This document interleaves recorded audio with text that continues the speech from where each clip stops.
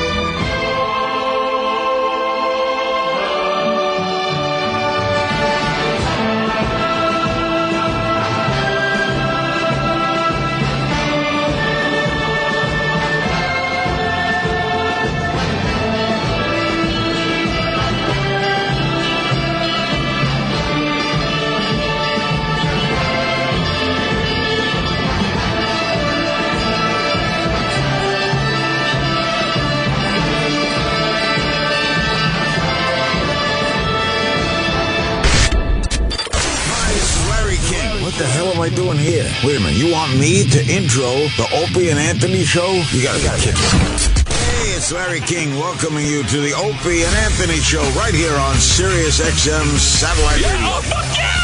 The place is insane! You guys like to cuss on air, right? Yeah, a lot. Yeah. It's a weird show. Yes, interesting interviews and, of course, your phone calls as well. It's not the most talked about, not the most written about, and certainly not the most listened to show in the history of radio, but I'm still proud to intro it. The show is so disorganized. Holy shit. It's so fucking bizarre. Everybody's not politically correct. Opie and Anthony were saying that. Well, then turn off goddamn Opie and Anthony, you dumbass. We're experts and we already know this is going to be great radio, so shut the fuck up. Where else are you going to be able to say that and get paid for it? Now, ladies and gentlemen, it is with great pride that I presented this, by the way, one of the highlights of my career, the Opie and Anthony show. By the way, who's Jim Norton?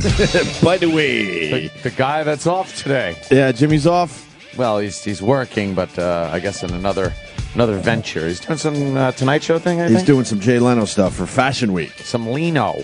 He's hanging out with the models. Yes. Wow. He has an early call time, as they say in the business. Oh.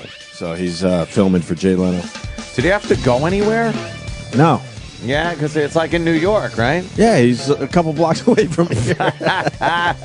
That's fantastic. That's good for him. I would love that gig. Oh, good for him. I'm going to go to my other gig now for a little while. He's all snoozy right now with drool coming out of his mouth. Sure. All curled up on his pillow. I guess we should start by saying the news is doing exactly what we said they would do. Fuck, and a couple of respects. But no surprises here. Obviously we're not seers. I guess we point out the obvious to people so they could look at it and puke like we do. Yeah. It's so calculated, but basically they're showing ground zero, and it's very dark down there, and the plinkety plink plink plink of the piano, like we were talking about. Somber is the word. Somber. And now the TV hosts, I'm talking like they are. Yeah. They're starting to lower their voices as we get closer to the 10th anniversary of 9/11. Yes. And they're not going in full dark yet, Anthony, but their clothes are getting darker as the days go by. They are getting darker. By Sunday, forget about it. They're in very dark gray today. Yesterday, it was a very dark blue. Today, it's a very dark gray. And by Sunday, it will look like a fucking funeral. We're here at Ground Zero. As you see, the Freedom Tower is lit up in red, white, and blue. No, as you see, the Freedom Tower, which should have been built many years ago, still has cranes and scaffolding all over the place. But they cleaned it up to make it look like it's just about done. The commemoration this Sunday of the people, men, women, that gave their lives on that day 10 years ago. Yeah, it was 10 years ago today. On a day just like today. Yes. Matter of fact, it's very similar with the blue skies. Everyone remembers that beautiful, beautiful day with the blue skies. And at 8:46, yes, there'll be a moment of silence. I actually remember 7:42. I took a great dump and thought the day was going to be fantastic. But little did I know that our worlds would change forever. Forever and ever and ever and ever. Forever. So we got that going on. All the TV stations are in full 10-year anniversary mode. Oh, yeah. Our own E-Rock wanted me and Ant to go into 9/11 mode. What the fuck? And I've been fighting it at every turn. He writes me yesterday. He's like, so are we doing the Sean Hannity thing? And I'm like, what's the Sean Hannity thing? What's that? He wants Sean Hannity on ISDN so we could talk about our what happened 10 years ago. I'm not beating you up, by the way, E-Rock. I really am later. I'm really not. It's more the principle of the whole thing that we just don't want to go there.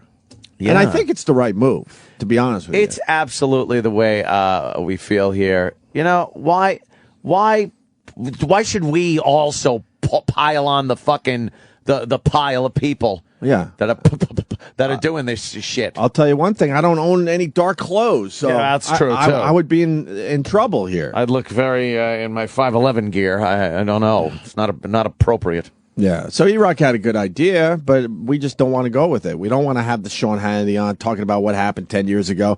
I've never heard our 9/11 show. I don't want to. I'm not gonna listen to it anytime soon. I know that. It was one of those days. Let it just be there. Let it be there. Exactly. Yeah, it's there. So what? We're gonna replay the show at least this Sunday at 12 o'clock to 6 p.m. Why not at 8:46? Right. What? Why not? I guess they're replaying something else at that time. What is it? I think Ron and Fez are on. Ron and Fez are Ron on and at Fez that are. time. Because they are doing everything properly, right? Well, those fucking brown nosers. What are they doing? It's us and Ron and Fez together. So what? Together again? On Sunday at 12 will be the September 11th, 2001 show of the Opie and Anthony show. Yeah. Then the Ron and Fez show. Yeah. And then Ron and Fez did a round table with their original staff from NEW. Oh.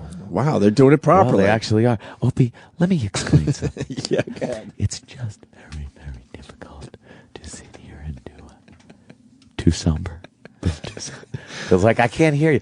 But it's 10 years ago, as we sat here on September 11th, not knowing that the world would change forever.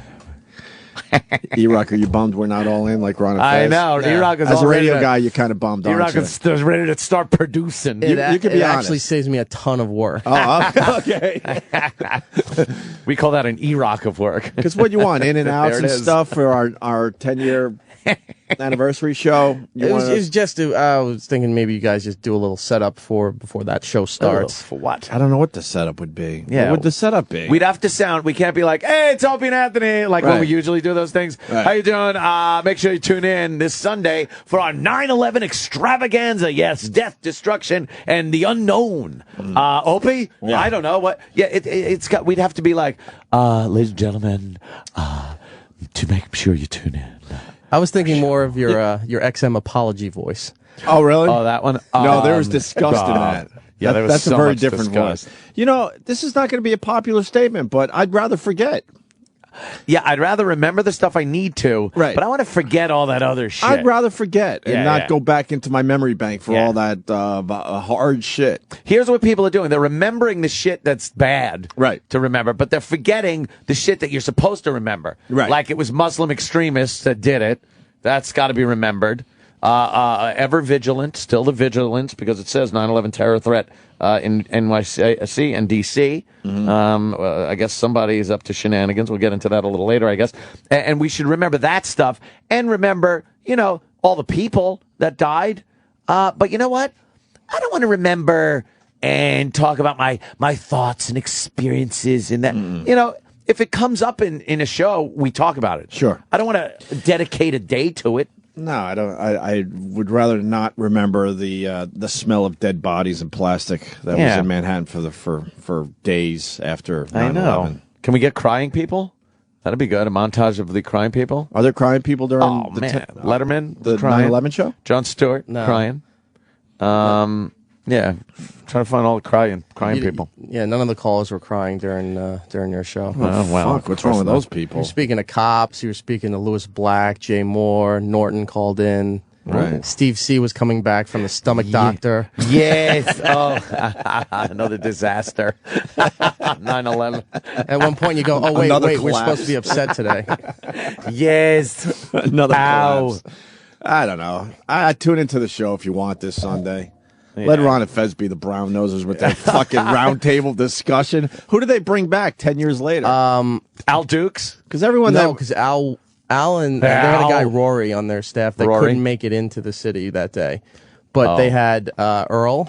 Oh well, that's going to be fascinating. Commentary. It must have been tough to get Earl to come back 10 years later. What is he doing? His career is taking off to the point where I'm surprised they were able to fly Earl in for the big roundtable discussion from 9/11. How did they get away from his Black Rock Coalition duties? Because that's probably in full swing now, 10 years later. It has to be. I lost touch with Earl a long time ago, but he's got to be a massive record executive out there in L.A., right? Yeah. What is he doing? I could hear him. I remember. And just a snooze fest of a story. It's going to be a snooze fest of a story that Earl tells. And in all fairness, Ronnie will make something out of it. Oh, Ronnie is a genius, and he will make something of it. But fuck. But Earl? Oh, and God. Billy Staples. Oh, great. Another really? fucking mental patient. They told a story that he hid in a bathroom on the Long Island Railroad just to get into the city. Like that they were bringing the trains back in, so he hid in one of the bathrooms. How in did order he to get hide into in the work. bathroom? Yeah, no kidding. Jesus Christ, that must have been one of those handicapped bathrooms. That fat lump of shit. Where he could wheel in the invalid so they could shit one of those bathrooms. All right, so we got Earl and Billy Staples. Billy Staples. Wow. And why did he hide in the bathroom? He needed to be in the city for Ron and Fez, Yeah. Because Ronnie couldn't handle it by himself. He needed Billy Staples in that Billy day. needed the attention, is what Billy needed. Yeah, Billy wanted to be part of something. As we know, Billy. Who else? And their original Hawk producer. Wait, aren't you Hawk? I guess I got that name afterwards. But they had a producer named Hawk as well. So those three in there, and I think maybe Al Dukes called in. To tell about being stuck at home and watching television like everyone else. Good old Al Dukes. Again, I'm sure Ronnie will make magic of it. That guy can do anything. Any of these guys have careers? Yeah, what 10 years later? I'm more curious to know what the fuck they've done with their lives in 10 years. I know Al than their does, dumb but- memories. You want to talk about a disaster? Earl Douglas's career over the past 10 years. achieving nothingness on a grand scale. What is Earl doing? I don't know. Let's be fair. I'm not really sure. I'll tell you what Earl was doing 10 years ago, and then you tell me what he's doing now. Hanging photos. He was hanging photos. He was. That's right. Wow, what did he do? Seriously, what did he do? The public file. He sort of was on our show so we could beat the shit out of him. Was He he your worked- fire marshal for the floor? He was the fire marshal. I think he was the assistant. Assistant to the assistant manager. We gave him a gig because we felt bad, so we got him the assistant fire marshal position, I believe. I'm going to be assistant traffic director. And then I pushed him on Ron and Fez, which was That was good. not one of my better ideas. That was a good trade. I still can't look Ronnie in the eye. We got absolutely nothing. They got Earl. Fair trade. Yeah. What was Earl doing for NEW back then? Public file. Sticker stops. Sticker stops. So he worked on the public file, he handed out stickers, and we made him the assistant fire marshal. What is he doing now, 10 years later? Go ahead, E. Oh, no, the nude pictures. Let's not forget the nude photo shoot. The nude photo shoot of Earl. This was, oh, God, is that disgusting? Why does he have a white man's body? He has the skin of a white man. And the face And of the a black face of a man. black man. It's like some kind of a weird Is that photoshopped? transplant That's sci-fi. really. Why is his skin so much lighter? He's doing the pose that, if you remember, Jennifer Aniston did the same pose on the cover of Rolling Stone. Trust me, it was a lot hotter when Aniston did it. Oh yeah. And what you got there is Earl looking pensive, I think. What? Where his ass is just out of touch. That is. there's the shot. the Aniston shot. God damn, look at that ass crack. Thank God Earl's shoulder is blocking his ass, though. I think that photo was taken at our old studio. Like they set it up in the back part of the studio. Hey, yeah. You don't know that he is the vibe manager at the Hard Rock? That's what I was trying to What get. the fuck is that? The vibe manager? Our listeners know what Earl's doing. We don't even know. Hey, I'm assistant to the assistant vibe manager. From what Ron says, he goes to the Hard Rock and feels out what the vibe of the room is for whatever event. It's fucking. There's people in there and they're having fucking Ronnie James Dio burgers. What are you talking about? I'm not doing this justice, but I think he Ron feels says out the vibe? He feels out the vibe so they know how to decorate to set the mood. Look, that's a non-job. See, Hard Rock Wow. Johnny, like many that have come before him, Yes. feels sorry for Earl. So they Yes. give him these nonsense jobs. Yeah, it is a nonsense What are you job. talking about? That's all I've heard. Times bits Square. and pieces. Okay, so a lot of the people that go into the Hard Rock Cafe are tourists from the Midwest. Yeah. So what kind of vibe could that be? Yeah, it's great. They sit there. They It's the fucking same order vibe every food. day is what I'm getting at because of where the place is located. Could you manage the vibe for us here, Earl, please? The vibe needs some managing. Okay. You got it. I think the vibe is a bit pensive today. Yeah. We really got to get the vibe up in here. I think little Stevie Wonder should help. Is that what he does? And does he play records at least? I have no idea. Just past that title, I have no idea what the job entails. Is Hard Rock Johnny up yet? He's got a call. I need to know what Earl does as the vibe Have manager. to know. Because what that it would be, in the literal sense, would be to walk into a place and look around. Yeah. There's nothing then that you could does he then help the vibe in some way? Or does he just tell someone what the vibe is and then they then go and, delegate the responsibility of maybe changing the vibe through decoration, music, lighting, whatever. Yeah. What does the vibe manager do? Yeah, that's what Earl's doing. He's hanging guitars and Elvis jumpsuits. Oh, boy, that could it's taking him days. Days, that could take weeks. It's not easy to make a guitar look, balanced on a wall. I have never. Is Earl up? We tried calling. Stop. Why would Just stop. black man Why be up would he this be early, up? right, Aunt? Of course. Yeah. Well, I have never known a man that has done less in his life, yet has had people hire him for nothing jobs than over Earl again. Douglas. What did he do for Scott Muni? Scott used to come in and do his own show. We got a hotline call coming in. Hotline. Just waiting. Who is this, Earl? Hard Rock? Oh, nice. Hey, Hard Rock. Hard Rock, it's been a while, sir. How are you? I'm good. How are you, boys? We're trying to good, figure sir. out what Earl does for you. Earl, basically, so we have these guys at a bunch of different Hard Rocks around, and he doesn't know. Sorry, parked in my car. He's like our program director, so he kind of programs the music. It was, he kind of wait. kind of feel the vibe. Wait. You're the Hard Rock Cafe. You don't need anyone programming your music. You play Nirvana, Hendrix, a little Zeppelin, a little Joplin. You're good. I've been to the Hard Rock. There's video screens up. It's very cool. You sit there. You fucking, you eat your food. You have your fucking Oreo Speedwagon fries. Yeah, whatever it is. And then like you look at the videos and you see, look, it's Aha, Take on Me. Right. And all the rubes and tourists are eating their food. What has Earl got a program? He just feels out the room a little bit. I think kind of looks. I'm loving this.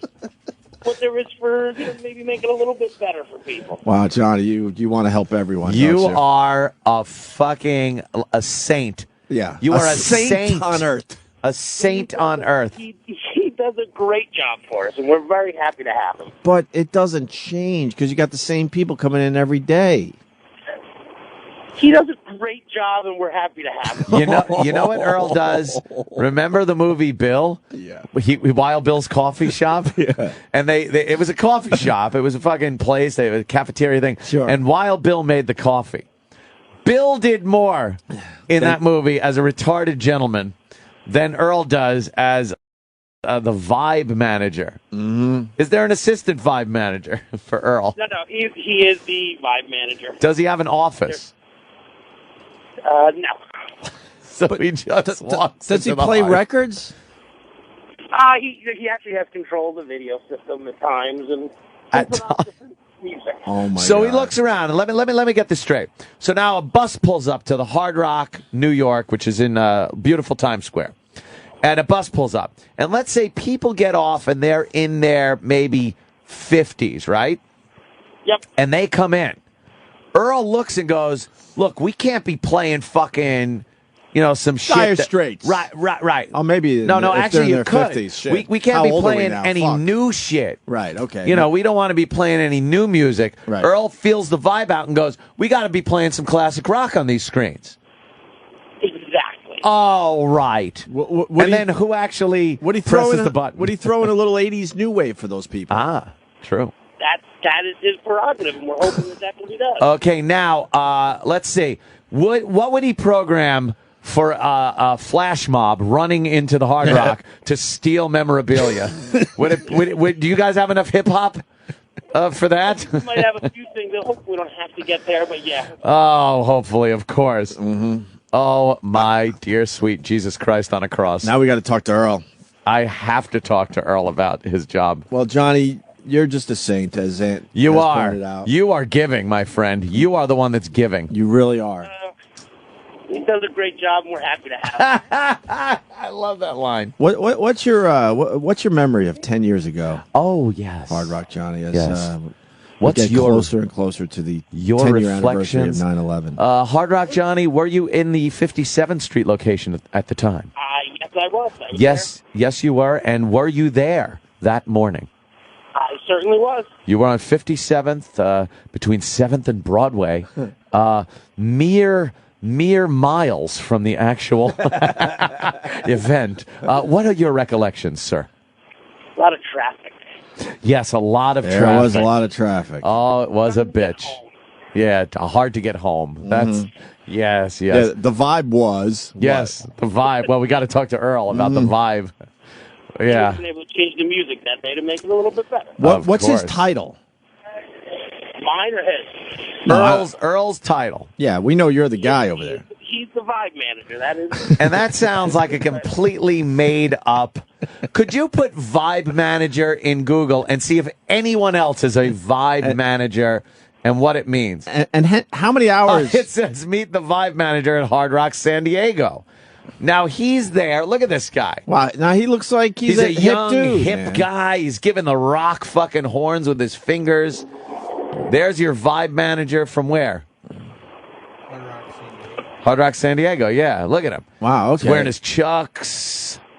He's dressing the part. How many hours a week does Earl work? He's 25 years old. Earl's what, 40 at this point? Oh, he's got to be 50, something like that. Yeah. How many hours does Earl work for you, John? Oh, good question. Probably 30 to 40 hours. Depends on how business is. I mean, when we're busy, he's going to work a full 40-hour week. 40-hour week? That's crazy for Earl. Is he all right with that? He's great. How much vibe is changing? The vibe, I could see the vibe changing by the busload of people. I've seen it. Busloads pull up. But in general, Hard Rock does very well. It's a fucking.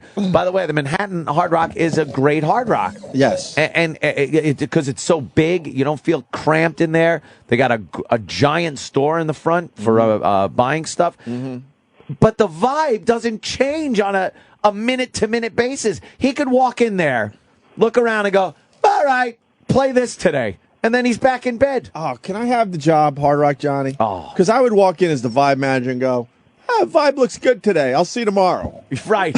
Send my check. Right. Send my check. Do a quick spin around the place. Yeah. You know what? The vibe is right where it should be, Johnny. Vibe's looking good. See you tomorrow. If things ever change, you need some help, we might be able to help you out. But right now, Earl does a really Look, Johnny, let's job. be honest with each other. You know it's a bullshit job. Oh, it's such a bullshit. It's a bullshit job. He does a good job for us, and we're happy to have him. Is this a write-off?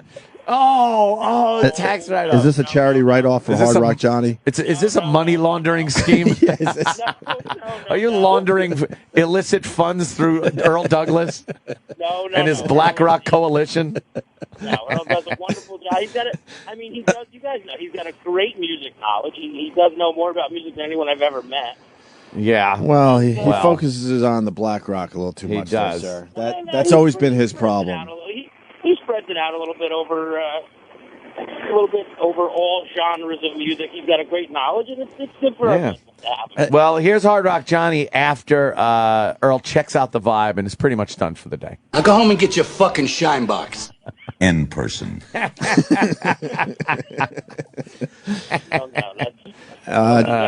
Johnny, is it true you're doing something with your stomach too? Yeah. Word gets around, huh? Oh boy, you must have been on Ron and Fez talking about it. Yeah. All right, what getting the stapling there? Something like that. It's called a sleeve. They're going to cut 85% of my stomach out. Holy shit! Yeah, that's quite a bit of stomach, I'm sure, but more than the average. But I would never allow that. Why would you do that? That's a lot of stomach to cut out. That scares the shit out of me. And what's the prognosis for something like that? What's the weight loss and the timing on that? 100 to 150 pounds in a year. Holy shit! Wow, how much do you weigh, if you don't mind me asking? Let's say it's not in the threes. Let's say I'm almost around the 400 mark. Wow. You're almost 400 pounds? Holy Jesus. Yeah. You carry your weight well, sir. Yeah, I'm still a fat bastard, though, so it needs to get done. Holy shit, I would have never guessed that. All right. Surprises on the boardwalks, and, can't guess the weight too well, but that's all right. Well, it needs to get done. Yeah. Well, good luck with that. And of course, and the stomach operation. Yeah. Have Earl hang something for you one day. You'll love it. You'll love the experience. It's an amazing thing. The vibe manager is in charge of hanging the photos. I know we have some problems with the vibe manager. The vibe manager. That's fantastic. All right. At least he's someone else's responsibility. Yeah. Thank you, Hard Rock. We're happy to have him. All right. We'll be by soon for a burger or something. All right, boy. All right. There goes Johnny from the Hard Rock Cafe in Times Square. So there you go. Sunday is a big day for this channel. Sunday at noon. At noon it all starts. Okay. Good enough. Yeah. Oh, the other thing I wanted to point out, we were just talking about this 2 days ago. Where we were talking about what was going on our show on September 10th, on 2001. September 10th, and we goofed about it, and we joked about it, and we got. Unfortunately, we can't find the actual show, which sucks. Yeah, but we got a little taste through the internet and stuff like that. And then we turned on MSNBC, and they did a whole what was happening on 9/10/2001 on NBC. Yeah, and they ran a bunch of clips of what was happening, and apparently they were talking about the economy and sharks. Remember, there were a lot of shark attacks. Yeah. Another shark attack in Florida. Yeah. And they were just going one after the other with clips of 10 years ago. And we're not as bad as Hoo-Hoo, but I'll tell you this much. It makes us a little suspicious.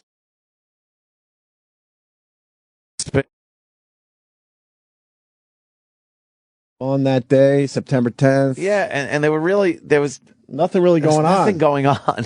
Like Al Roker's talking about the weather, and it's like, well, it's going to be a great day, and blah, blah, blah, right. blah. And then they ended with... It was Fat Al Roker, by the way. Fat Al Roker, yes. 10 years ago, Al was a big fat fuck. Yeah. Now he's just a fuck. Now he's just a fuck. Who gets very upset on Twitter. It's very easy to get to Al Roker. So anyway... Yeah, they did that, and they ended actually the whole thing with saying how George Bush, President Bush, was going to be going to a school and reading about for some education or whatever and stuff the next day. We all know how that ended. Wow, his eyes darting around like holy shit, what the fuck? Oh my god. Yeah, this worked out perfectly for me. Oh my god. Oh my god. Yeah. Oh my god. So all right, Obama's speech there, Ant. Yes, Obama's speech. A lot of people talking about the Obama speech thing. Fiery. I think he was pretty fiery. They're calling it a little combative, right? Combative. I used a different word in the privacy of my own home. But yeah, I was watching the speech. We can read your mind at this point. It doesn't take much. No, not at all. There's not much to read. There's not much mind. I called it. A lot of the news organizations, even MSNBC, if you don't watch that channel, it's a communist news channel. It took over where the Russian public media left off when the Soviet Union fell. Isn't it the opposite of Fox, though? To be fair, no, you don't think so? It's worse to the left than Fox is to the right, and you could say that's not true. But when you got the likes of Reverend Al Sharpton now as a full-time employee on MSNBC and actually trying to get some kind of credibility, whoever hired him is a fucking idiot. Yeah, I don't know why they would do that, because I do watch MSNBC with the rest of them. I told Ant before the show, I roll it out, man. Fox, CNN, MSNBC, I go around the dial there. And now that Reverend Al is on, fuck that. Yeah. I will not be watching. No, there's no. I don't know what it to. is. He just puts a bad fucking taste in your mouth. Ugh. He does this roundtable thing with everybody else after these speeches, right? Because now he's an employee, right? And everybody else is hashing shit. You know, they got their left-leaning views and whatever, and that's fine. And that is the equivalent of what Fox does on the other end of the spectrum. But then to see Reverend Al thrown in there, this fucking jackass who has zero credibility, should not be on any news station unless they're discussing his fucking lying background. Then I can't see it. And he's not trained for this, and I don't think he's as knowledgeable. Whether you agree or disagree with the people on MSNBC, they're at least knowledgeable about what they're talking about. Yeah. And then you get Reverend Al, and you're like, wow, he's way in over his head there. Yeah. And I would love to know if there was some kind of a race fucking threat that was made that got him that job there at MSNBC, because we all know how Al can go behind the scenes and kind of get his way. Does he still have a show on XM? I'm not sure. The only reason he got a show on XM was because he was threatening to make a big deal about me and Ant. Yeah. This is a fact, by the way. Thing. This is a fact. And then the executives calmed Al down and said, look, how about we put your little show on XM and give you a bigger audience? And then everyone got nice and calm. So Reverend Al held up XM at the time when we were in that homeless Charlie hell. Yeah, so we know that shit does go on. He's terrible and should not be given any credibility. He's a fucking scourge, a pariah on society. That's what I call Rev Al. But what about Obama? Yeah, Obama gave his speech. You know what? And it was exactly what I said, and the other news organizations are picking up on it. Like I said, even MSNBC, who is pro-Obama. It was a campaign speech. It was a campaign speech full of, I don't know, ideas, promises, but with no real way to do it and no way to pay what I believe is $450 billion. Wow. That the price tag on this thing. It's a bill that he said has to be signed right now. This should be signed right now, this jobs bill. And it's like, really? By the time they get it to sign it, it's just going to be bogged down with more shit And from both sides, believe me. They're going to add stuff to it. And it's like, I'm not signing that because there's all of a sudden some fucking thing that says we're going to plant nuclear waste in fucking Oregon. I'll be like, why is that on the jobs bill? Well, we threw it in there. Well, fuck you. I don't understand that. I don't understand how they add on all that shit that has nothing to do with the main bill, main part of the bill, I should say. Fucking pork barrel. It's just. Do you know the history of that? I don't know how that happened. Like I don't know how. Way back in the day, they would have a bill. It's like, okay, more jobs for America. Let's say it's fucking 1820. Uh-huh. And then someone got the bright idea, well, we could sneak some other shit into this bill. Yeah, it's like, all right, let me sign that. And then they slip in the bill, and instead of signing it, he writes some more shit under it and then signs it. Right. It's like, wait a minute, you slipped something in there, didn't you? So then another guy grabs and go, well, if you're going to do that, I'm going to do this. Then I'm putting this on there. Hear ye. Mm-hmm. I bet that's how it happened. Doesn't make sense to me. No, and that's why nothing gets done, by the way, because a lot of people can agree on one thing. That's easy to do. Even that's tough to do. Yeah, but if you think about it's very tough. But it is possible. It's easier than trying to agree on fucking 500 things shoved in your face, most of which they don't even understand or read. Mm-hmm. It's just fucking ridiculous. Mm-hmm. Hate it. So he got up there, he talked about the job, talked again about how we'll use the rebuilding of the infrastructure of this country, highways, bridges, and whatnot, to create jobs. And it's like that, I guess it worked in the 30s and shit like that. They were able to start building some highways and stuff. But I think there's a lot of people out there that are out at work that really don't know how to make highways and bridges. Uh-oh. Well, you thought the guys in the 30s did, though? No, you know what, though? They're easily trainable. And there wasn't really a lot of high-tech computer jobs back then. There were a lot of working Joes out of work back in the oldie days. We call them the lunch Depression. pail guys. The lunch pail guys. Like the lunch pail guys. Everyone knew how to fix their car. They had a set of tools. And when they came up with this, let's build the infrastructure of the United States and build dams and huge bridges and stuff, they were able to get a fuckload of people from various backgrounds to get on board and build these things. Now we got a lot of high-tech jobs. So what, we just got lazy as a country? Well, yeah. Or there was a shift in technology. I think there was a shift in jobs. There was a lot more blue-collar jobs. Well, because we had strictly blue-collar and white-collar jobs back then. Because we were still building the damn thing. Yeah, we're still building the country. Yeah. Once you got fucking hotels on Boardwalk and Park Place, where's there to go? You're just there to take the money now. Just sit back, get fat, and collect the money. Pass go. Once you got hotels on all your property, what are you going to do?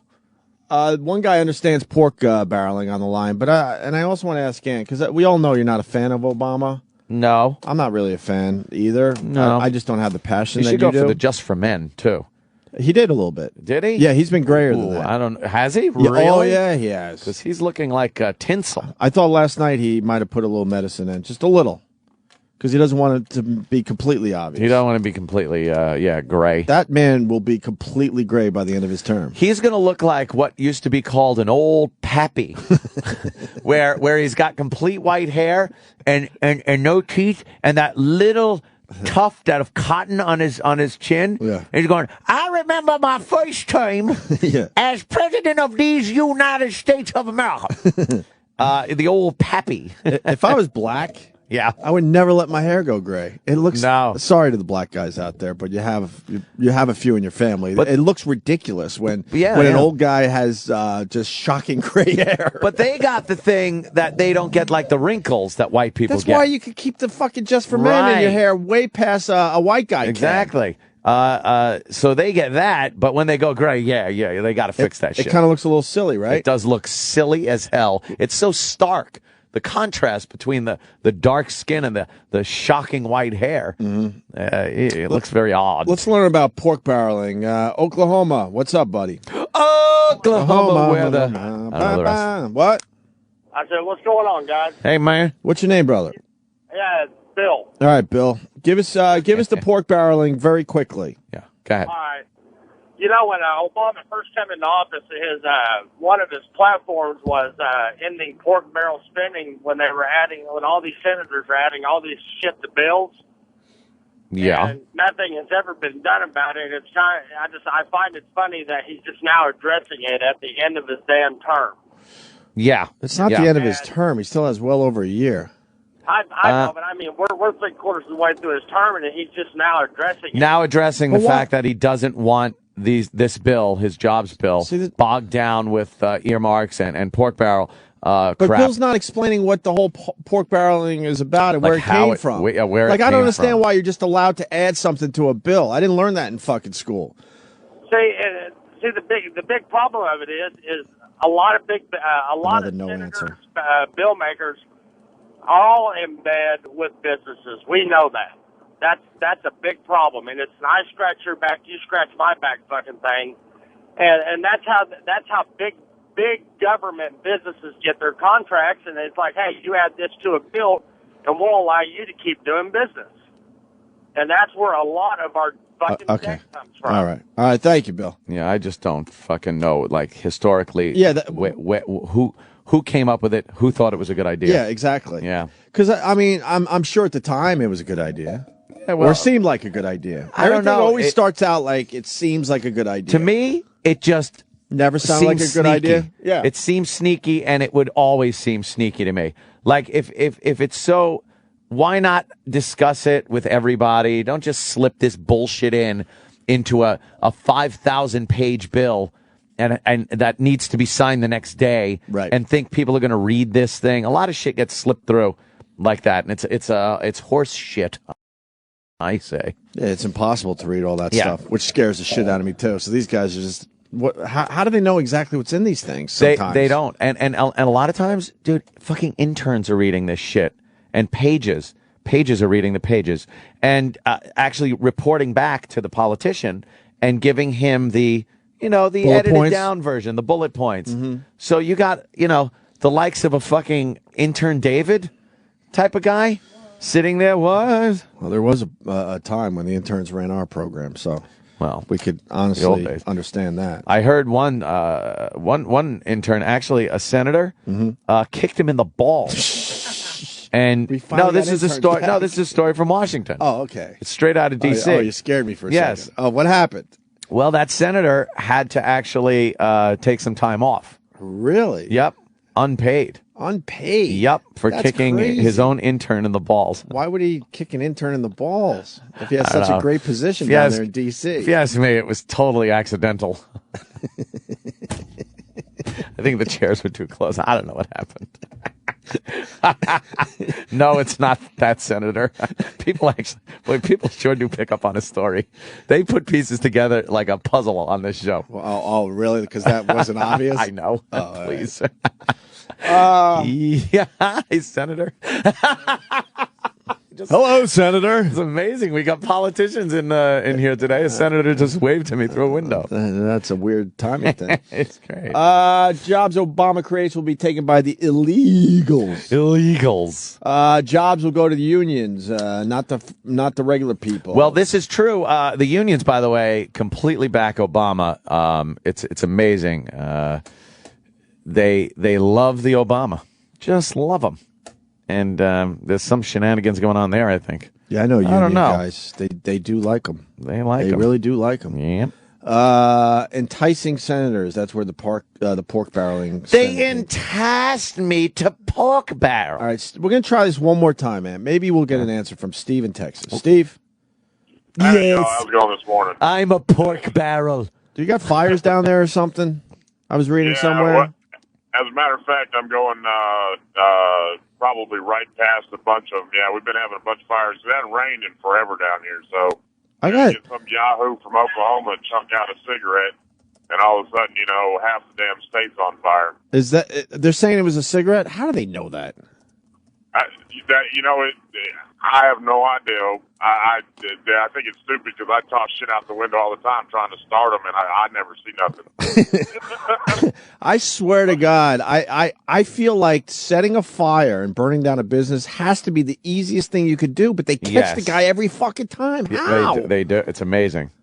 Well, it's Texas, so there's always somebody watching you, I mean, there's a bunch of old folks that ain't got nothing else better to do, and they just, hey, that guy did it. But I love, they go through the remains of a house or something. There's absolutely nothing left. It's leveled, and everything is just soot. And they're like, oh, There it is. A candle was lit on the second floor. Second floor? There's no second floor to look at. Know that.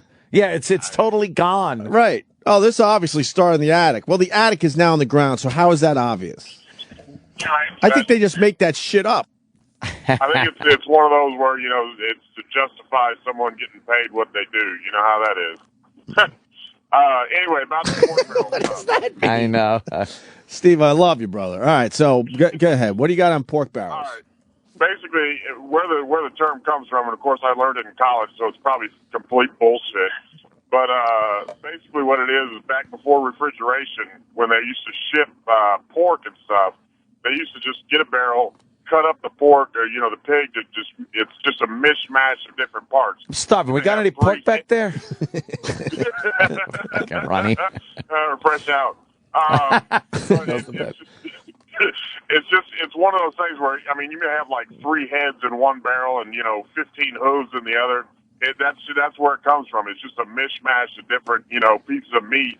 And that's, as far as the bills, it's just a mishmash of a bunch of different shit thrown together. So some asshole in, Iowa gets a walking park when the bill is all about foreign trade. See, now I'm reading something different here. There's a claim that the phrase originated in a pre-Civil War practice of giving slaves a barrel of salt pork as a reward and requiring them to compete amongst themselves to get their share of the handout. I love how they politely say to compete. Compete. Yeah, what are they doing? What are they actually doing? Fucking the discus throw? Right. What are they doing? Discus? I think it was a 50-yard dash. Was used. Hurdles? I love how they try to kind of clean everything up. There was no competing going on. Pre-Civil War practice. They were fighting for their lives. It was a fight to the death. It was basically... Yeah, they were basically gladiators. But here's an interesting fact if you want to talk about the slaves and everything. Interesting. We'll love this. Yes, sir. Back, in that same era, even before that, lobster was actually considered like a junk fish. It was just shit that they catch. They used to give it to all the slaves to feed them, and then one day a white person sat there, put some butter on it, and said, "Fuck, this is good." And since then, of course, they can't afford it. I think I read that once on some website. I can't remember the name of it, but I think I read that. I'm not sure if that's at all true. You know what, though? No surprise there, because if you look at a lobster, you think to yourself, "There's no way this could taste fucking good." It's a monster. And how the fuck do we get inside of this damn thing and see what it got? It's a tiny little armor-plated monster that is. It's delicious. Before someone cracked that open, too, I guess you would have to assume, if you were living back then, that it had to be filled with bones under the armor. Yeah. Or the shell, whatever the hell you want to call it. Uncooked, it does not look very appetizing. Nope. So when you just crack it open and go, what's in there? And go, oh, that doesn't look tasty at all. But once you cook it, it turns a nice red color, and it's so tasty with butter and lemon. You ever think about how, things became tasty? Like, there was a time where some asshole had to try everything that they see around them.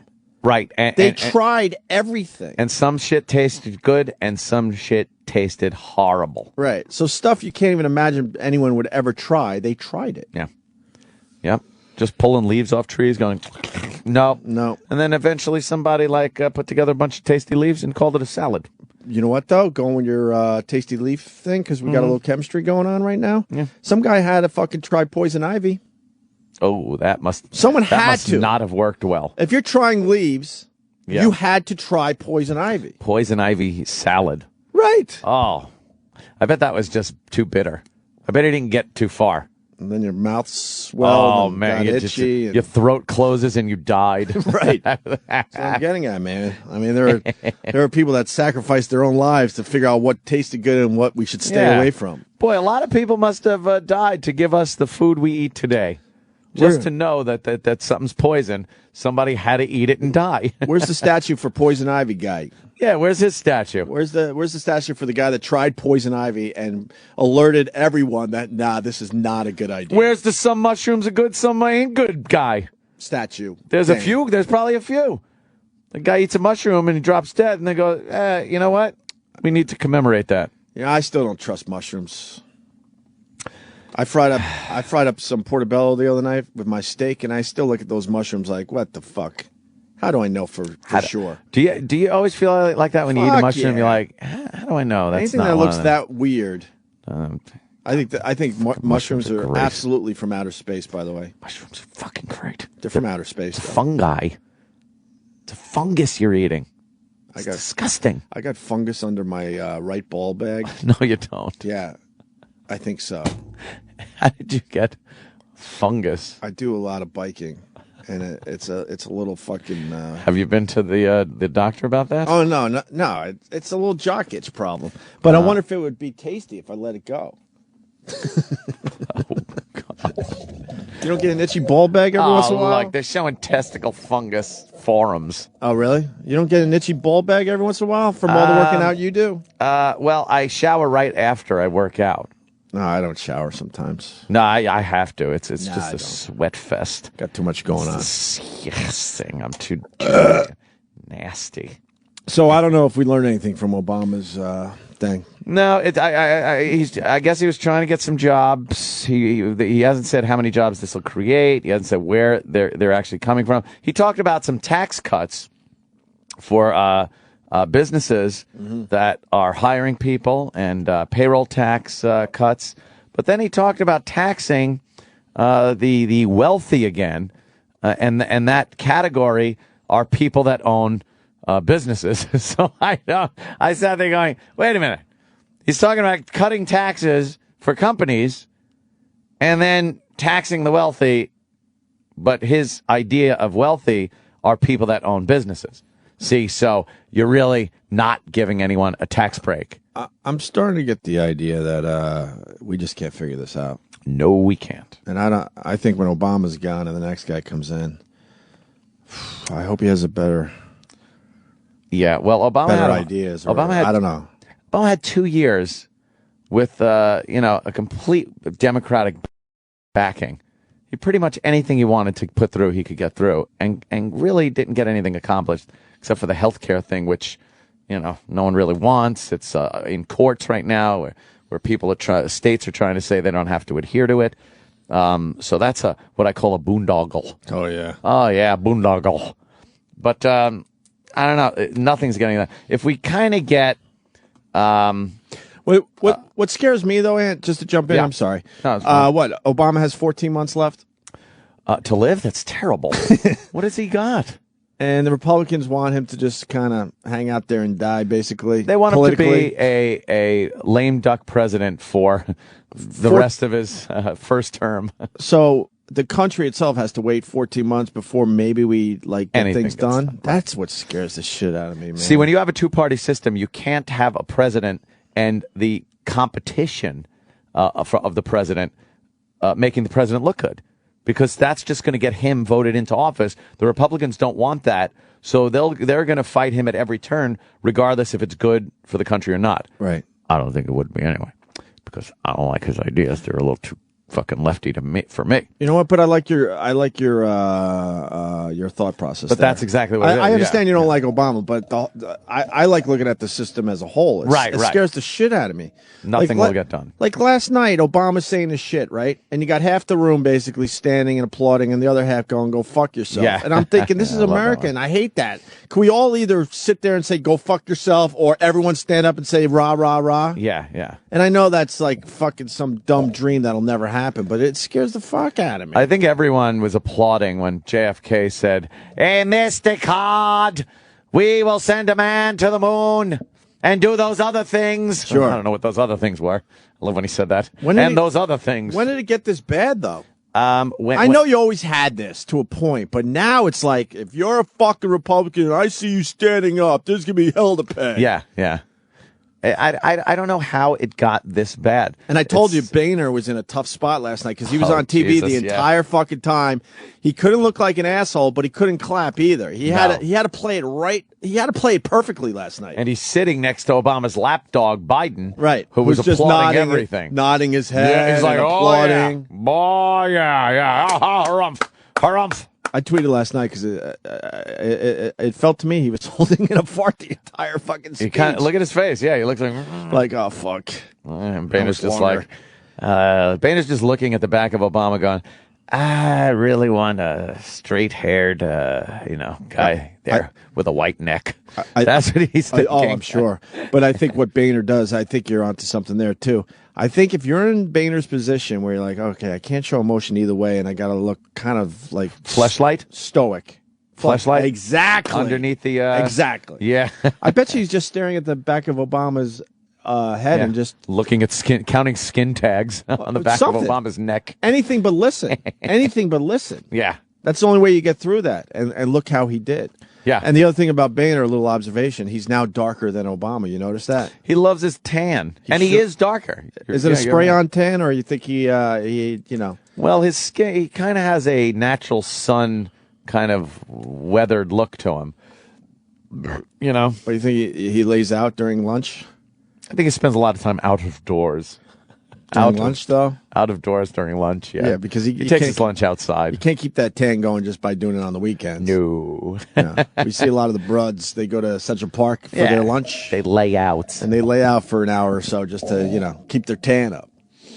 I don't know. I wasn't impressed, but although it would take a lot to impress me, considering it's Obama, I'll be honest with you, I'm not a fan. But there really wasn't. Again, it came across as a campaign speech. He was fiery.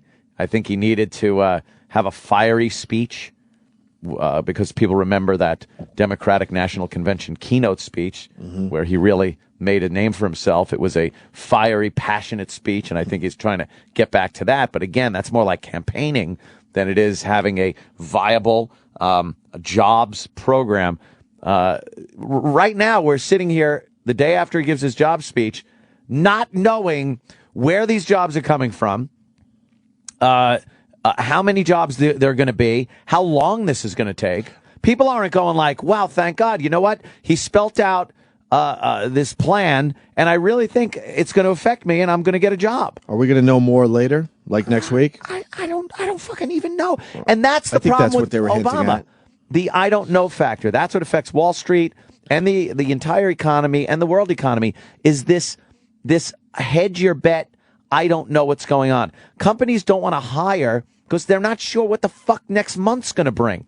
There's no definite plan for a company to say, here's what our forecast is looking like for next month, the next quarter, the next year, so we can hire this many people and we'll be okay. They don't fucking know. Because this guy has got no fucking answers or leadership qualities. Right. Sorry, I know I'm going to catch shit. Fuck you. I'm a Republican. I don't like the guy. Right. Whatever. But that's how I see it as me. And that's fair enough. But let me try to throw some other shit at you. Sure. Romney Perry. Yeah. So they move in a year, 14 months, whatever, right? Right. A little more. So you think they could make drastic changes? I hope so, and they better, or they'll be out in 4 years. Like, I just need... But you say, I hope so. So that means you're like a little leery of the whole system at this point. You know what it is? It's so early on in the campaign that I haven't really heard what their answers are. I believe you feel like the economy. They could do a better job than Obama. Yeah, I think so, especially with a Republican But are they going to be able to make drastic majority. changes that obviously Obama has not been able to do? If they also get the Republican majority, yes, they'll be able to make changes. What those changes will be, I don't know. It's too early to say. I'm not one of these Republicans that are just saying they're going to get jobs back and they're going to do this. Right. I don't know. Right. I haven't heard enough yet. Right. I'm still researching these guys and listening to what they have to say. But I know after over 2 years of Obama being in office, or 2 years of Obama being in here, and him having the majority for the first 2 years, just about, nothing got done.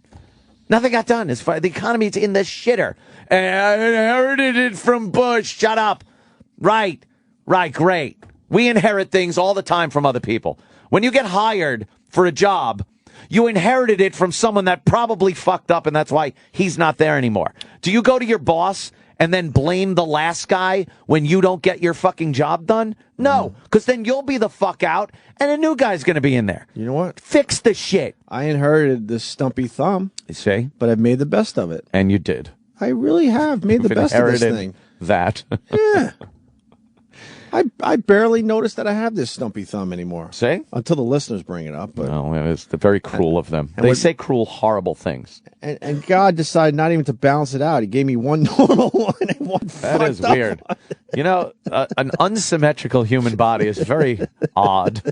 It should be as symmetrical as possible. Look, and I grow the nail on this one a little longer to give the Try to cover it up, the illusion that it might look like this one. Just get some silly putty. Just pop it on the end. But I had heard some shit too. Yeah. But I made the best of it. You got to make the best More of it. importantly, Ant, who was the first fucker, according to Ed in Oklahoma, that licked the frog? Oh, to get stoned? I think our poison ivy bit has legs. I really do. There are things that people had to do out there to realize we got to stay away from this shit. And the poison ivy is a good example because, like you said, we were trying out leaves to make a nice salad. Yeah. And someone had to fucking eat some leaves that are poisonous, like poison ivy and others. There are extremely poisonous frogs out there that probably killed people that even touched them in the wrong way and then maybe licked their fingers or it got into their skin somehow. Yeah. But I bet they saw something. I bet they saw a frog, somebody, and saw another creature like try to eat the frog and then backed off. And then they saw the creature go like, whoa, get all fucked up. Yeah. And said, maybe I'll get fucked up if I kind of, put that frog in my mouth. Mm-hmm. And that's what happened, and that's how they got stoned. And I just said it through a microphone, so it now has to be it's real. true. What was that guy's name? Ted Froglicker. I didn't even heard a rotten ball bag, Spectro, you asshole. Rotten ball bag. I was on vacation, and I chose not to shower as much. Oh. Because the pool and the that'll ocean do it. seem to keep everything clean. Now, you wear boxers? Boxer briefs, sir. Oh, okay. See, that's really sealing in the... that's sealing in the crispness. Sealing in the goodness. Sealing in the freshness. Sealing in the goodness. Yeah. There's a lot of goodness down you there. You probably want something that breathes a little more. Yeah, I guess. Whatever. Let your balls breathe. I got to get some jock itch spray. I'll be fine by Monday. Jock itch. You want to take a break? Yeah, I want to eat. So lobsters sucked at first, and then we decided they were good. And took them away from the Negro slave, apparently. The Negro slave. Back in the World War, back during the Civil War days. So you think the slaves had a good laugh? Not many laughs Like, back damn, then. this is good. But they're like These assholes are giving us this shit? Yeah, they're in the fucking sheds and the barns. Yeah. Late at night as the slave owner just throws a whole bunch of lobster down. Lobsters. Here's your shit food lobster. And they're like, all right, master, thank you. Oh. But there was a time they were like, holy shit, they have no idea how delicious this is. And then there had to be a lookout guy to make sure the white guy doesn't come by to see how delicious it was. The white guy, like the plantation owner, walks by and he just feels like, God damn, this is good shit. Well, oh, man. You know that's how it turned around. Some idiot slave fucked up. It's like, that lobster's good shit. And expressed how good his damn lobster was. When the rest of them were like, oh, man, lobster food. The plantation guy's like, well, what are you doing to it? Yeah. It's like, oh, we fucking take it, we steam it, and then we throw in some of this, southern fucking... hot stuff and spices and then we take some lard, some of that lard they'd give them for some shit, and then we melt it down and separate it and then dip the lobster. What? Wow, let me try that. Yeah, that's all it took. No more lobster for the slaves. And then they made him the house, and he's the guy that cooked the lobster, and they were like, this is fabulous. Right. So he got a good gig out of it. And the rest of those slaves had to suffer. Oh, was he getting stink eye from everyone else, in the shed? What do you think they replaced the lobster with? Oh, fuck. When they took the lobster away from the slaves. But like pig's feet and shit.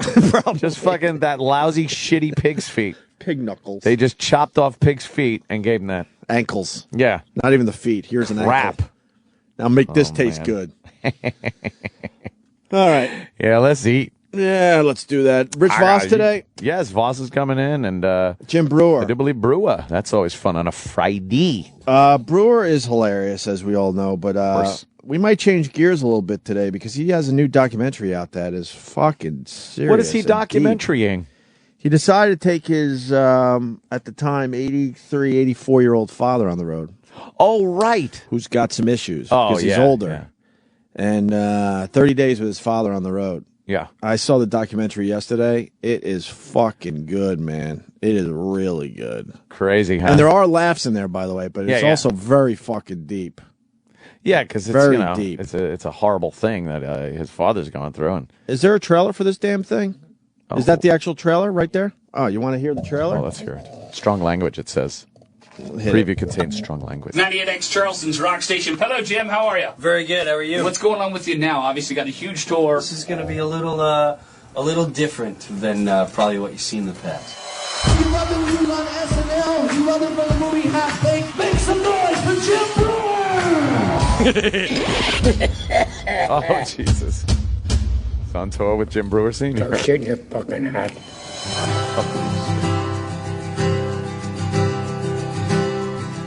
I do have a diaper for the elderly man that hasn't gone to the toilet yet. You can't do what on the bus? No, really, don't stop for a wheelchair. It's all good. No, really, rush to work. The first time I really had to take care of my father was 2 years ago. He just kind of gave up, so I decided, you know what, let me give this a shot. Keep your hands warm. Do I want to wash another man's yo-yo? No. I knew he needed to get out of the house. I knew this would give him so much life. Your ass needs a haircut. Trying to force me? Oh, go shit in your bonnet. Why don't you go sit outside? I love getting a rise out of him. Yeah! Look on your ass. He's getting at the point where if he's not in the mood for it, it's kind of fun to pull it out of him. You want something to play with? What'd I do with my paint? I don't know. What'd you do to your pants? Oh, that's just a wee-wee. This tour really was to take care of him.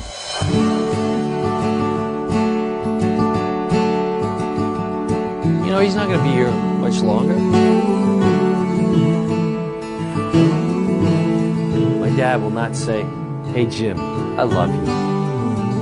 But I know he loves me. He knows it's there. I know it's there. So do we have to describe the whole thing? Or do we use what has worked forever? Laughing.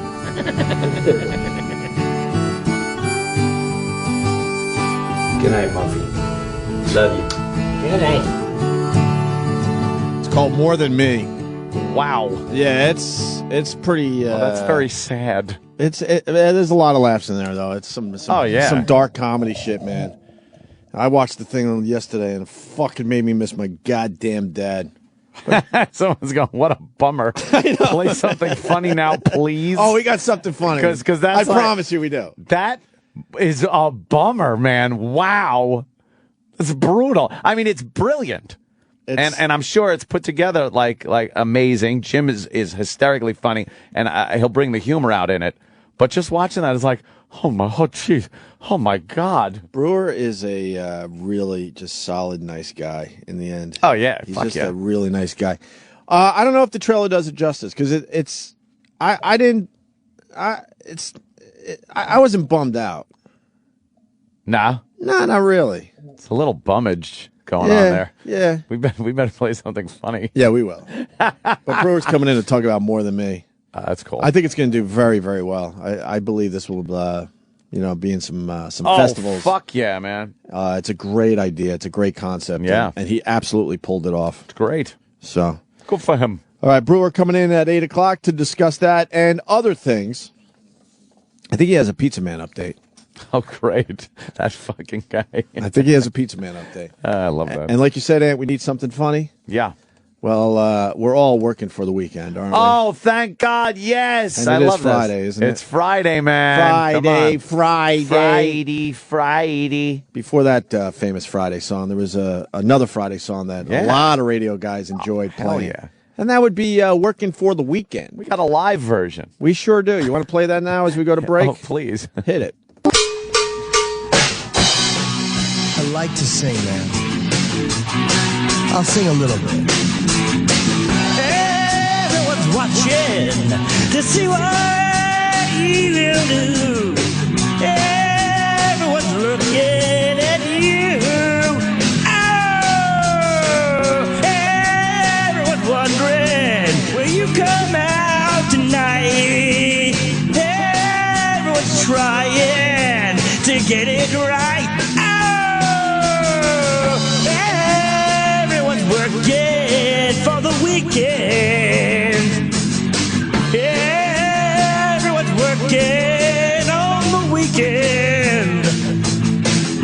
Everybody's working for the weekend.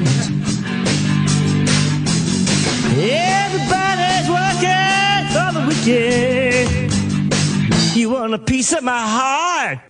I was born and raised in New York City, in a housing project way up in the hood. I dressed in dark clothing, so folks started calling me Black Earl. Oh, and they used to laugh about it, cause deep down they knew they called me that, cause I was as black as soot. I've always been a lazy man, a couch potato with a clicker in my hand. See, motivation I never had, hid in the shadows when the boss got mad. For 20 years I never got a raise. I'm 33 and I never been late. I look busy but I'm not, I'm just walking around. I pick up some papers and I put them back down. One day I'm gonna stop paying my rent, live in a refrigerator box, never get out of bed. I'm Black Earl, a genuine lazy bum. I'll always make it through hard times at any W.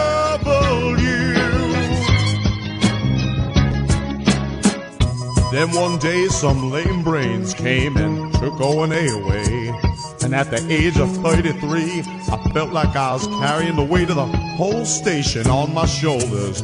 And Ron and Fezzi knew what I was going through. Every morning I'd unlock the door, lay down and I'd sleep a little more. Then I put away the bathroom key. Everybody was depending on me. I eat a chicken wing with lemonade. Lord, give me strength to make another day. Times I felt I couldn't go on. Push a button, throw a switch, answer the phone. Got lost in the van, I did my PSAs. 10 minutes work, gonna take me all day. I'm Black Earl, a genuine lazy bum. I'll always make it through hard times at any W. I could hear Stotzo say, Black Earl, you're a genuine lazy bum. You'll always make it through hard times at any W. Ken and Jeremy say, Black Earl, you're a genuine lazy bum. You'll always make it through hard times at any. This is The Virus, Sirius XM. And now, the Opie and Anthony Show. Wow. Black Earl, the vibe manager over at the Hard Rock, New York City. That's what we learned today. I wonder how many people understand that song. I know, right? Because we get new listeners all the time. Yeah. That was a... And losing listeners all the time. I'll acknowledge that, too, sure. Oldie but goodie, that one. You only lose them because of money, not because of talent. Is that it? Thank you, sir. Wow, Rich Voss. Thank you so much for that. Thank you. Rich with a compliment right off the bat. I feel like I'm a new man. It's nothing but compliments because Is it the fire? Well, the meanness has done nothing. Ever since Tough Crowd, all the meanness has just, and the meanness around you guys and the meanness around my friends, it doesn't work anymore. You think it's coming back at you a little with the fire and everything? I think with the fire, with gigs, with my belly, my golf game, I think everything is falling apart. You don't want to show off your abs today? I could still flex I still have nice abs if I flex, but if I just sit down and let go like a normal person and quit fucking holding it in for 23 hours in a day, so my back hurts and I'm cramped all over and I can't shit because I've been sucking my fucking horrible gut in. That's why I don't want to take a fucking picture with these horrible fans. You know, your face is all fucked up because I'm fucking all tensed up. Okay, why's your face all fucked up? Because he's tense. Like that. You're fucking tensing he's always up. Flexing. It's like you're shitting. Well, let's back up a little bit because everyone needs the update. Last we heard you lost everything in a fire. Yes. And I told you in the hall the main thing I lost was my hope. Yes. Hope was in that condo. Hope was in the condo. He lost that. Because I asked him, well, welcome to the club. We've fucking lost it ever since. Yeah, don't go home with here. hope, see? Yeah. I asked Rich, I'm like, what's the most valuable thing you lost? And he goes, my hope. I thought it was going to be some kind of antique chair or something. No, I lost my hope. It was in there. It's fucking this fire, by the way, for the people that don't know, Rich Voss's condo went up in flames. And everyone is blaming Rich Voss's condo because they're saying, remember I just said an hour ago, Ann, how these fire marshals know how fires start? I don't understand the science of that. But they're saying that the fire started on Rich Voss's balcony. That's what they're saying. And it took out 7 condos, right? 6 or 7, yeah. 6 or 7 condos. So Rich hasn't been back there, obviously. He's living out of a hotel. Well, I go in and out. But how long have you been in a hotel now? About a month, yeah. A month? A month. Oh, this is a month ago already. Pretty much. And not only from hotel, you go from room to hotel. We went to Hilton Head, back, stuff in storage. So everything is moving. Tomorrow we're getting an apartment. So you talk to the neighbors? They must. So you talk to the neighbors? They must love you. You knock on their hotel room and say, hey. Hey, how you doing? doing? You're the guy that started. well, you're the guy that ruined our lives. Here's the thing, because I was in California. Stupid Bonnie was home. You thought I was a bad profiler. She's the fucking worst. And you know, and I said this last time I was in the air, but I'm more equipped now that Opie's here and not just fucking dumb Anthony and Norton trying to run the show. Okay, I need a fucking shut up. I need an anchor to listen to the story. No divide and conquer here, sir. No, there's none at all. But you know what I'm saying? Listen. No, actually not. You're rambling whether Opie's here or not. Okay. What I'm saying is, I was in Why are you doing this today? Me and Ann are actually getting along. And we're really enjoying each other's company. I'm not trying to divide. No, you guys listen. We're really enjoying each other. The signs everywhere say Opie and Anthony, and that's how I when I go to bed at night. I can't wait till I do fucking Opie and Anthony. Okay, I don't go. I can't wait to. I'm doing Opie and a little Anthony or some of Anthony. And Opie's here today. It's Opie and Anthony in my head. But ever since I was thrown in the pool, we pull it off. There's many different combinations of this show now. I'm telling you, and I'm very comfortable with Sam sitting next to me now instead of what do you call it, Danny? Yeah, instead of what's wrong with Danny? Nothing. There's nothing wrong with Anthony's tumor. Jeez. What are you doing? Wow. Well, Did you decide to come in here and burn this place down too? No, shut up. You can't burn a fucking. It's already been burnt many years ago. Okay. Oh my God. You have no bridges. Fucking walkover. What happened to the negativity you were trying to get rid of? It doesn't last. The meanness. Did you start by saying I don't want to be mean anymore? I don't. But it's just you're taking more shots today than you've had in years. The fucking vibe in this fucking horrible condemned fucking radio. Rich. So Bonnie, is that actually the condo right there? Yeah. With the fire department there? Yeah. Wow. Which one was yours? The one that's completely burning. Engulfed in flames. No, the whole thing is burning. A black guy running out of. No, point to the one that was yours. Because I really don't know. Because there's a lot of fucking smoke and fire at this point. The main right there. Oh, right there. Huh? That's the BMW under there.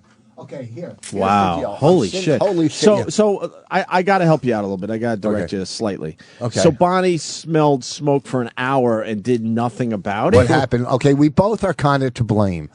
She calls me. I'm in fucking... that clip's going to be used during the litigation part of this fucking thing. Sacramento. I'm in Sacramento. Outside, Rancho Cordova. And she calls and says, I smell smoke. So I'm thinking... Well, go on the internet. Maybe there's a fire in our town. You know, maybe she smelled it in the air. Go on the internet. How about go outside? Well, that was the next thing. Fucking listen. Your advice was to go on the internet because you're smelling smoke. Because you never think it's your house on fire. You think there's a fire in the town. I live in a building now, but if I smell smoke, I'm getting out of my building. I'm going to take a little walk around. Yes. Okay. Exactly. Why don't you take a little if you walk around? You're going to fall 400 stories. Okay, Jesus. Because I said I was leaving the building, so that didn't make sense. Well, no, our building's different. Okay, she called me and said, I'm 30 seconds from completely attacking, by the way. What, to me? Yeah. I'm not attacking. I'm back to normal. We're not going to allow your meanness, sir. Okay, I'm not mean. Okay, listen, this is nice, good morning party radio. It's Party Friday, isn't it? So no, but okay. So you told her to go on the internet. I don't get that. If you're smelling smoke, that means the fire's close. You don't have to be on the internet to figure out where the fire is. No, she didn't say I smell smoke in the building. She said I smell smoke outside or outside. Right, okay. So I thought, throughout the city, there's a big fire where you could. That's a normal. Okay, so she goes on the balcony, and where the fire is burning, by the way. And supposedly sells smoke, and other people in the townhouse smell smoke, but no one sees smoke, but they smell it. So Can't you see the next smoke, call though? I get from her is, the house is burning. A panic. Not like it was burning before because she was very calm. But now it's a panic. The fucking house is burning. Now I'm 3,000 miles away, so I go. You get the car out. Well, my golf clubs first. Well, the kid, the golf clubs, the car. Okay, yeah. I had one set on the road with me because I have two sets. I travel with one and I play with one at home. So I said to her, "Did you get?" And she's outside now, panicking. Now I'm panicking because I'm 3,000 miles away, and I just think everything I own is going up in fucking flames. Everything. You know, the car is right under it, so I think, oh shit, this is a new fucking BMW, 328xi. 2008, 25,000. See, yeah, it's not brand new because thank you. Right, he said 2008. When he said that, and he didn't buy it in 2008. But okay, so it's almost brand new car. So that's fair enough. So slightly used. So now I'm panicking. Yeah. Okay. Now I have to do one. I'm on the phone with Continental to fly home. I'm calling the club and saying, "Well, I'll do the first show, but you got to get somebody to do the second because I'm getting the fuck out of Dodge." All right, now I'm going to slow you down again. How the fuck, as a comedian, we're going to get serious for a moment, then we'll get silly again. How do you fucking go on stage and do a show knowing your house is burning and that you're going to be leaving soon to rush home? Well, I packed my stuff. I threw it in the car. I ran into the car. And here's the problem. Not only that, knowing I can't sell DVDs after the show. Okay? Oh, right, that's merch. the major thing. I don't, I can't sit here and go, here, so I'm on stage. I don't know how you do that. And I'm in because I'm a pro and I'm one of the best comics in the country, and we'll get to that in a second. With these fucking clubs, this scumbag in Pennsylvania. We'll get to that. I'm doing the show. Negative. I'm doing the show, okay? Yeah. And I'm on stage, and the whole time I'm thinking my house is burning, and I'm having a good set. I'm not, I'm not killing, I'm not dying. I'm having a good set. And there's some 45-year-old drunken fucking asshole, just a Yahoo drunken audience. I go, really, sir? Really? This is how you're 40-something years. This is how you act. You don't know what's going on in my life. But do you tell the crowd that there was a fire? Towards the end of my show, I did like 5 minutes on the fire. They probably thought you were bullshitting, right? You could tell I wasn't lying. Okay. Why, you were crying? Huh? In my car earlier, as I was driving in, I just started freaking out. A little, not crying, just enough tears. Kind of like the tears you get when you hear someone's doing something on TV, that type of tears, and it's not you. Kind of like the tears you get when you hear other people in the building are getting a raise. Tears of really, when will it stop tears? So this is going to lead to a benefit. We're going to have to do a benefit for Rich Voss, a fire benefit. No. Rich Voss lost everything. Please help him. Yeah, as your radio listeners' parents drop him off at the benefit and give him a $5 check for me. Here, give this to them, and I'll pick you up at 11. What are you trying to say about our listeners? You need our listeners. I need them. They stink. Wow. Because they're nothing but instigators and troublemakers. You can't say that about our listeners. Only we can say that about our listeners. Fucking that one guy on the message board, BIV. I hate him. I hate one guy. I don't even know him. But if I could kick his ass, I would. I don't know how big he is, so I'm just saying if I could. I wouldn't worry about it. So anyhow, so I do the show and I get on the fucking red. But now I'm in fucking West. I'm not going to get home till tomorrow afternoon. The good thing is I got bumped up on both legs to first class. I got bumped up. That's the good thing because that's good. After your house is on fire, you want to be able to relax. You're like, oh, this is what it takes to get in first class. Yeah. So I'm watching on the plane. I should tell them my house is burning all the time, so I could get this first class seat. So I'm watching on a plane, Inferno. That's how you looked when we were hanging with Dickie Betts? That was Asbury Park. Jesus, you were fucking ripped. What are you doing? What were you wearing? That's like a weightlifting outfit. Yeah, okay, first of all, what am I doing? A story with slideshows of my past? That is true. That's what we do. He's narrating a slideshow. It's like a why are you mad that we're saying you were ripped? Huh? I mean, the choice of the shirt is a little weird. It was an outdoor 200-degree fucking show you guys are doing. How do you doing. describe that shirt, Ant? It's like it's not even a muscle shirt. It's like as if you took a wife beater, right? Yeah. And then you grabbed the bottom of it and pulled it down to your feet. Oh, okay. How the arms, the straps of your arms would stretch down to where the neckline is now about mid-abdomen. You made your T-shirt into suspenders. The fact that you emphasize pulled down makes it seem like there's no shirt. It's just suspenders. Well, it kind of looks a little shirt like is that's a powerlifting shirt right there. Oh, was that your I'm going to try to get laid T-shirt? Well, it's not even a T-shirt. It's really at an O&A event. I'm going to try to get laid. There were always a few. A few, really? And if we put them all together, there's one set of teeth. Yeah, exactly. No, there's some cuties that come to your shows. There's Dickie Betts the day after he allegedly had some shenanigans at a motel room. God. And he got kicked out of the home. How bad you got to be kicked out of a drug-induced band? It's like, how fucked up were you gotta be pretty bad. How fucked up were the Doors where Woodstock said, maybe not. Yeah, maybe we shouldn't have these guys on. Let's have Hendrix and Joplin. Yeah. All right, now you're in first class. I'm in first class. Your house is burning, but you're enjoying the flight back, aren't you? Well, I'm getting a little rest and relaxation, you know what I'm saying? Yeah. I'm a little tired. I get back the next day. It's me and Kid Rock. We're hanging out.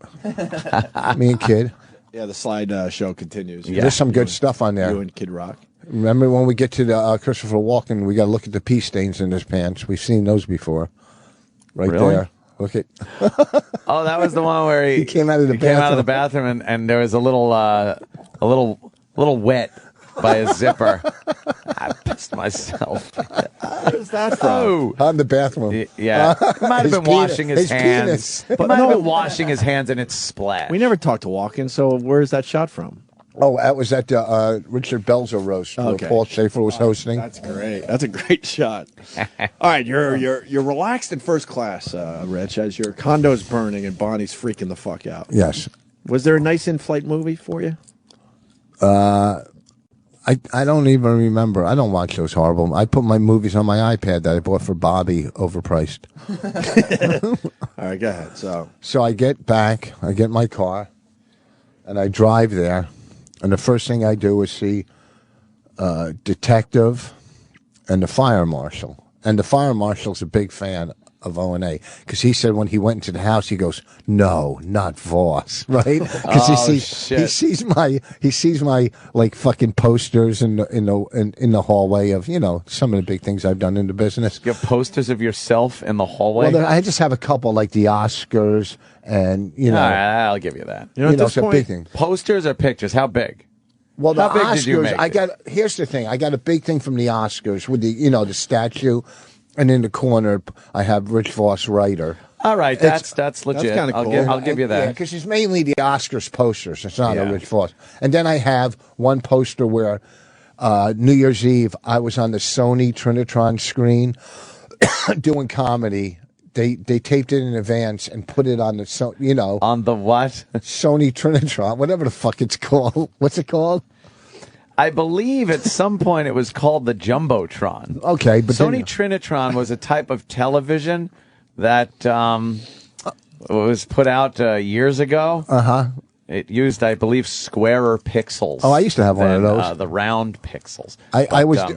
But the jumbo... The Sony Trinitron, I was doing a gig for this guy, and he didn't have my money, so I took his TV, and it was a Trinitron. A gig or a drug deal? What the fuck is that? When you're taking people's televisions and shit, it's usually drug-related. So... Where was I? You were some of the posters. So the fire marshal, big fan of the really show. Big fan. Okay. Because when we were going over everything, he said, "How can't he wanted me to figure it out, being that I'm an FBI profiler." He said, so I'm talking to the detectives, and Bonnie didn't like the detective because he was fucking smashing her. She was on the bed when it was happening, reading tarot cards. Okay, or whatever they're called. Yeah, tarot right. cards. Tarot cards. Tarot cards. Tarot cards. And he says to her, he says, doing these days? He says to her, he says, "Were you burning incense?" And she says, "Well, I'm not in a fucking cult," right? And he was really grilling her, but that's his job. He's got to find out if it's arson or if it's some kind of stupidity, negligence. Yeah. So I liked the guy because he was an ass. I didn't know you had a son, but I liked the guy. How do I have a son? Our son. Okay. Oh, wow. Oh, wow. Okay. Ooh. Hamburger. So, Okay. Ooh, that was a good one. Okay, so now they said it started, and I think this is wrong. Yeah. It started in the corner. The only thing on my balcony was an aluminum or metal table and 2 aluminum chairs. And a wow, dry, that was rough for him. A dry. Well, what else do you put on your fucking balcony? No, that's not what he's talking about. Just saying aluminum is very rough. That was aluminum. You got through it though. Yeah. Or metal or whatever the fuck with glass. Okay. That and a dry plant that I don't even remember. But Bonnie said there was a dry plant in the corner. Yeah. So what they think is started in the plant. Yeah. But I don't think that because Bonnie walked out and other people smelled smoke. But no one saw it. What would have ignited the dry plant? Yeah. How do you think Bonnie started the fire? I'm 100% sure she didn't start the fire. 100%. One, she doesn't smoke at all. It's burning when the world is turning. What's that? And light it. We tried to fight it. Right. And here's the thing: the insurance companies, being that there's 6 or 7 other insurance companies, they would like to go after my insurance company. So they're asking questions like, insurance companies will go after anything. If it's a defaulty grill, hey, they can go after that. A defaulty grill, you got to. Yeah, first of all. you got to go after the defaulty. A defaulty grill. Anything defaulty. Holy mother of Jesus. Okay. All right. If there's a fucking, some kind of. So they're asking questions. One, we're not allowed to grill. We've never grilled on our balcony. You're not allowed to. We go to the park to grill. Amongst the other Latinos, we sit in a park with a bunch of fucking running Latinos screaming, and my little daughter thinks she's Puerto Rican. By the end of the day, and it's fucking horrible. We go there with nice turkey burgers, and we end up eating these fucking big fried bananas. It's fucking horrible. So we go to the park to grill. So why do you do it? Why do we do it? Because we want to grill every now and then, and we want to take the kid to the park and have a day grilling. Grill, yeah. You can't grill, you can't grill there. It's a $500 fine if you get caught. Wow. So you're grilling anyway. What's that? So you're grilling anyway? Never once. Because Never a fire once. could start, like it did. And I'm confused. Where are you grilling? In the park. And that's where you get the fine? Where do you get the $500 fine? If you grill. At the park? No, on the balcony, or on the property, or even in the garage, the carport.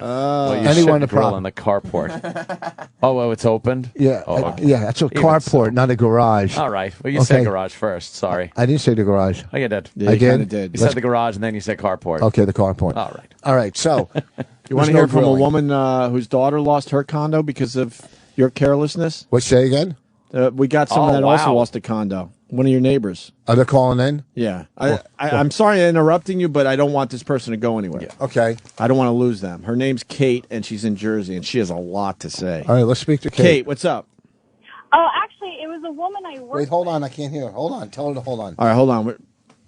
Hello? Where is she? Wait, hold on. Okay. Rich, all right, go ahead. You got it? Okay. Go ahead, Kate.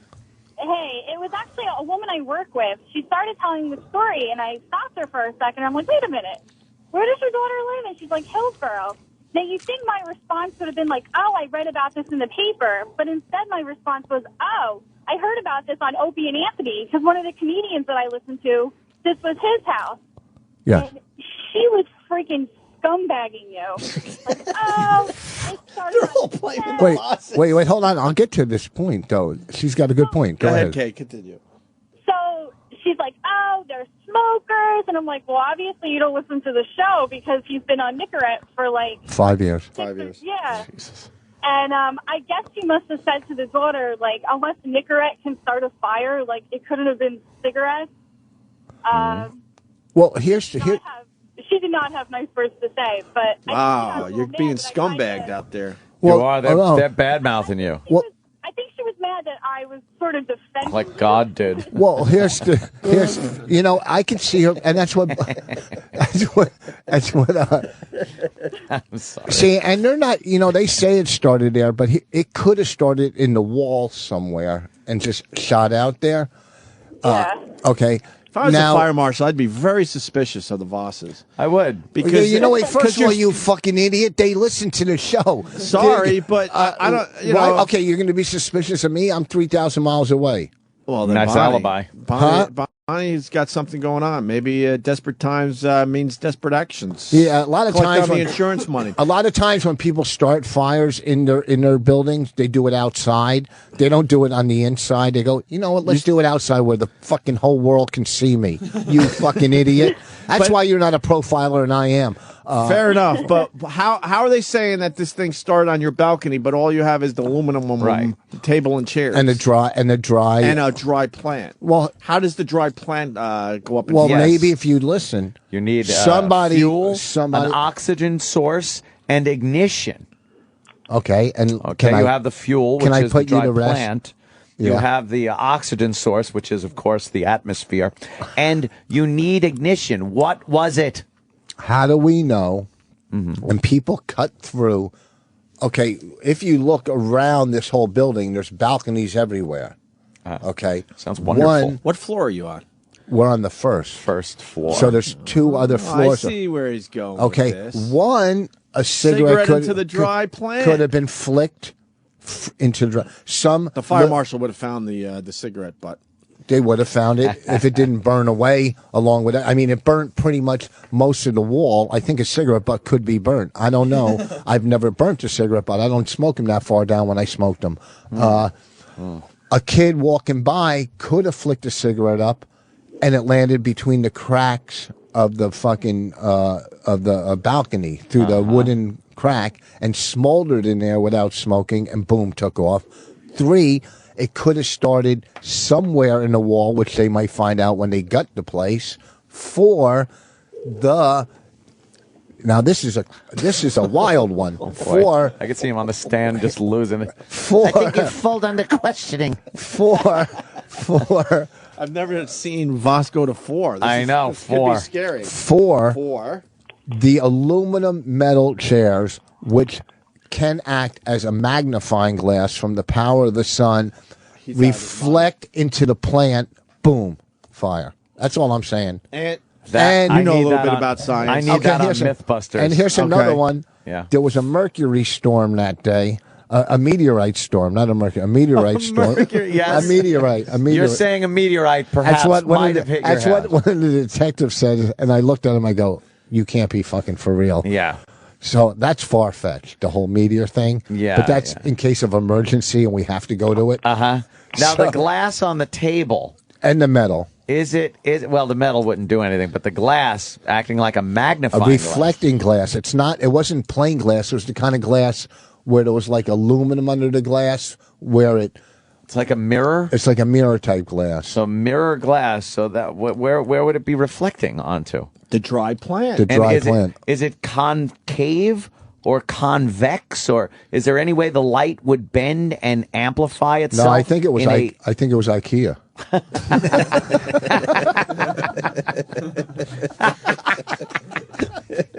Holy shit. All right. Fair enough. He answered your question. He certainly did. In just the fashion I wanted it answered. Here's one thing. So here's why Bonnie hates it. Because what? they all look at her like Rich. it's her fault. Yeah.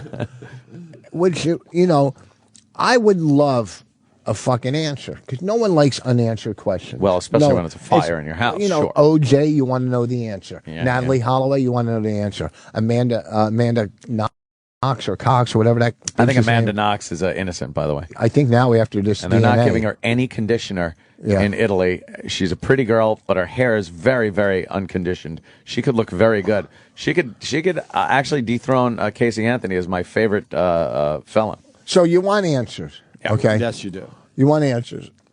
Very wholesome look to her. I know. Holy shit! Look And by at the her way, dry hair. She's in your club. She really does have some dry hair. Jesus Christ!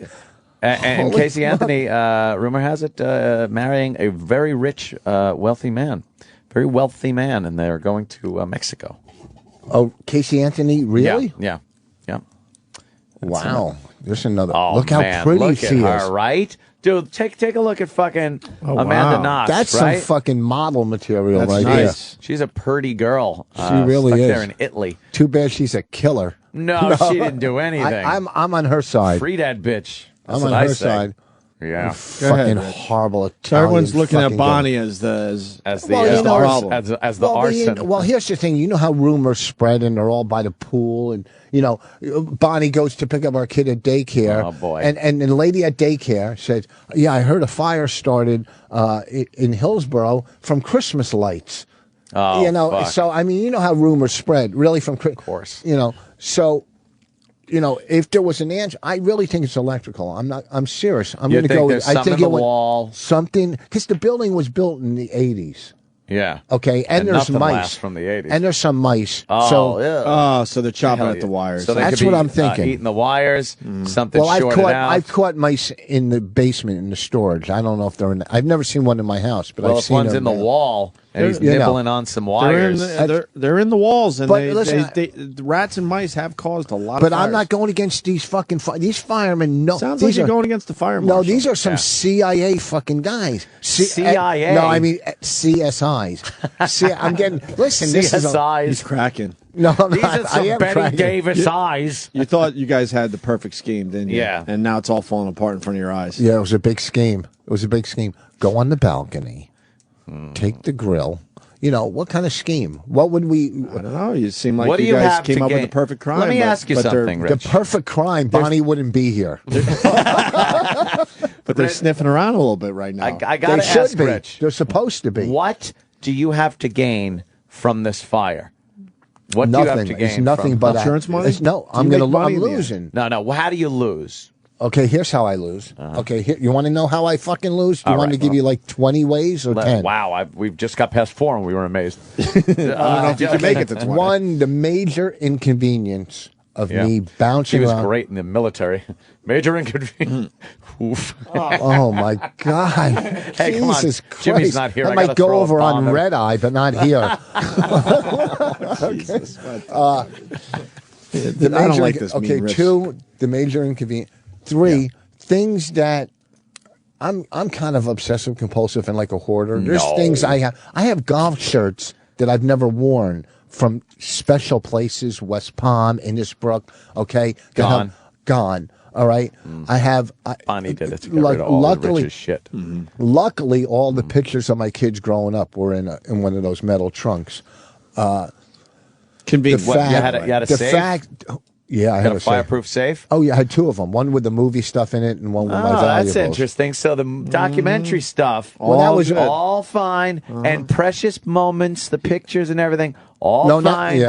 And he's trying to throw the Yeah. fire marshals off by saying these Right. valuable golf shirts that he's never worn. Well, Right. hold on, I'm Are not now even gone. done yet. Right. I'm not done yet. I'm going to go with Jewish Lightning myself, but Okay, Yeah. you had something to gain. We'll I get have the nothing to bottom. gain. I have nothing to gain. The insurance company's not going to pay this back. Of course they are. I've Yeah. been paying insurance. And what forever. you get, see, we park it out back last night, and we tell the insurance company, when we woke up, it was gone. The What's that? insurance company gets your brother another car. Who'd that happen for? It's flounders. Here's the thing, too, Continental. you don't know about me. Here's the thing that you don't know about me. I am 25 smart. years sober. I know I that. do the Everyone right does. thing in life. If someone gives me extra money back, I give it back to them. Okay? You doing the I- right thing in life would entail a toe trigger on a shotgun. No, So, Rich. here's the thing. Why do you get the money back? I just figure in the end it's all a wash. Well, not all, because I try to save as much stuff as I could. When they're going through the house going, oh, let's junk this, let's junk that, I'm going, no, we could save that. Okay? Like People- hoarders. Yeah. It's like watching hoarders. So people, my father's going, get your own adjuster.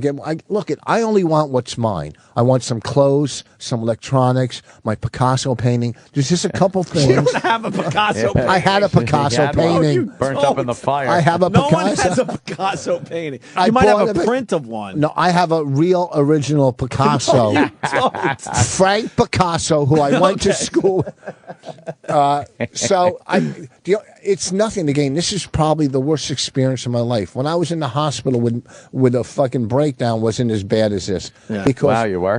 Wait, you had a breakdown once? When I was like 21, 22. And you were in the hospital? It wasn't a breakdown. It was anxiety. But but it came across like a breakdown. So what they didn't know is they were giving me Thorazol and Haldol, and I was doing laps around the hospital like one flew over the cuckoo's nest. Rich, by the way, we only have 5 more minutes to feel sorry for you. I'm not trying to feel sorry. We're on a tight schedule, so can you wrap this up? Oh, really? What wrestler do you have coming in today? I don't do the wrestling shit. Oh, really? Shit. Oh, wow. Brewers here. Oh, really? Do you have a fucking drummer? Do you have a drummer that used to play with Tony Bennett or something? Nobody gives a fuck. That one Neither do I. I'm just saying you got a horrible guest coming in. You're panicking. Get out of your nose. I'm eating. Get out of your nose. Our guests have gotten better. We already had a wrestling segment. You with the English language.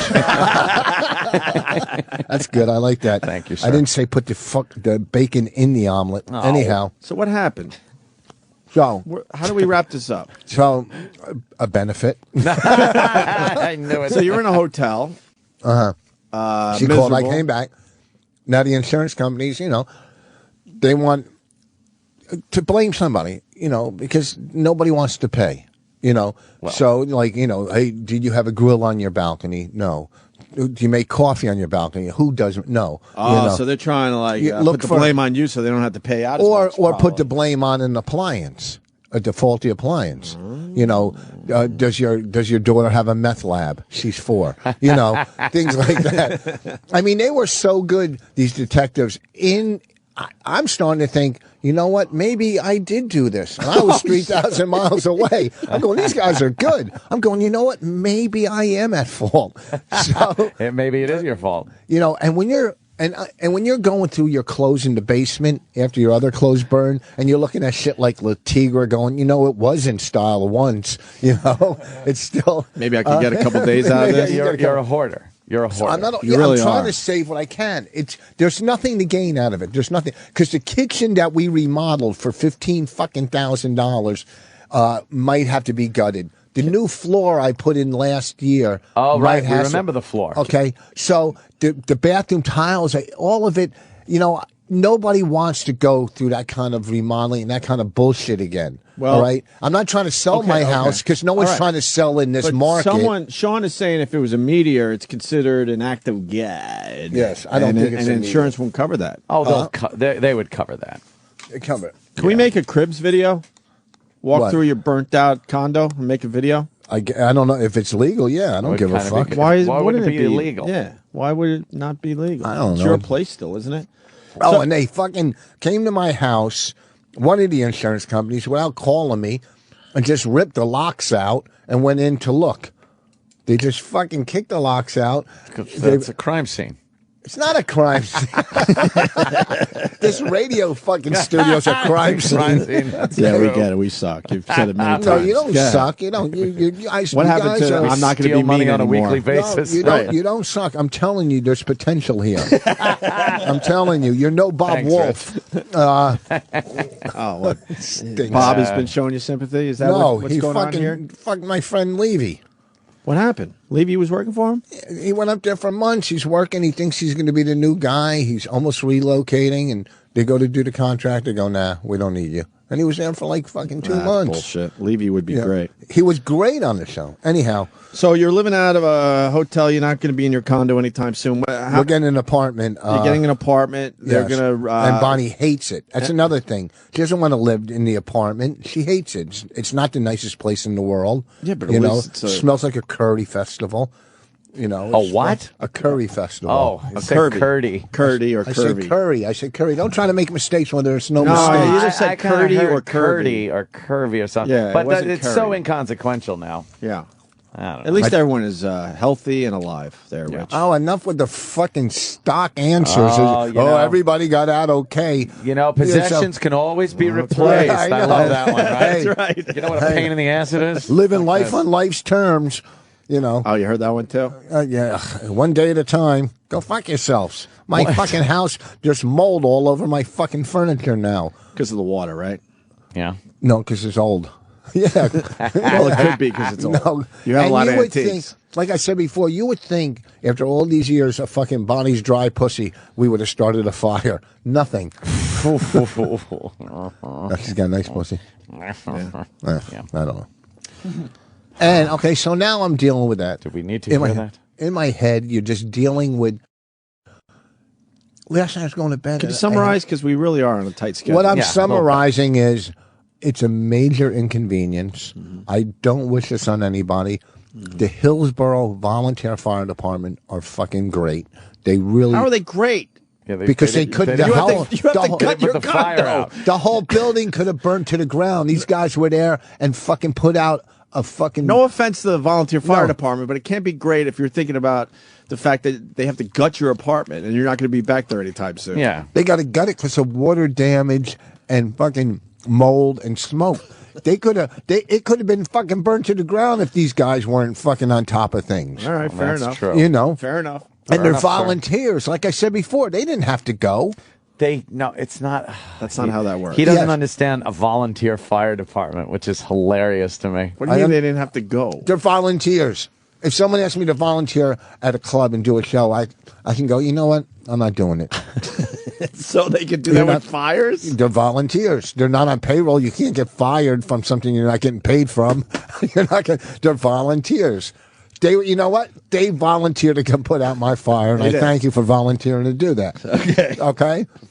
Now, anybody in the building that thinks we did it, like the guy next to me. Yeah. And above me, they're all suspicious and mad at you, right? No, because they know we don't. Everyone knows people are making fun that you remodeled your kitchen for $15,000. Tech punch him. Why? How much does it cost? He goes, what did he replace the fridge? No, I have a small kitchen. 15,000. 15,000. I have a small kitchen. We put cabinets in, a new refrigerator, stove. I could see that. It's a small kitchen. Yeah, go fuck your trailer trash park bullshit. 15 grand is enough. Wow. Your trailer trash park bullshit. Yeah, I'm sick of these fucking guys that try to question the Rich Voss. Don't question the So Rich did we Voss. summarize and do this story justice? Yeah, there's no answer, and there will be an answer, I think, when they gut the place. We're going to see a fucking wire, and everybody's going to go, oh. And it might even be in somebody else's fucking apartment, and then I have to apologize to Bonnie.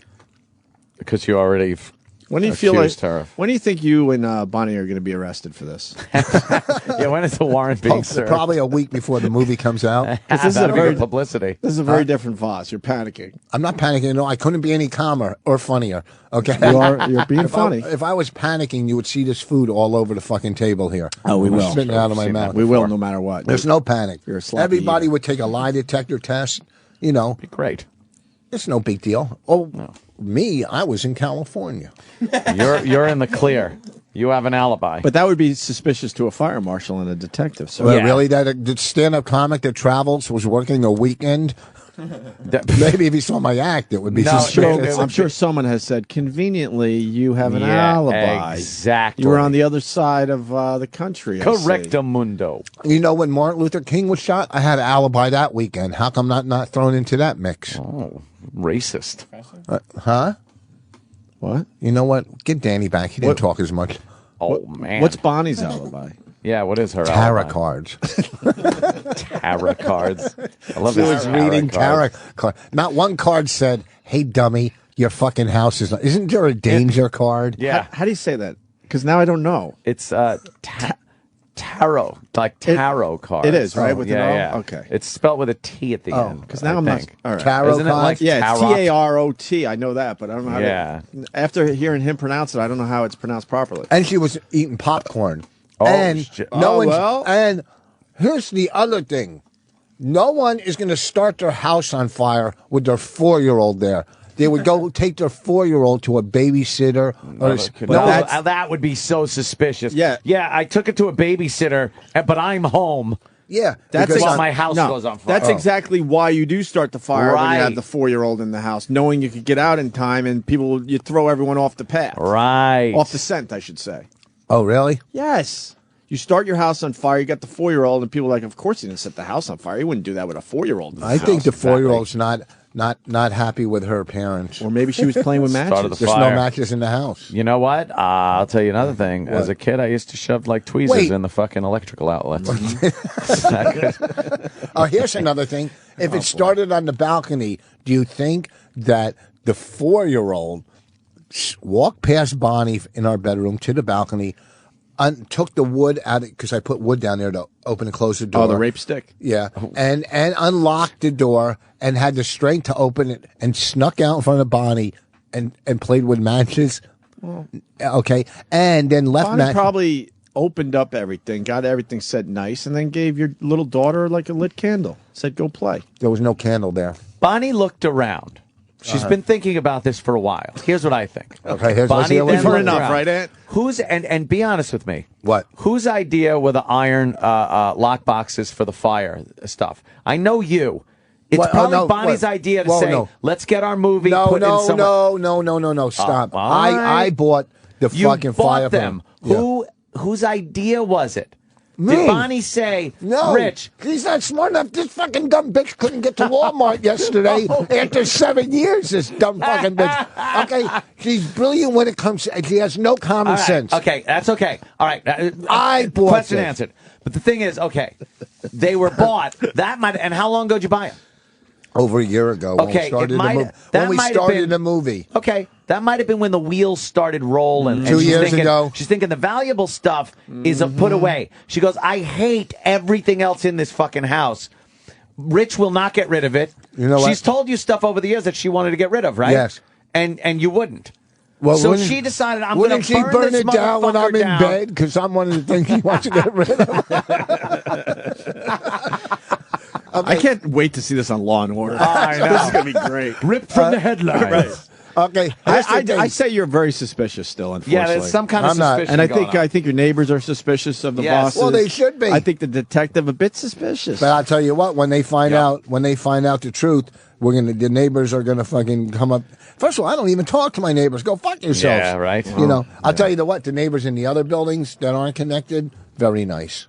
Well, yeah, you didn't burn their fucking houses down. Yeah, and no one asked you. Who cares if they're very nice? Didn't burn their houses The down. one guy who lives upstairs from me doesn't even know there's fire. He was just going out for the night, and he's walking down to his car, and he sees the building on fire. So he, rushes in to my house to make sure that everybody's okay. What a guy! Yeah. Was Bonnie able to save anything from the house except the baby? She grabbed her pocketbook and her phone. Oh, there you go. The Louis Vuitton. All right. Oh, the Louis Vuitton. What about your Louis Vuitton? Oh, you had it with you? No, that fucking thing is so smoke damaged. His man pocketbook. Not the one I keep my computer in, the one I travel with for clothes. But that justifies everything. Now we're all in. Now we're so happy this happened. we couldn't be happier that you lost that goddamn man purse in the that fire. thing stinks literally now, right? No, but not the computer bag. I have a carry bag. Right. But I'm trying to get it clean. I'm not trying to get money. I said, do what you can to clean this. Fuck that. I would take advantage Toss of it. everything and insurance fucking companies get a take check. advantage of you. Fuck Toss what's everything, that? get a check. Yeah. No, that's the problem. I would take in this advantage. country. Not me. Oh, you're going to save the country by fucking saving a stinky Louis Vuitton bag? You're going to be the one guy that does the right thing, and then in the end, they don't give a fuck about you? Get the It's fuck out of legit, here. too. It's legit fire damage. It's not a fraud thing as far as we know right now.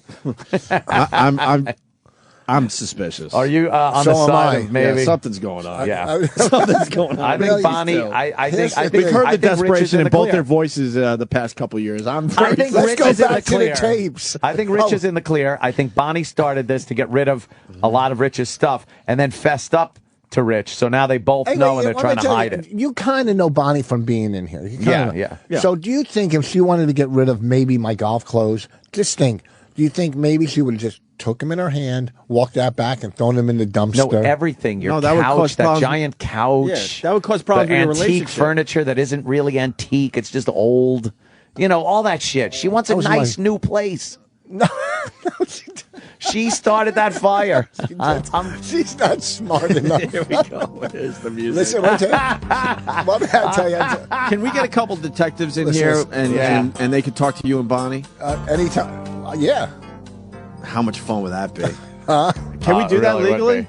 If it's detectives that have no... Can you wait till after we get our insurance check and then we'll do it? Yeah, maybe you should get the money first. Imagine that we have him on the show and totally fuck him out of his insurance settlement. Oh, that would you guys have fucked me out of everything else. broken fucking arm. You know, Rich, that's hurtful. We've been nothing but really good pals over the years. Oh, yeah, really? Yeah. Yes, we have. Boy, they're flocking in, the O&A fucking fans. We'll see how many come to Boston next week. Oh, when yeah. When stupid Bobby Kelly or Patrice or Billy's in Boston, they pack the theater. Well, they're from I'm in 100 fucking seat room next week. They're from Boston. They got that whole they're fucking Boston guys. Okay, that's a good point. You know? That's a good point. You do well in Jersey, right? Huh? Yeah, you do I do well well in at the Jersey. Stress In Factory. Jersey. Yeah. So, you know, I was doing like well that. in Philly, but they cut my money. Bastards. Where are you going to be tomorrow night? Because we got to move on. Tomorrow we gotta night's move the on. Berkeley Carteret in Asbury Park. Bonnie and I will be working together. We're on the fire tour. Nice. Tomorrow night at the Berkeley Carteret. It's supposed to be really cool down there. I don't know. You know, Rich is a very funny comic, and now that he has this fire thing, I would absolutely go out and see him. Yeah. You got to be adding some of this fire shit. I to added your some act. stuff. I did it all on the radio today. All right, then rework it tomorrow night. And then Boston next weekend, where? Motley's. Motley's in Boston. I don't That's know where Friday Motley's and is. Saturday. It's in Faneuil. Oh, it is? Faneuil Hall. It's the new comedy club in Faneuil Hall? That's small place. It's a cool fucking Is club. it the same room as the old days? No, this is like a 100-seat room. It's my favorite type of room where you sit on a fucking stool and you're a genius. And you just chill. And you're a genius. I'm a fucking genius. I did Wow. a show at the Hilton Head at the celebrity golf tournament last week where I just get a tweet last night. I played 5 fucking straight days of golf, 5 days. The tournaments are 6-hour rounds, 5.5. Okay, the last day, which is Sunday, Saturday night, I had to do a show. After 3 hours of auctions and cooking demonstrations and this and that, now I got to do a show and be clean, which I killed. Okay, I'm fucking fried. The next day, Sunday, I still have to play at Harbor Town. 4 hours sleep after all of this. And the guy, I get a tweet last night, the fireman you played with said you were an ass. Really? Really? Can you read fucking people? My back was killing me. I was ready to quit. I was going to walk off Harbor Town and go sleep in my car. I was so fucking tired. I'm sorry I wasn't doing backflips for the fucking New York firemen. And I carried these motherfuckers. I had 4 or 5 birdies in the tournament, and they fuck them. You know, it's so close to fucking 9/11, and you're bad-mouthing the fucking firemen. No, I didn't bad-mouth. I bad-mouthed the golfers I played with. You just said, fuck them, firemen. I don't know. That's a 9/11. All right, boss. Oh, my God. Now that you're done with your breakfast, I guess we could go to break now. Yeah, I'll eat something, too. They weren't bothered by that at all out there. No, they love that it. you were eating your They love entire when Rich breakfast. eats. You guys have been eating for 7 years. No, we stopped. I'm not talking about food. I'm talking about just eating. You've been shitting for 7 years. Fucking boss. Jim Brewer joins the program next. Stay there. Sheriff, it looks like we found another body. This is the 3rd one this week. I think it's about time we call in the FBI. Somewhere out there, a killer is on the loose. Why, yes, Sheriff. I have been following that story in the papers. It used to be such a peaceful little town. And there's only one man who can catch him. Now, don't you worry. I'm going to send my best man down there to help you in your investigation. But he was busy. Here comes fucking ferret face. Whatever. All right, Agent Voss. Someone's out there murdering innocent women. I want you to go down there and assist the local sheriff. You're one of the bad. Get down there and help the sheriff. How could he be a profiler? His vocabulary is so bad. Yeah, but no one listens. This summer, the Opie and Anthony Show presents a comedy about an idiotic comedian pretending to be an FBI agent. So you work a lot of murders before? Now we're doing mainly a lot on terrorists and terrorist-type threats and stuff like that. But, back in the day, it was more murders. What are some of the cases you worked on? Just, Seattle, the Green River, what do you call it? Look, I can't talk a lot about it. I don't get this much in detail. Starring Jim Norton. He just keeps saying profilers, other profilers, profile. And Rich Voss. Great minds think a lot. I like it. Oh, my God. The Profiler. Coming to a theater nowhere near you or anyone else. Thank baby Jesus. Thanks for calling the Opie and Anthony FU line. Here's the latest batch of FUs. Fuck you! I want to give a big fuck you to my boss. whose little bitch pet gets a DWI in a company fucking vehicle, and he doesn't do a fucking thing about it except change him around, and now he can't even handle the fucking workload that he's given. Fuck you. Fuck you. Hey, I want to give a huge fuck you to all the octogenarians in Nassau County that voted no on the new arena for the Islanders. Every interview you heard, oh, I'm afraid of the future of the county.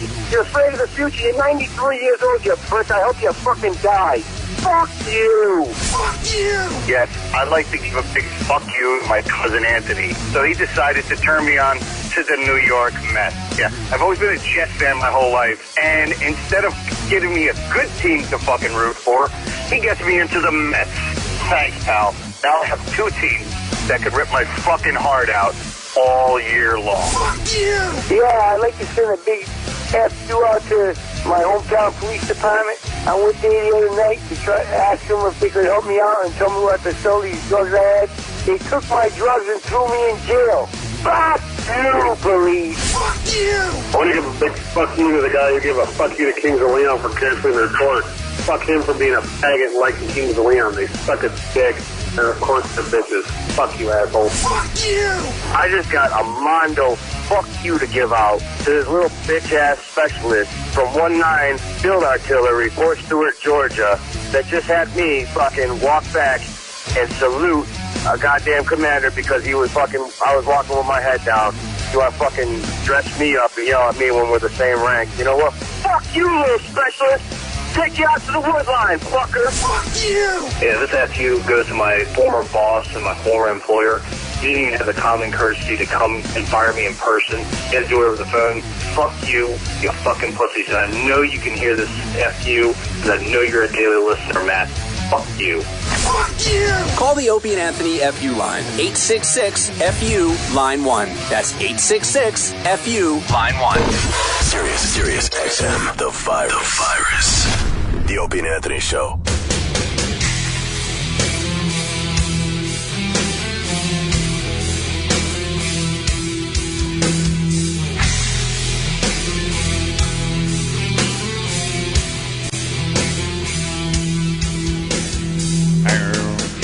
Show's getting better and better. Jim Brewer in studio. Yeah, love this. And Rich Voss having a meeting with Jim Brewer. Yeah. As we try to do our radio show. Rich always tries to... Rich is always wheeling and dealing. I'm not wheeling and dealing. I've known Jim Brewer since he was in Florida, since we did a hot wing contest out in the parking lot. Wow, out in the parking lot about 25 years ago. We were testing hot wings and doing a show. I don't know if you remember. Were you drinking back then? That was outdoors in Florida. It was a hot wing contest. I might have just stopped. I was probably about a couple months sober, working Fort Lauderdale. Must have been and it was a big outdoor wing ding. Wait. So you're a comic. You go down there to do your thing, and Jim is local at this point because he lived in Florida. Yes. Okay. Like E-Rock. I don't know. Do you remember this? I don't remember yet, but... Oh, maybe it wasn't you. Shit. Maybe it was Phil. I'm trying to... No, it was you. Okay. It was in the afternoon. They had this... Your glasses fell. Don't step on them. Yeah. They had all the hot wing places around Miami, Fort Lauderdale had a big festival outside. And I don't know if we did shows or they just brought us down to be judges for the hot wing thing. I don't remember that. I thought only DJs had to do those hot wing crappy contests. fucking things. 'Cause I had to do one. I was a stupid fucking DJ spinning records. You should really? you didn't have to do that. Well, get your apron on because you're back on your way. I don't even know what that means. I would just retire. I have fuck you money. Unlike you, you don't even have a house. So shut the fuck up. I'm living in it. How did you nail it? What did you say? I got FU money. You don't even have a fucking house. So shut up. Where's this guy get his balls? Right. Coming in here, fucking living in Super 8. Fucking wife and kid. Right. Man's 50 years old, got no fucking... You got no rug. I feel like what movie was Judd Hirschen when he was running on the lamb with his wife and kid years ago? He was...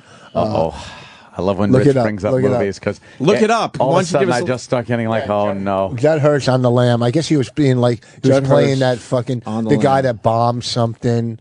He was portraying forget it. Just watch the movie. Hold on. Wow. It would be. How many years ago? What year? Oh, what year are you talking? Oh, please. You had a fucking tool belt on. That's how long ago it was. Rich came in here, Wow, Jim. yeah, Rich came in here and basically told us he doesn't want to be mean anymore, and then he has never been mean anymore. He's never been meaner, but then he's never been meaner. He's incapable. You're incapable of being nice. You're incapable. You know of what being Bonnie nice. says? She said, "All my kindness gets thrown out of the window in my boogers when I fling them out." Wow, you fling your boogers out the window. Yeah, she goes. Maybe that's what started the fire. Hey, it's the Y100 wing ding. Was it the Y100 wing ding? No, because this was 20-something years ago. But maybe they were. So it couldn't have Like been a radio Y100. station couldn't have been around then. Do you think they really have had a 20-year fucking Yeah, radio promotion? stations don't last that long. All right, we're going to look up the Judd Hirsch movie for Rich. Yeah, but I find want to that. get to Brewer here because Brewer's in. I know. Hey. And I went out there to talk about his documentary, which we will eventually, but he said he almost did not come in here today, Ann. Why? Oh, you're There's gonna love this. Oh no, shit. You're gonna love this. Let me strap in. You look a little tired. You look a little disheveled. I'm haggard. It was a long night. I'm haggard. Yeah. Now you know my parents are older. All right. Sure. My mom's blind, and her one eye droops. The one eye that's missing. She's a missing, disturbing-looking eye. They had to halfway sew it shut because it would get, bacteria in there. And holy fuck! Wow. Right. Wait, she's missing the eye? Oh. It's a dead eye, so it like droops, and she's always got a tissue, and she's wiping because the juice just comes out. It's holy shit! I can't go to dinner with her. It's mortifying. Time sucks. Time just really blows. Time really stinks. Hollandaise sauce again? Oh, Jesus! But now my dad has he's got AIDS. All right, they come 8 a.m. He's got AIDS. Let me clear that. That's why I stopped you. Assistance. Okay. He has assistants. I keep forgetting that one. So the assistants will come in, they'll help him wipe his ass, get him out of bed, and all this jazz.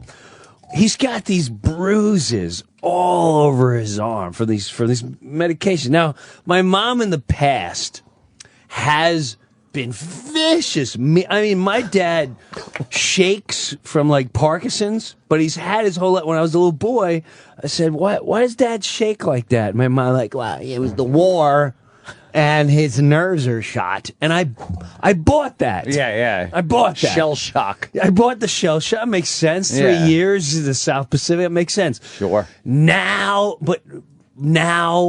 so anyway, here's the phone call I get. Now this happened about a week and a half ago. My sister calls. She's like, I can't even talk. I think I want to kill our mother. I hate her. I hate her. Holy shit! So what's going on? I can't even talk about it. So what is going on? So my dad lost his hearing. All right. But this has happened before. He gets so much wax in his ears, they clog down. And they clog your earring. Yeah. And you have to go to the hospital, and they pull it out and drain it out, and literally like a huge golf ball chunk of goo will come out. It's disgusting. Bigger than what comes out of your mom's eye? A little bigger. A little bigger. Wow, Rich. Yeah, vicious Rich.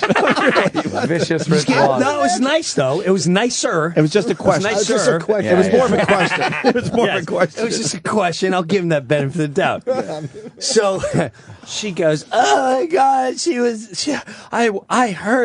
I heard Dad screaming, and I turned the bedroom, and she had open hands, just pouncing his ears, like just pouncing both ears, and like what you do like in a movie fight. Yes, where you do that move where you whack the ears with the palms of your hand. Correct. So, whoa! Pow! And the guy goes, yeah. Correct. And then she was pulling his ears like really hard. And he's going, ah! Now he's in the bed. He can't even get out of a bed. He's 88. So Holy he's 88 in the shit. bed, and she's going, "Can you hear me now?" So, oh Jesus, bro, it's uncomfortable. Terrible. Now, in the past, I almost moved him out of the house because I saw him trying to get out of his chair, and I came in the bedroom and I saw her shove him back in the chair. And then he'd fall back. He's like, Jesus Christ. And she's like, I'm the one that rules you. I'm like, and I walked in and went, wow. Whoa, what the fuck? The fuck This is going on? Are you uncomfortable, Ed? This is insanity. They're not getting a divorce. This is movie shit. I go, what are you doing? You know, the eye. I was just trying to be helpful. Don't look at the eye. Where's my tissue? Let me check on the mail. Oh, and she instantly denies everything like this is normal. So I said, you know what? I'm taking him out of the house. I took him out of the house. So he's gone. He's in my house. You're never to be around him. So she would visit him and, you know, pet him. I miss you. And I've never seen my mom affectionate. I went, oh, maybe she just needed time away. Absence makes the heart grow fonder. Correct. Yes. And so about 3 weeks later, I left her alone with my father. And when I came home that day, he's got this distant look in his eye. Oh, no. Like he was captured by the Japanese in 44. You will eat the parakeet meat.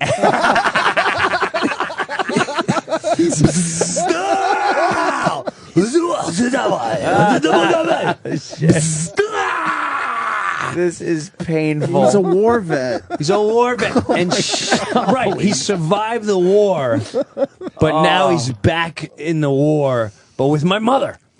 Yeah. With her one eye.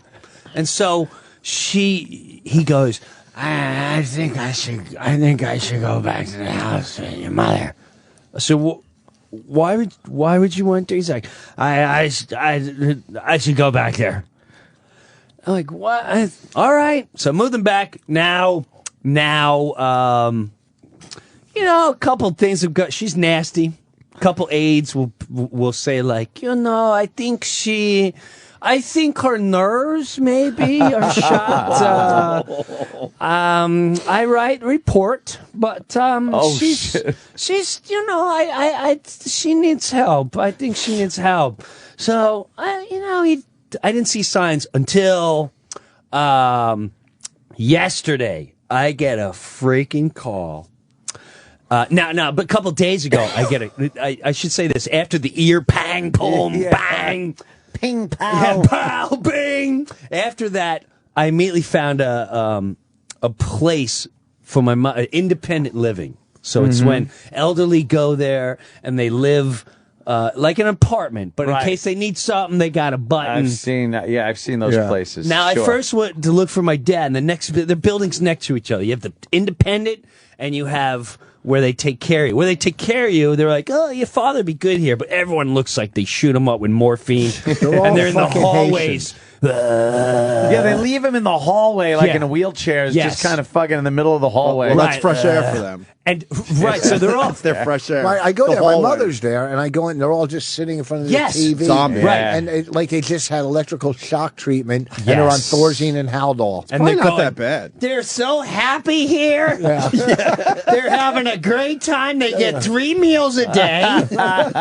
We feed them. We scrub their balls and their ass. They're happy. They're very happy. We take them to the supermarket. One's yelling. God. We take them. There's a hairdresser here. We're happy. One's yelling, I won't eat pudding. The other one's yelling racial fucking. Racial epithets. We put my mom in one of those assisted living. Yeah. But she was on to us, man. She only lasted 6 months. She's like, go fuck yourself. I know what you guys are doing. And they're all like, move me the fuck out of here. She wasn't gone enough, unfortunately. It's all like Jamaican and Haitian employees that fucking, you know, back where they grew up, they just, you know, they'll throw you in a hut or whatever. You know what I'm saying? And it's just different. It's fucking creepy. I got to hear the rest of this. Of course. All right. Brewer, back on track. Okay, so I'm going, this ain't going to work. Well, let's show the independent living. I walk in there and went, my mom will thrive here. She needs other people to talk to. There's other people missing eyes. This place is great. There's people in wheelchairs. Like, Sure. she'll make friends. She'll make friends. So with that, go home and I go, Mom, can I just show you a place? I show her. She loves it. This reminds me of growing up in Greenwich Village. Oh, really? I at the community here, and I'm gonna put my couch here. She comes with a tape measure, and I'm gonna put my couch here and the television in the corner. And I had a feeling when I walked in that my father said that you're coming home. So oh my God, but what about your poor father? This is what she said to me, like a sick movie. What about your poor father?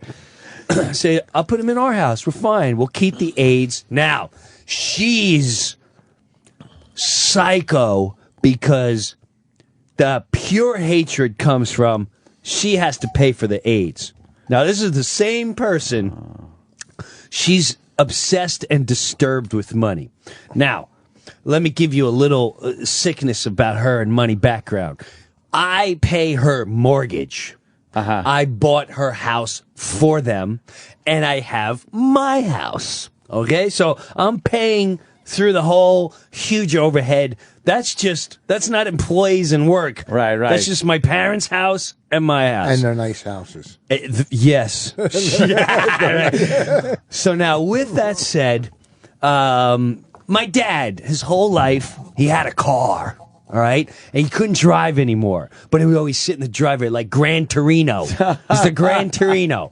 He'd sit there, gooks into this and gooks and a monkey. And look at that beautiful thing. If you want to drive it, go drive it. You know, if you want to take it to the store, drive it to the store. And what's that time? You go in the city, use your car. Don't put mileage in your car. I just changed the oil. He would change the oil.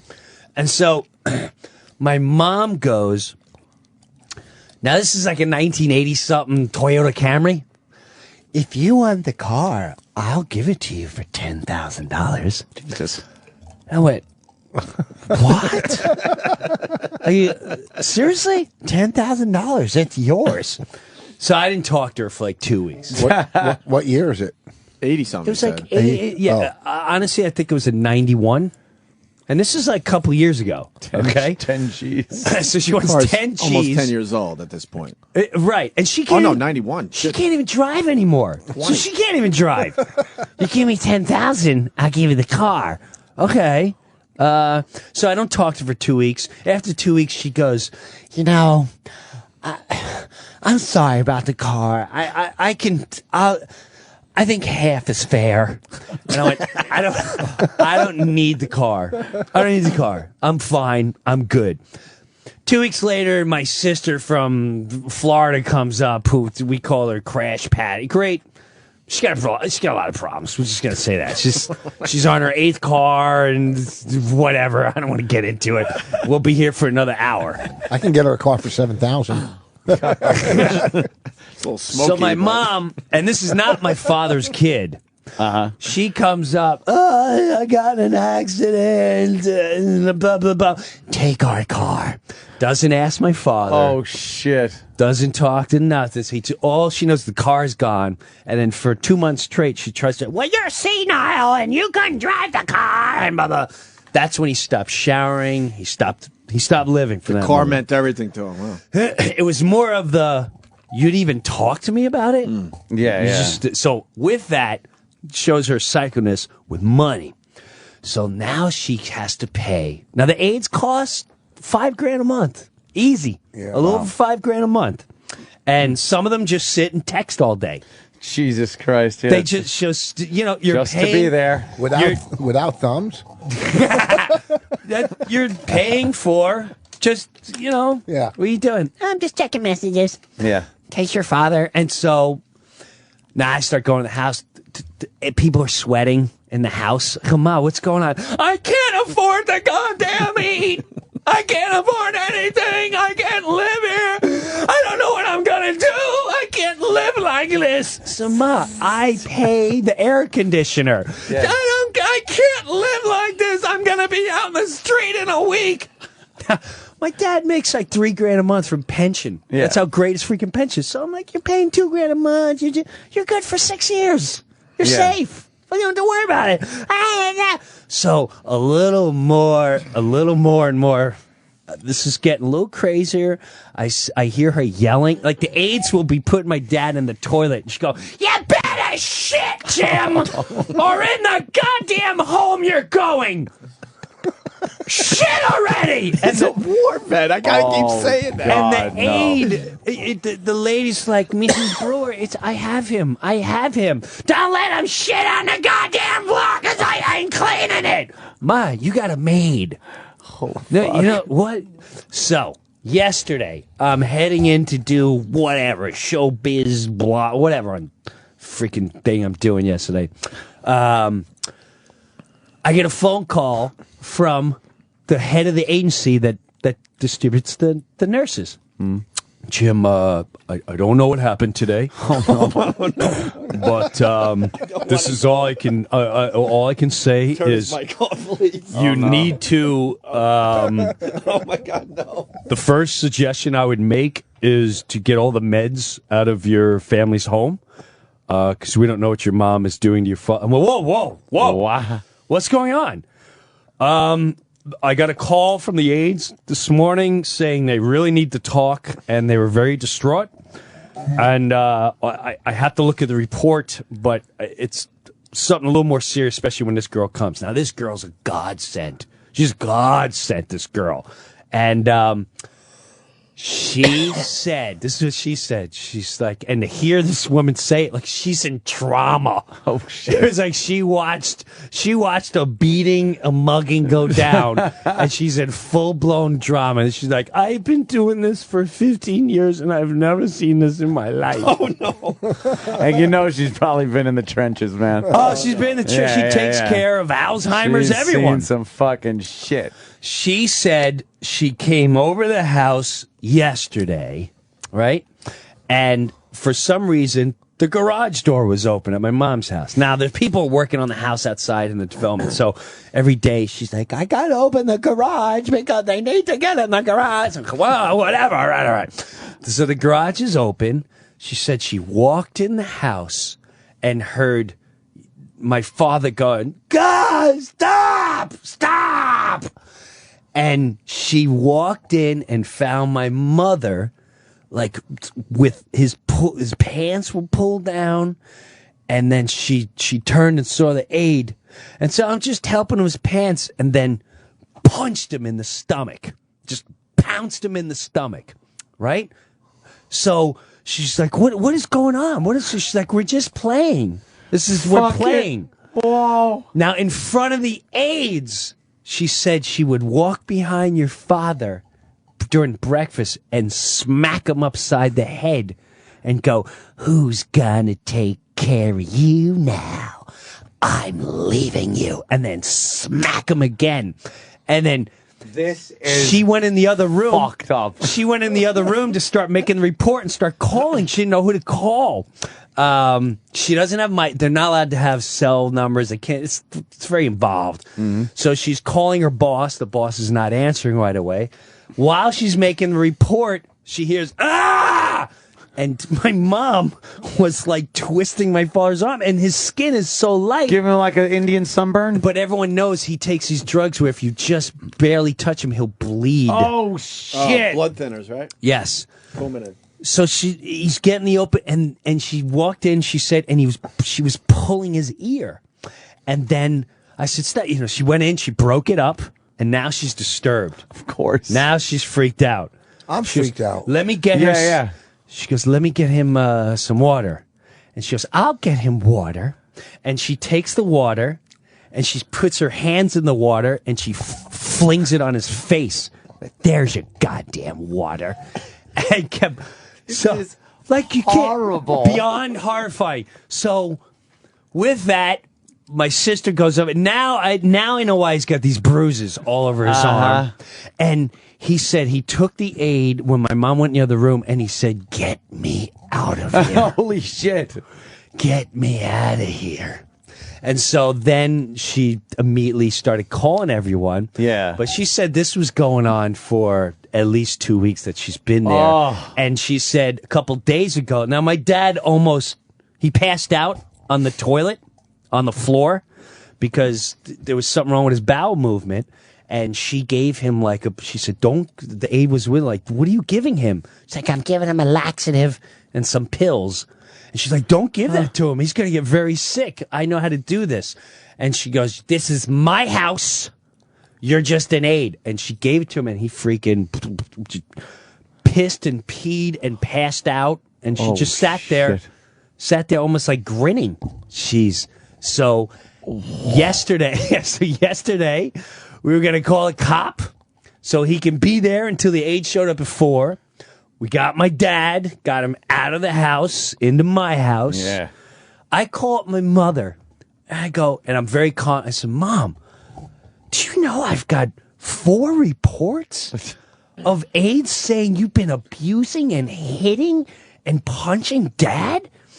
And this is the moment I'll never forget the rest of my life. I had my mother my whole life. And it was like the most scary moment in my life. She went, I don't know what you're talking about. Oh. I said, Ma, were you in the room? I was in the room and I was helping your father. Where is this coming from? I said, Mom, are you saying you didn't hit? You hit Dad. I have reports saying you hit Dad. They are making a police report. Do you understand that? I may have shook him once in my life, but everyone is just exaggerating. And I was like, you are a fucking sick, evil monster. I don't even know who you are. To hit a man in a bedridden, to hit and abuse another human in a wheelchair when I'm paying for you to be gone until you're sick. And she just was silent and has hung up. I haven't talked to her since. Wow. Now, I'd love to call her right now and prank and pretend I'm the police.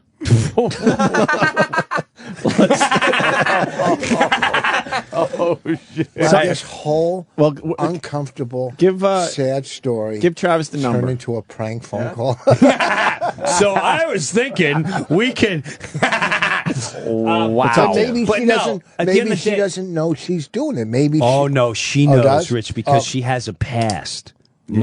She has a sick, right, cynical past. I was the only child that wasn't abused, and I was the only child out of all of us that wasn't beaten and hitting and all that stuff. How many brothers and sisters you have? We have all halves. My mom's like a you'll find the joke in that. Growing up, I would hear people say stuff like, black people, they got like 6 fathers. They don't know who their fathers is. And our family's black because I've got 5 kids, all different fathers, and we don't even know half them.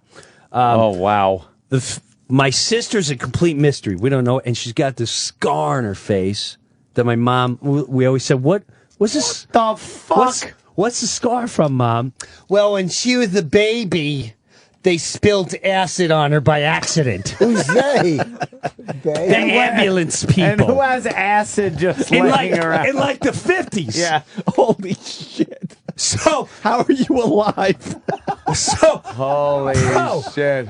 So would have missed out on some great comedy, man. And how are you alive? Right. And my sister literally went to go have plastic surgery, and you don't really notice it because she's a beautiful person and blah, blah, blah, and you just don't notice it until she goes, the scar on my face, and then like, oh, wow. And not until last year did I realized it goes all the way down her neck. And, there's another thing yesterday the aide said. She goes, I came back at 4, and I know your father did not pee that much, but his whole bed was wet, his feet were wet, his clothes, that was not pee. I really suspect that she was throwing water on him. And I was like, oh my God, are there burn marks? Yeah. Are there burn marks? Because she was definitely capable of boiling water and pouring it on boiling him. Water. So he wasn't burnt, but bro, this is my mother. Like That's fucking insane. I'm out of my mind right now. Like, this is shit. I don't even know what to do. Do I hate her? Do I forget? Like, I don't even know where to go right now. Do you have nice recollections? I do. Yeah? I do. But right now, I'm just bad. Like, this happens in movies, not No in my shit. head. In my, But I will say this. It's like whatever happened to Baby Jane kind of stuff. It's freaking weird, man. Yeah. So, anyway, she's still at the house.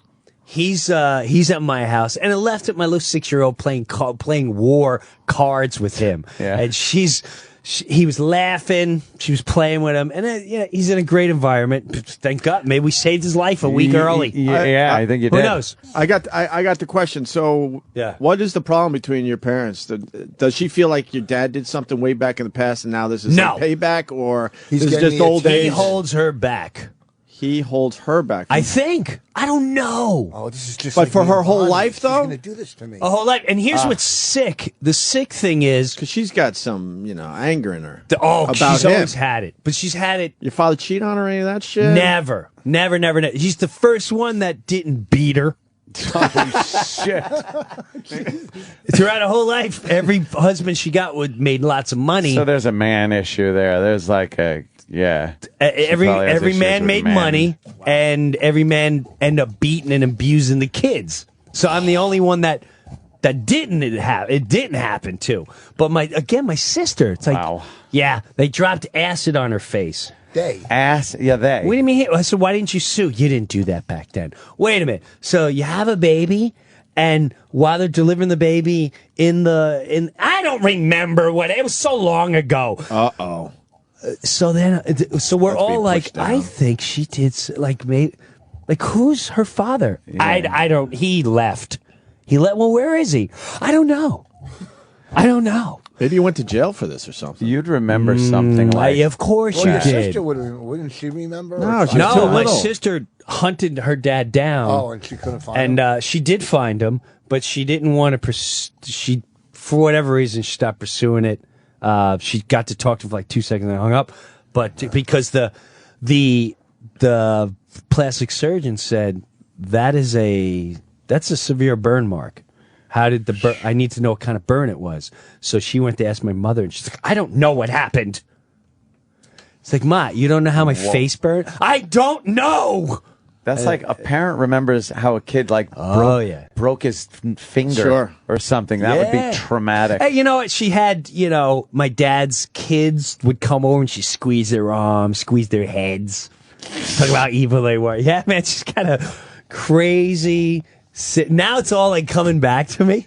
It's all coming. It's all starting to come back. So glad I took anxiety medicine before I came in here. Your mom, I always thought of her as just a sweetheart. She was. She is. Every time I see her. She has that side to her where she's funny, sweetheart, but she's got this sick, cynical, dark, evil side that Now I know why we get along, man. There's some similarities there. I think your mom has mine beat.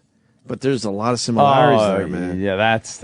I don't know many that don't have that beat. So if you want, she hasn't taught. But she'll deny everything. I was gonna wait to, later with my show, but I'm like, she knows it's gonna be me calling. We'll just give you this tape, and then you don't have to work so hard today.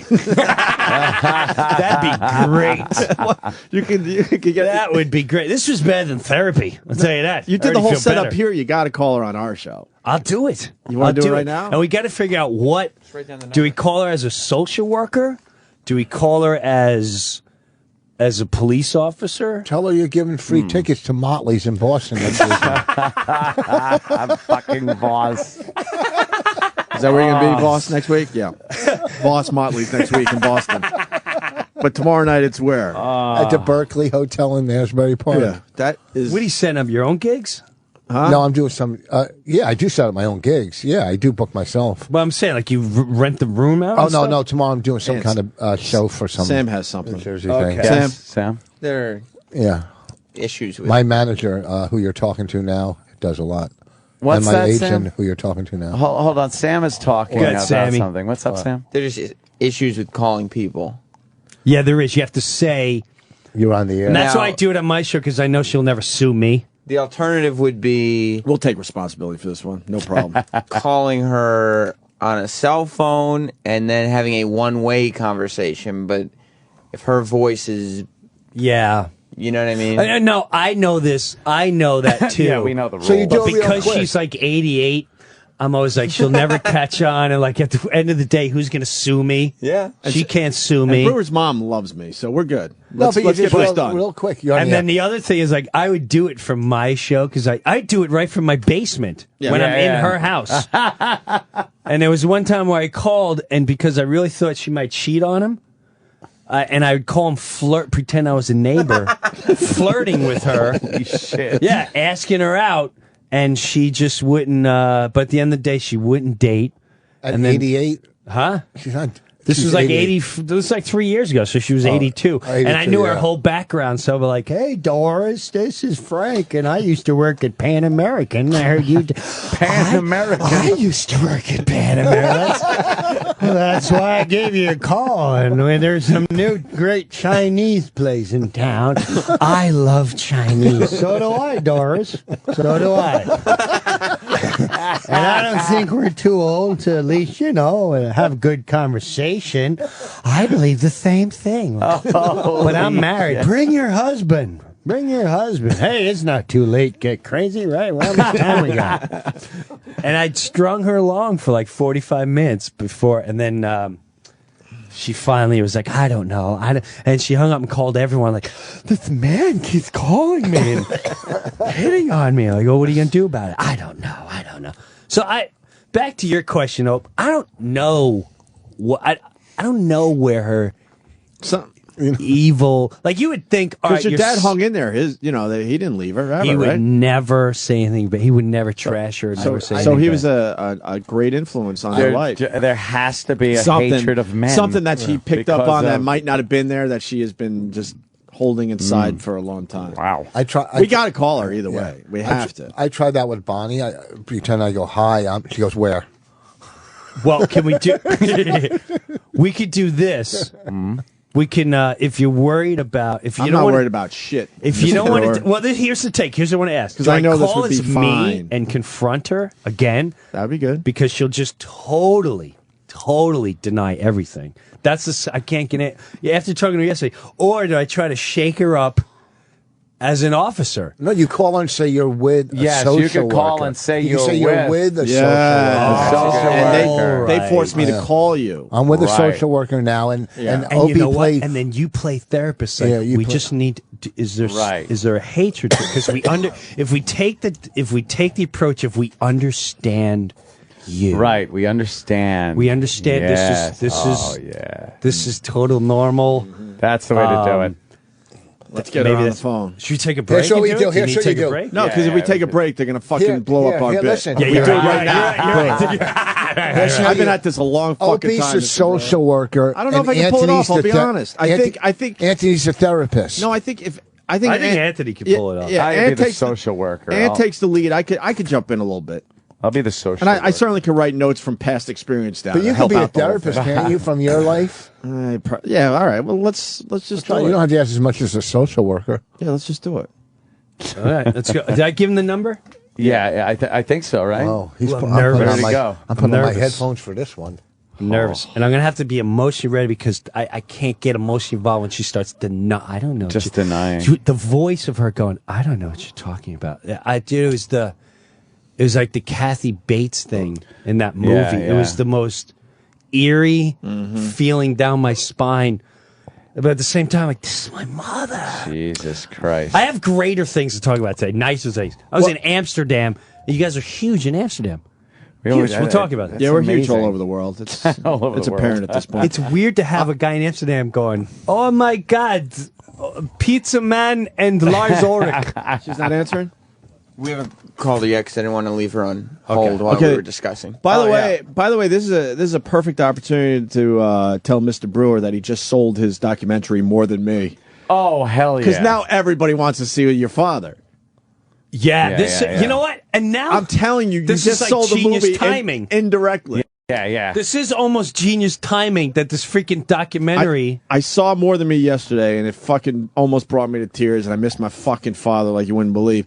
And basically, this movie, really fast, is Mr. Brewer, Jim Brewer, going on the road with his dad because he knew his dad needed a fucking break. You would love this, Rich. Yeah. What? Because he's your so he'll make you laugh hard. Oh, I saw the documentary. Oh, you're right. You're right. I love You it. and Bonnie Watch. We saw the. You saw it before it even was final. Okay, hold on, but there's tons of laughs in this thing. It's really dark at times and very serious, but it's really funny as well. yeah. And basically, Brewer, who's a rock star when he's on the road, drags his 85-year-old at the time father around with him for 30 days on the road, going in and out of these shitty hotels. Yeah, that's what I didn't get, the hotels.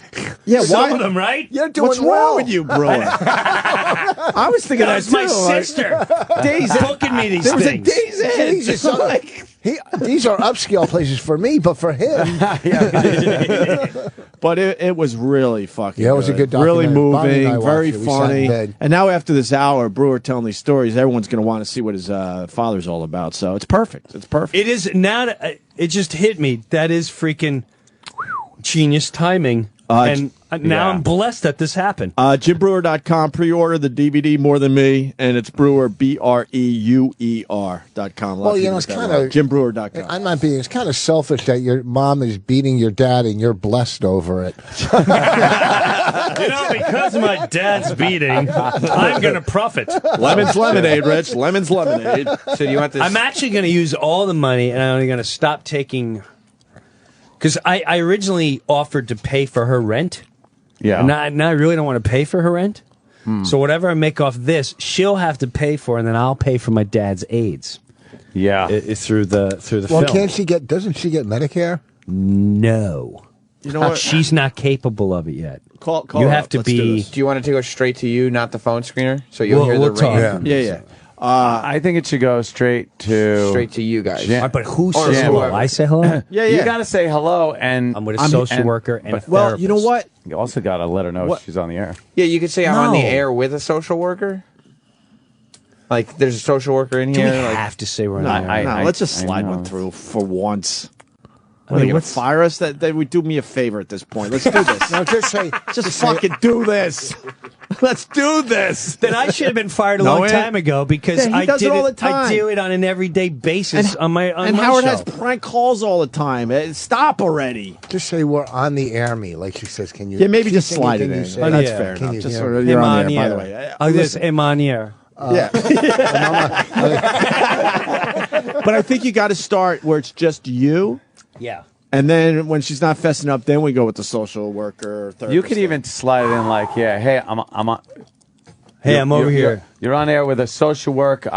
You're on air. I'm here with a social worker. Yeah, you're on air. I'm here. Like, you know what? Yeah, I'll make it sound like I'll make it sound like I'm goofing up. Right. Yeah. Okay. You guys word? It's an. All right, it's fair enough. All right, let's go. We'll get this done. You ready to do it? She can't You get in hear trouble? anyway, so. You right? No, I wouldn't give a shit about the company. Just It's Okay. another issue. just stammer through the. You're on the. Yeah, as long as you just say it. Okay. Okay. All right, we're calling her now. And we should hear the ringy dingy. You're going to hear the ring. Okay, very Deep good. breath, And then deep Brewer breath. goes. Will she wait? Will she get an answer? She should. Because she's going to think it's my sister in Florida, which she's still. With the burn She's mark? no out. Oh, my sister Okay. might be there. But you have to click the phone immediately when it's on hold, and then you'll hear the ring. I don't have to do shit. What's your social worker's name? You pick one. Take the count. Art Vandalay. What is your name? Charlie? Charles. Charles. And will be Bill Tetley. I'm Bill Tetley. William Tetley. But don't. It's just. Right. When we get just nowhere, here. then we ramp it up to the second don't level. worry about it. Yep. No answer? Well, what do we- Son of a bitch. What She's happened? not answering? I don't know. We're dialing right now. Okay. I don't hear it going. I don't hear it. Okay, pick it up. Go. Hello? Okay, we got rings. Oh, God. Oh, boy. Hey, if you call your mom, I'll call my mom. Hello? Hello? Mom? Yeah. Hey, I'm on the air. Listen. We got to seriously talk about... Listen, we have to really be dead serious and talk about what's been going on. I know. Okay? Now I have to help you also. I got a hold of a therapist and a social worker that I have here with me. Hello, Mrs. Brewer. This is William Tetley. Hello, how are you? Okay. All right. Now, they both... I just need to hear... Listen, I don't want you to deny what has been done. I don't buy that you don't understand what you did to Dad. I don't know what I did to him. You put your hands on him. I do that all the time. No, you hit him.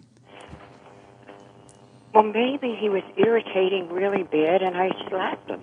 I might have. Yes, I might have. Okay, so yesterday, when I asked you if you did this, you lied to me and you said I did not hit him. I don't remember doing it, Jimmy. I don't remember doing it. Oh, Mom, you're as clear as day. I do not buy that. You're clearly lying.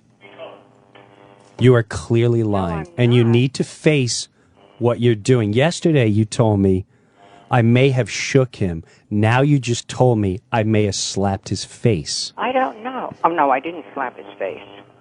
You'd slap his head? You pull his ears? I don't... This is written down in reports. I may have pulled his ears fooling around, but I never pulled his ears. That's not... You know, you and I, when he's screaming to say stop, there's reports that you would put down the water and throw it in. You dip your hands. Yesterday, poke in the back of his head.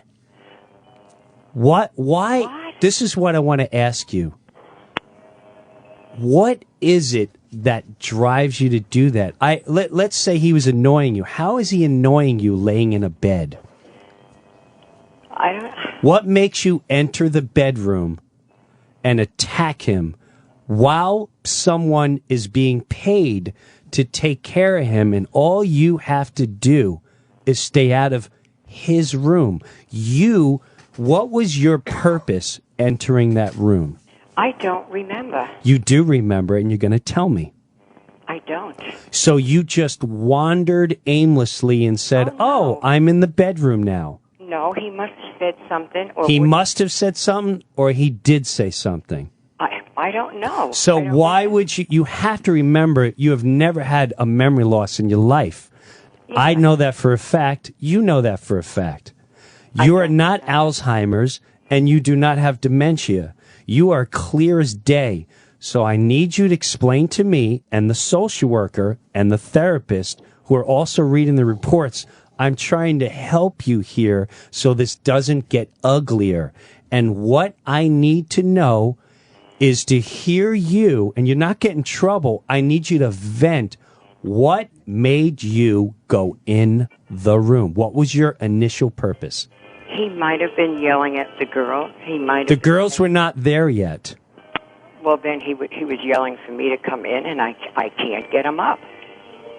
But you know you can't get him up, and you've been saying this for a year already, and thus, matter of fact, the bed, you can't get him up, and the bed is made so he can't even get out of bed no matter who's there unless an aide is there. You know that, and I know that. So please, again, explain to me why you would go in the room. If he has to, well, because I have to see what he wants, Jimmy. Okay, what did he want? I don't remember. He probably wanted to pee. He probably wanted to pee? So you remember going in the room, and you think maybe he wanted to pee? And I get the urinal for him, if that's what it was. And okay. I can't get his thing in the urinal, and he can't get it in the urinal. Okay, so that frustrated you, I guess. That's frustrating. Yes? And it goes all over.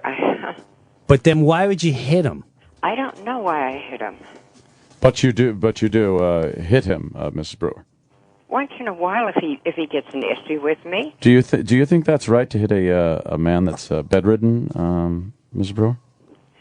No, it's not right. But sometimes it gets you. You can't You just can't control your emotions anymore. I think you have some deep-seated anger issues. I've read the reports, by the way, and there's definite bruising and signs of physical abuse to this man. And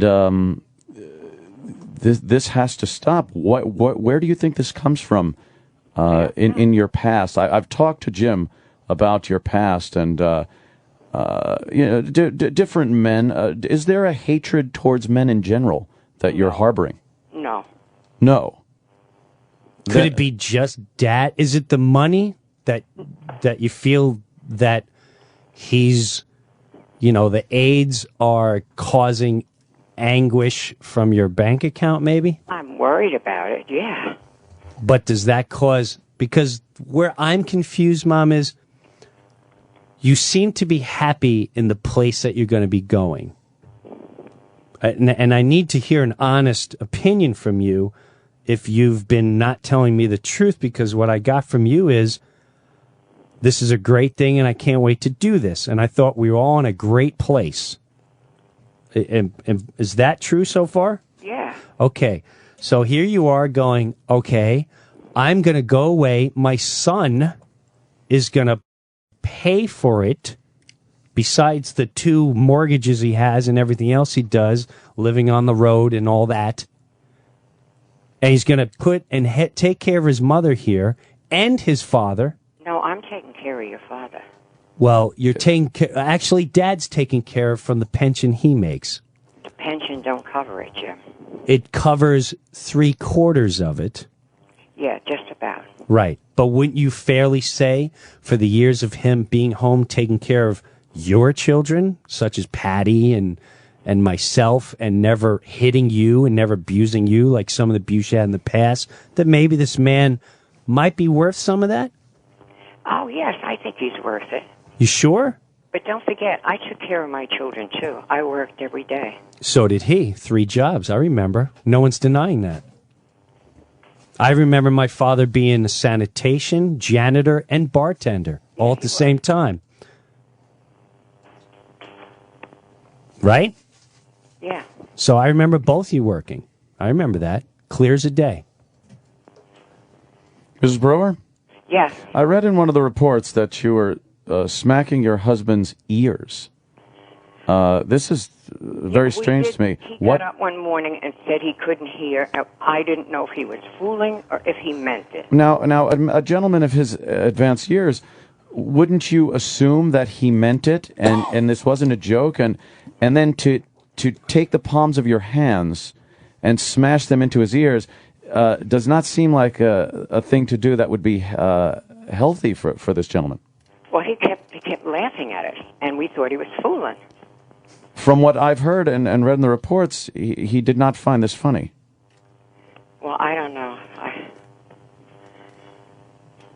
Mom? Yeah. I need to know where your violent streak comes from, because you clearly got worse the minute you got your place. And it seems to come out of almost like a childlike ha ha ha ha ha. And I just, everyone here is baffled, and I didn't think we'd be in this situation where I have to tell people she's 85 and I now have places concerned about you going there to live, afraid you'll lash out to a neighbor or someone else. Because if you are capable of doing what you've done, which you clearly won't admit is wrong, and you clearly will not even apologize for, but rather just try to find reasoning for it, then there is a major issue. If I will apologize to him. I don't think it's healthy for you to even see him right now, because I won't believe your apology, because it's more to just clear your air. It's not a true apology. It's just to say, hey, I'm cool, and this is where we're at right now. We need to find out. If at the end of the day you said, you know what, I'm not going to lie to you, Jim, I hate your father, or I'm not going to lie to you, I've hated him for what I can understand to a somewhat degree.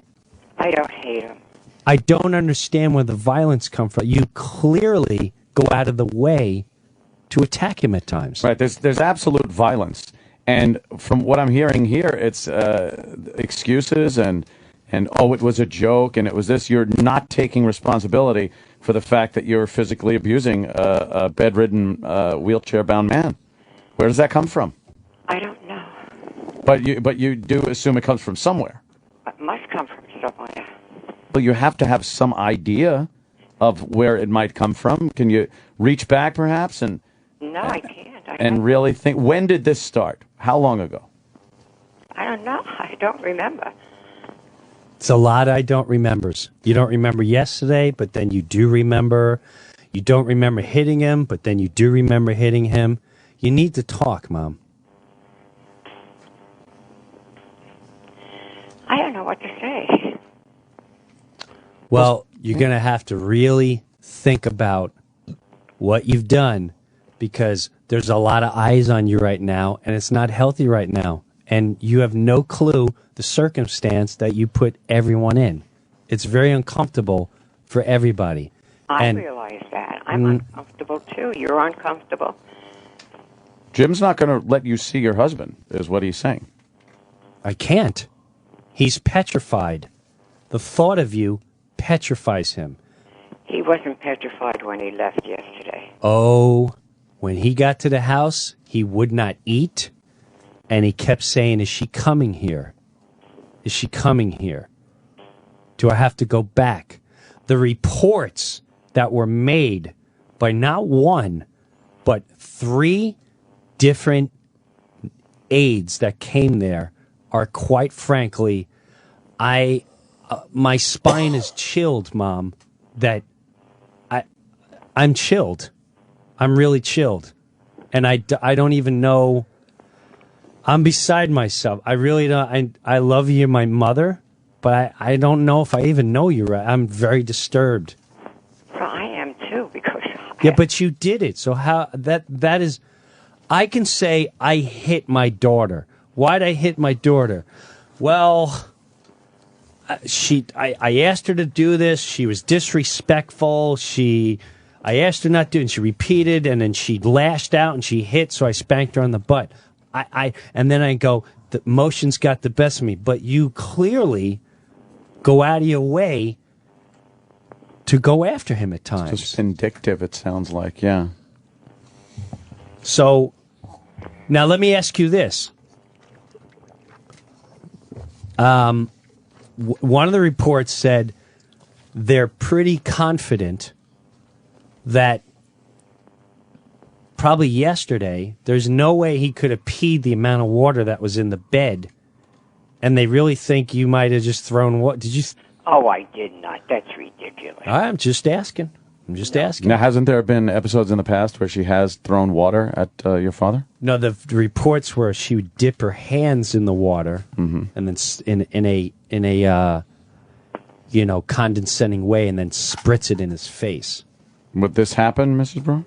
I don't remember doing that either. You don't remember a lot, I've noticed. She doesn't remember a lot. You know, of things. and you say there's no Alzheimer's or dementia. No, none whatsoever. She's clear as day. So how come you don't remember so much when these episodes are going on where you're clearly abusing your husband? I don't know. But I definitely didn't throw water in the bed. I was the one that said to him, "My God, this place is soaking wet." Okay. Now, would that be crazy to think that you may have done something like that when, in fact, we've heard stories of... Why would I do that? Well, why would you hit him? Why would you pull his ears? Grab Why'd you his poke him? arms? Why'd you do anything? To the point where they're bruised? There's physical evidence of abuse here. I don't know. I mean, we just want to understand. So do I. We just want to understand where this is coming from, why there's so much hatred, it seems, inside you. I don't know. You have to know. You have to. I don't. You have no clue. No. Is there a resentment that you have to your husband that... No. No. There has to be a little, Mom, which is okay and understandable. I don't think so. Do you feel anger because you think he's leaving you behind? Because he went to Jimmy's? Yes. No.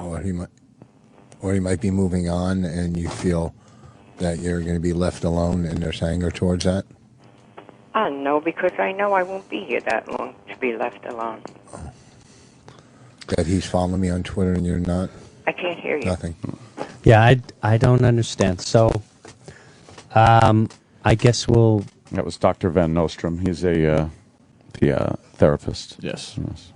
All right. Well, I would just think about things. I don't even know where to go because you, like I said, you clearly will not take action. You will not take responsibility of what you clearly know you did, and you're pretending like you don't know, and you're innocent, and you don't know what's going on. You know what's going on. You know what's going on. How hard do you hit him?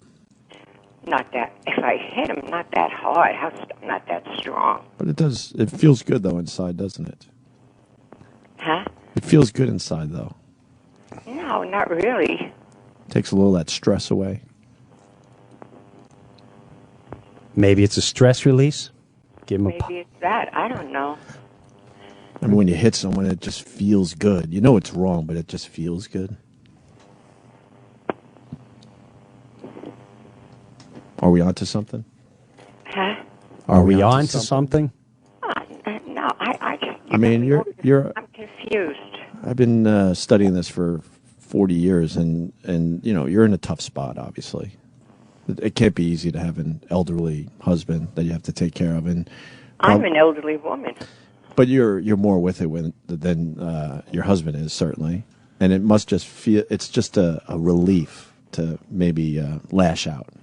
I think we could agree with that, right? Yes. So how hard do you hit him? How hard? Yeah. Not hard. Do you try to hold back, or you give it, you give it 100%?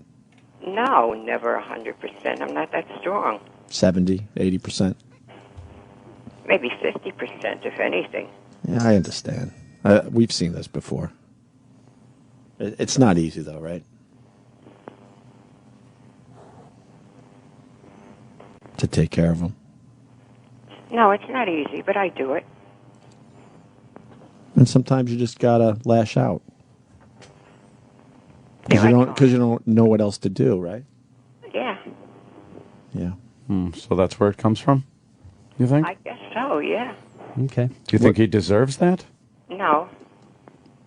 And you think of yourself as a rational human being, right? Not completely at times. Well, obviously at those times, that's not rational behavior. No, it's not. Why do you continue doing it? I don't know. We need answers here. Well, we've learned we don't want to take this to the next step. We've learned it's a relief. It's a stress relief. It's a stress relief. But this is what I also told you, Mom. Do you remember and I know you remember this. I looked at you and I said, Mom, when you're frustrated, when you're mad, when you want to lash out, call me any time of the day. And this was just a couple days ago. And you said, okay, what do you mean? I went, you know what I mean. Yeah, but I can't call you any time of the day. No, see, but what I'm trying to explain to you is you have openings and you have offers to approach these emotions you have before you lash out. I gotcha.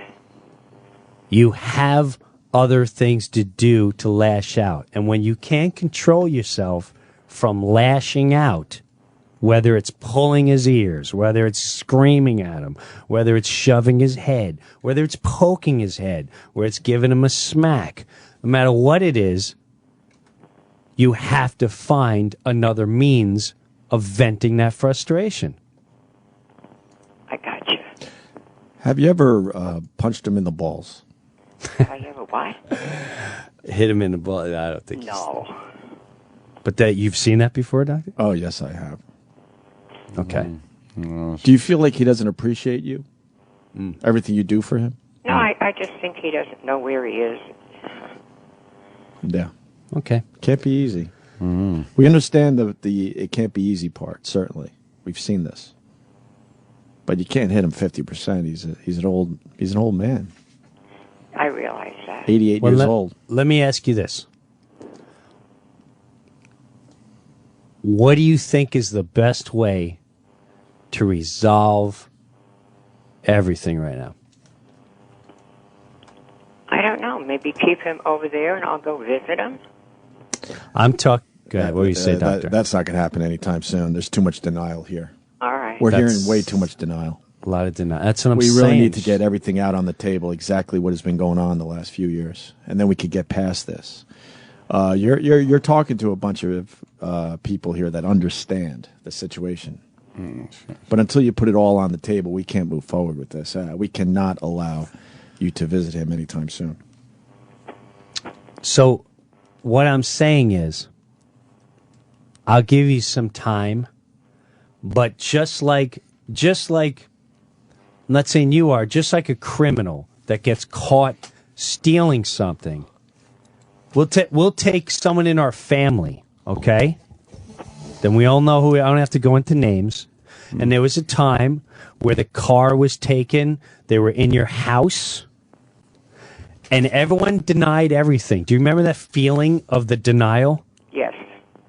And how frustrating, and we all knew. And not only did that person deny it, and they were a different person back then, we all know that, but even the family members of that person was like, I don't know what you did. They went on attack mode.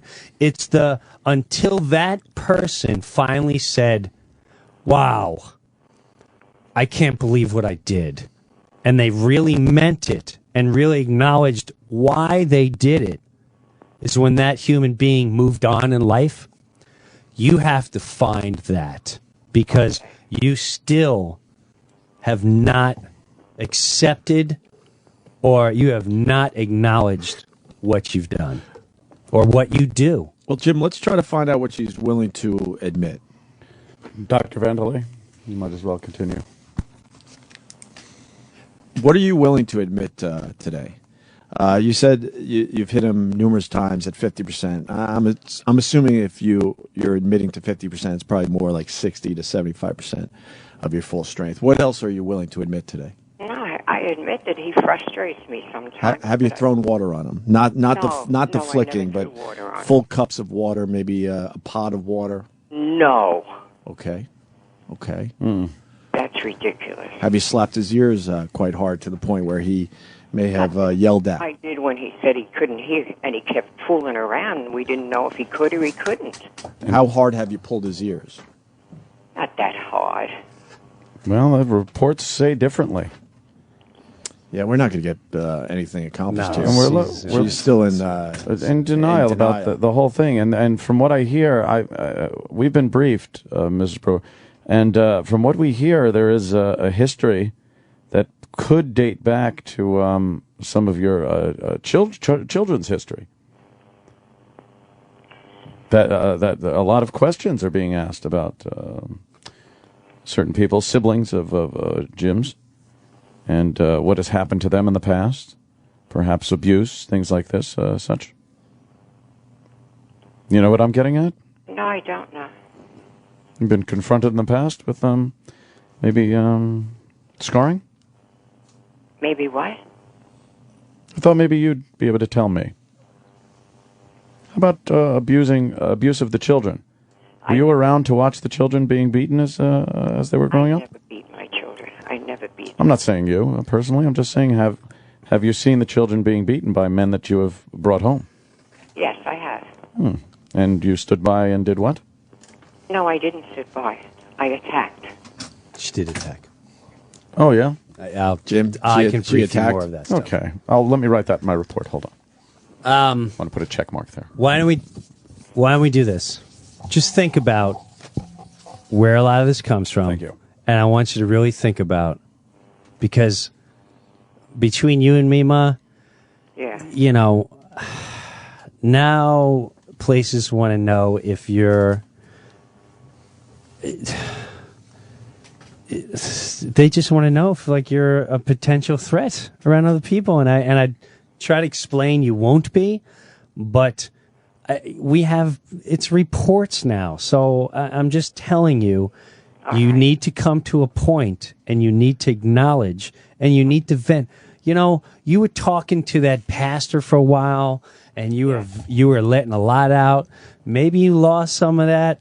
I don't know. I remember you at a different place, but you need to find something, man. I don't know if you pray. I don't know whatever it is.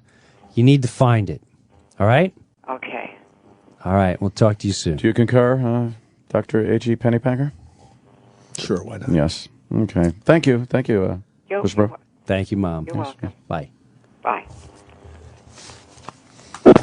Whoa. Dude, Oh, you scared me. I didn't want to. Wholly uncomfortable. Now, here's what's funny. No, I didn't want to go anywhere with that. Well, no, there's heavy stories. Well, we didn't know and how- the book, when she passed away, that book will be written. Oh, really? And it's heavy, and it's dark, but the past, she left one night, gathered up the kids after her, it's such a long story. She lived in freaking Brazil with this rich guy from Pan Am. Holy shit. Had a maid, but at the same time, the guy would come home, beat her, get into the kids, his own kids. And then one night, as my brother describes, taking a gun and shooting, trying to kill her out in the street, running around the car. They would hide at night with knives, waiting for him to come home, trying to kill him while he was sleeping. And then fucking crazy. Oh, dude, you have no clue. I asked my sister one time, what was the, when you just kind of like, hey, man, what's the best time you ever had in your life? And my sister, the one with the scar, said, the night we ran away from home and we got a hotel somewhere in North Carolina. That was the best sleep I ever had. Just in my whole one life. night of being able to just not Sleep. worry.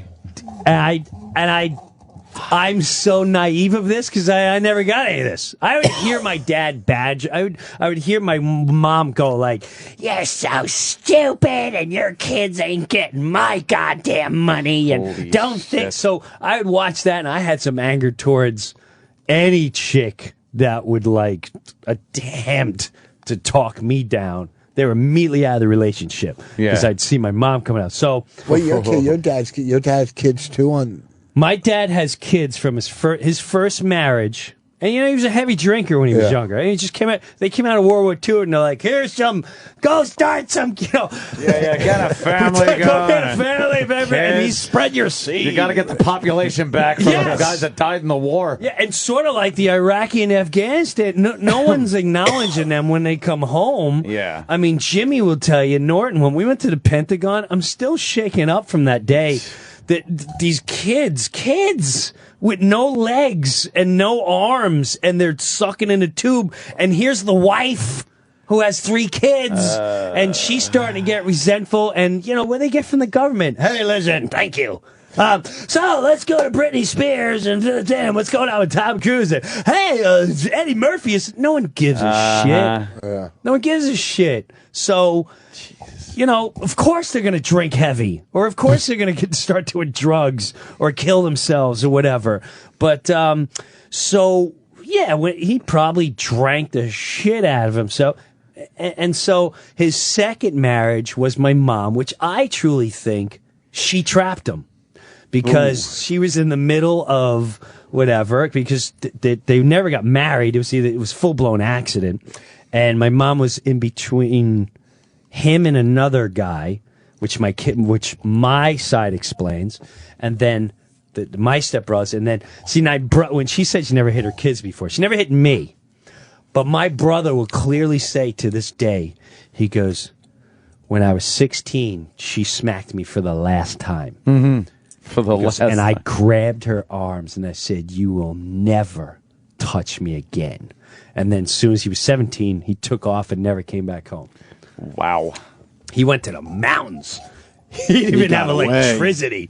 He just left. So I don't know. I'm waiting. It's going to be a great movie, great book, but it's wild, man. Well, Do you see that? Did you hear the? Oh yeah. You put us in a bad position because I didn't know how far we could take it. Well, so I went with the ball. I got scared. No, you were great. And then Ed's going with the scar thing. You were great therapy, and Anthony wanted to get that one, but I knew we were holding back, man, because I don't know. I didn't know where she'd go with the scar. I didn't know if she'd, but I knew the minute she denied going, I never hit my kids, and I went, all right, she ain't going nowhere. She ain't going nowhere. Let's just end this now. Dude, isn't that crazy? That's fucking wow. Yeah, the whole I don't remember. I don't remember. That's an easy way out of shit. In my own life, I've heard that a million fucking times. Like, just fucking admit some shit instead of this. I don't remember. I didn't do this. We all know. That is very odd. The whole I don't. That's psychotic. No offense. Yeah, it's psychotic.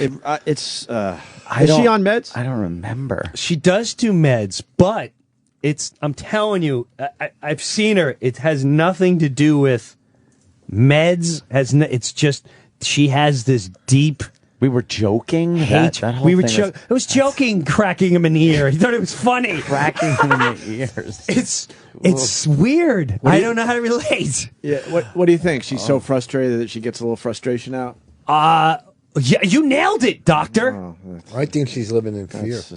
Fear of what, though? Fear of abandonment and being alone when he passes away. Yeah, you could be right. Yeah. And that's well, you know what, Rich? I know she definitely. Yeah, she definitely has that deep, deep fear because she often will she's say, bringing up money. You're right. No, he's right, though. She's living. Dude, what? Sorry, I just got to keep it funny. What? Cigars. You got to keep the funny, yeah. Cigars and Scotch writes. What's he got? Baby Jim's parents discovered S&M late in life, and your father forgot the safe word.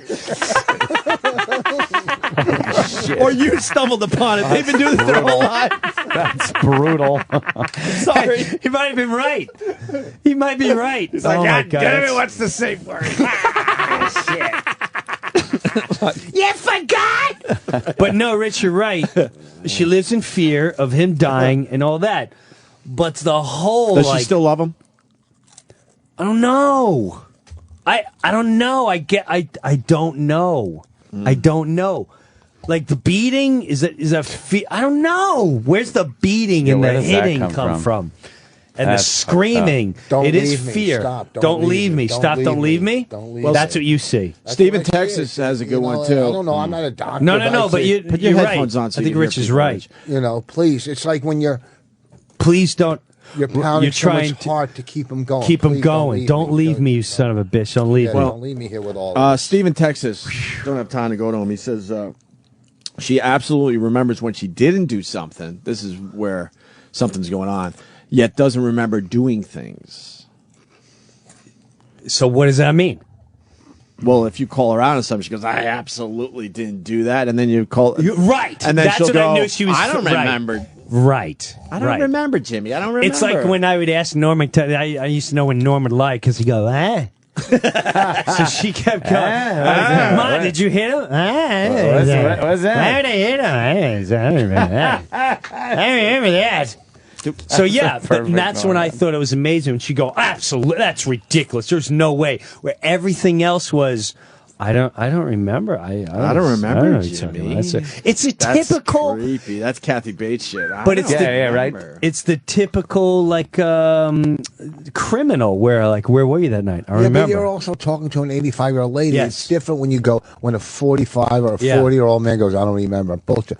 An 85-year-old lady has a lot. She's got so much shit going through her fucking head right now. No, you're right. Rich is actually making me feel better. But she's got going into a home, losing her house. Her husband's going to pass away. Right. There's a lot of shit going through her head at 85, where there's things that she cannot remember. Rich is talking from experience. I'm telling you. But she remembers. No, I believe you as far as the fear. Boss's old joke. Yeah. And she's petrified.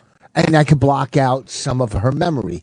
I don't believe it blocks out. I'm not saying attacking's right, but there is stuff that's going to escape her. But the other side of this, and how many things do you forget in life? I don't forget the traumatic. Okay, beatings. but you forget things. I don't remember every person I punched and kicked clearly hard. No, but I get what you're saying. I get what you're saying. Here's what I'll buy. I buy it comes from the fear. I think you nailed it with the don't leave me, God damn it, don't leave me. Because this brings up an interesting point. Her first love, she got married, pregnant. He was shipped to World War II and killed 2 months before the war ended. Oh, fuck. So then her father, her anchor in life, died a year and change later. And then her grandfather, 2 years after that. And then the only thing that kept her to her childhood memory and the ex-husband that died, that still to this day is her love of a life, was my oldest brother, who died a little over 10 years ago. And that just destroyed her. Everything she's loved. So everything she has loved, the real love, anything she has truly loved, gone away, was ripped away from her. So, yeah, there's some abandonment stuff going on there. Wow. I think it's from abandonment. Wow. Let's call her again. I'm kidding. Yeah, but you helped me be able to talk to her and be like, listen, I get the abandonment and now can you we're help here me, for you. Now can you help me get back in the improvs? Voss, you ass. No, thank you, Voss. Your Twitter that was awesome. comment was really good too, Reg. Very good. The Twitter thing. Jesus Christ, it is Twitter. Enough with the Twitter. Does my mother have blackouts? No. Why doesn't Jim get a nanny cam? Well, it's over now because he's in my house. You should have teddy bears all over that fucking place. Oh God! I should. Listen, I should. Teddy bears with those. When they say uncomfortable cameras. Opie and Anthony radio, this is probably that's right up the there. this is the most uncomfortable I've ever fucking been. Seriously, right? Well, because it's too real. It It's brings very everybody, brings me back to my fucking horrible life, his horrible life. Okay, but his everyone can relate fucking to it, father man. making him and you realize shower you're not together alone. with his That brother. people have fucking shit going on. Right. What's You're not that? alone. Good You times. realize you're not Good to get alone. real. Once in a while, it's good to get like a little it. real. And there was some Good laughs. times. Good times. Yeah, well, I love the S&M joke. That was funny. Oh my God. That is really funny. Safe word. I would imagine a lot of people are going to now pre-order Jim Brewer's more than me because now you can see his father. Yes. it's a good. As listen, Brewer it's a- takes it's him a on the great road for documentary. 30 days. And I will say, We saw the documentary. It's fucking. I will say I was very flattered by Rich because Rich, he trashes everything, Of attacks course, yeah. everything. And when you wrote back to me, you and Bonnie saw it and you went, "I love the documentary." I immediately went, "Okay, yeah. It's just- Where and is he's it? like, it was the first time I saw him dead serious. Like, no, I'm being dead serious. Yeah, we took. That was Matter of fact, unfreaking-believable. not only did we like it, the guy that did his sound levels, we're using to do ours. That's how good. I mean, it's you're fucking in good hands. Yeah, it's fucking. That guy's It's amazing. it's a good. Yeah. It's and we only saw he revived it since we saw it. Right. So it's better than when we saw it. Right, Okay. And I don't have to plug this jackass. He doesn't return my calls. Okay. I'm nasty having boss. dinner. Go Yeah. fuck yourself. Yeah. Okay. Really I get nothing out of fucking plugging boss. this fucking. All right. Wow. Do I could just go walk onto his tour bus? Go fuck yourself. But it's good. It's really good. Another side of Brewer, man. Oh, it's good. Hey, listen, it's good. It's a risk. real. You took a risk with this. I did, but I. But the it's- laughs it's are a good absolutely risk. there. The laughs. He steals the show. Yeah. He's so freaking funny in it. Yeah. The guy's an animal. He's a beast. Did you have God, to, did did you have to Hillary pay get for the Johnny Cash music? No. Oh, maybe I should bring that. No. up. Here's Sorry. the loophole. Here's the loophole in the Johnny I was really Cash. curious about that because there's Here's the motherfuckers now loophole. in music and movies. Listen, the money. This is why we had to score the whole freaking movie because we couldn't get the right. I want 8,000. I want 10,000. I want 12,000. So much is the movie's going to cost a fortune for 30 seconds of Yeah, of music. This and that. Yeah. The Johnny Cash part, there's a loophole when you make a documentary movie. If you're not going out of your way to put that on, like if it's playing on the radio or television, and it just finds itself in the scene, and it's not like purposely written in and all that, which clearly when you watch it, you're like, this just happened. Well, can I take you inside the process? You and your dad probably sat around for 8 hours waiting for the radio station to play the proper song. Yeah. And then it starts and you go, all right, action. You got it. And go. Right. So Don't that, fuck this take up. Right, exactly. Well, so we're going to have to I'll wait hit another you. 8 hours. Jim's hitting his ears. There's a lot of fucking bro. Leave your dad alone. What do you there's a lot of talented people out there. we could never afford a song. We want Isn't She Lovely by Stevie Wonder. So if any O&A fans there's some talented fucking O&A fans, if you can come write a song close to Isn't She Lovely without us getting sued. A sideways version of it. Like, isn't she kind of pretty? Isn't she? Well, you beat up all the listeners, so they're not going to help you out. What do you think a Stevie Wonder song like that would cost? Isn't she lovely? You can't even touch it. Nah, you ain't touching that. So, Brewer, way. the music in your film is all original? Yes. Holy shit. It's the guy doing Rich and Bonnie's film, and that cost a couple grand, but, a couple grand compared to 20, 30, 40, 60 grand. Yeah. Try to put out a I'm not going to make money off this. No, we're not using the music. We're using your sound leveler guy. Oh, the leveler. The leveler. He's fucking brilliant. I know he is. He's fucking... I know. All right. He's brilliant. I know. No one cares, Rich. Yes, he does. I'm talking about Brewer's You care movie. and Jim cares, but the guy from fucking Philly right now doesn't care. That's not Hillary Clinton, is it? Hey, look how bad she looks. She grew her hair out. Yeah. Oh, my God. You know who looks good? Jane Fonda. She's got my hairstyle from 73. AAF hat. She's like the new lead. Brother man. She got my brother man hairdo. Yes. That's how I used to look. Have you seen... What? Nothing. Jane Fonda, 73. She looks fucking smoking. Not good for you. She's a fucking communist. I don't care. You'd still fuck her. Oh, my dad Sitting still on won't an even anti-aircraft talk fucking- to her. Nope. Not to talk. Like he doesn't even want a name mentioned. The older generation, Yeah, like she's not hates her. Oh, I know. The newer generation, maybe they have a little more of an open mind. Commie but bitch. Right. The older people out there, they fucking hate her. that bitch. Yeah. Jim Suck Brewer. Charlie's cock. Did we do the movie justice? Oh yeah, more than sure? me. Yeah. Well, Anything else you want to add? Paperback is out. Cheaper book. The paperback more than me is out. Oh, this was based on a book? No. I'm sorry. The paperback. I can't even think straight.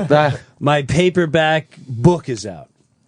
Of I'm Not High. Enough with these fucking overachievers. Go to Motley's next week.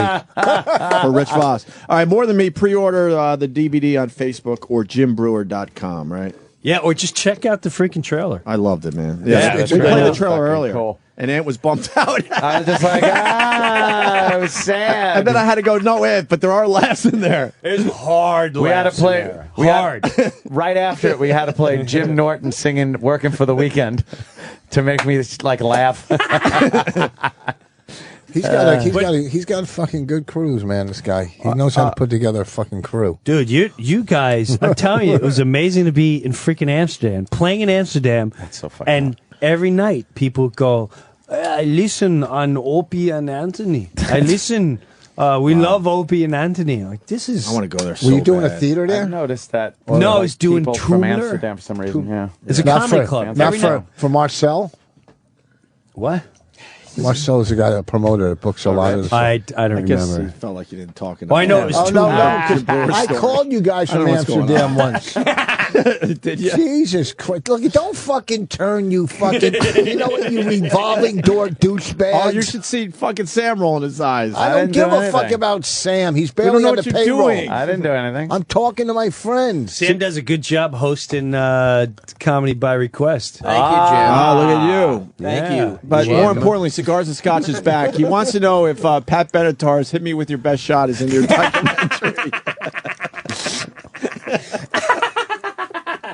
You need humor. Thank you. Yeah, Thank you. You need that. You need that. this is true. You gotta laugh. Rolling Stones, shit. one hit to the body. We could go all day with this. Poor Good dad. stuff, man. Hey, he's in great A shape. war now. vet. He's in Jesus. great That's good. shape. That's fucking very good. He's in great shape. You You see have the a- movie and laugh hard. You have a Pizza Man update, I heard? Here's the Pizza Man update. For the people that have been Dude, following that saga. let It's me- too long to get into now, so just give the update. Here's the update. We're going to court. No. I so badly just want to give the court date and all that so people can come People watch. show up. Because you can go to a court and watch. Yeah. But here's the interesting that he's got 2 court dates that day, 2 different Oh, for 2 scenarios. different things. Yeah. Same day. And because it's open,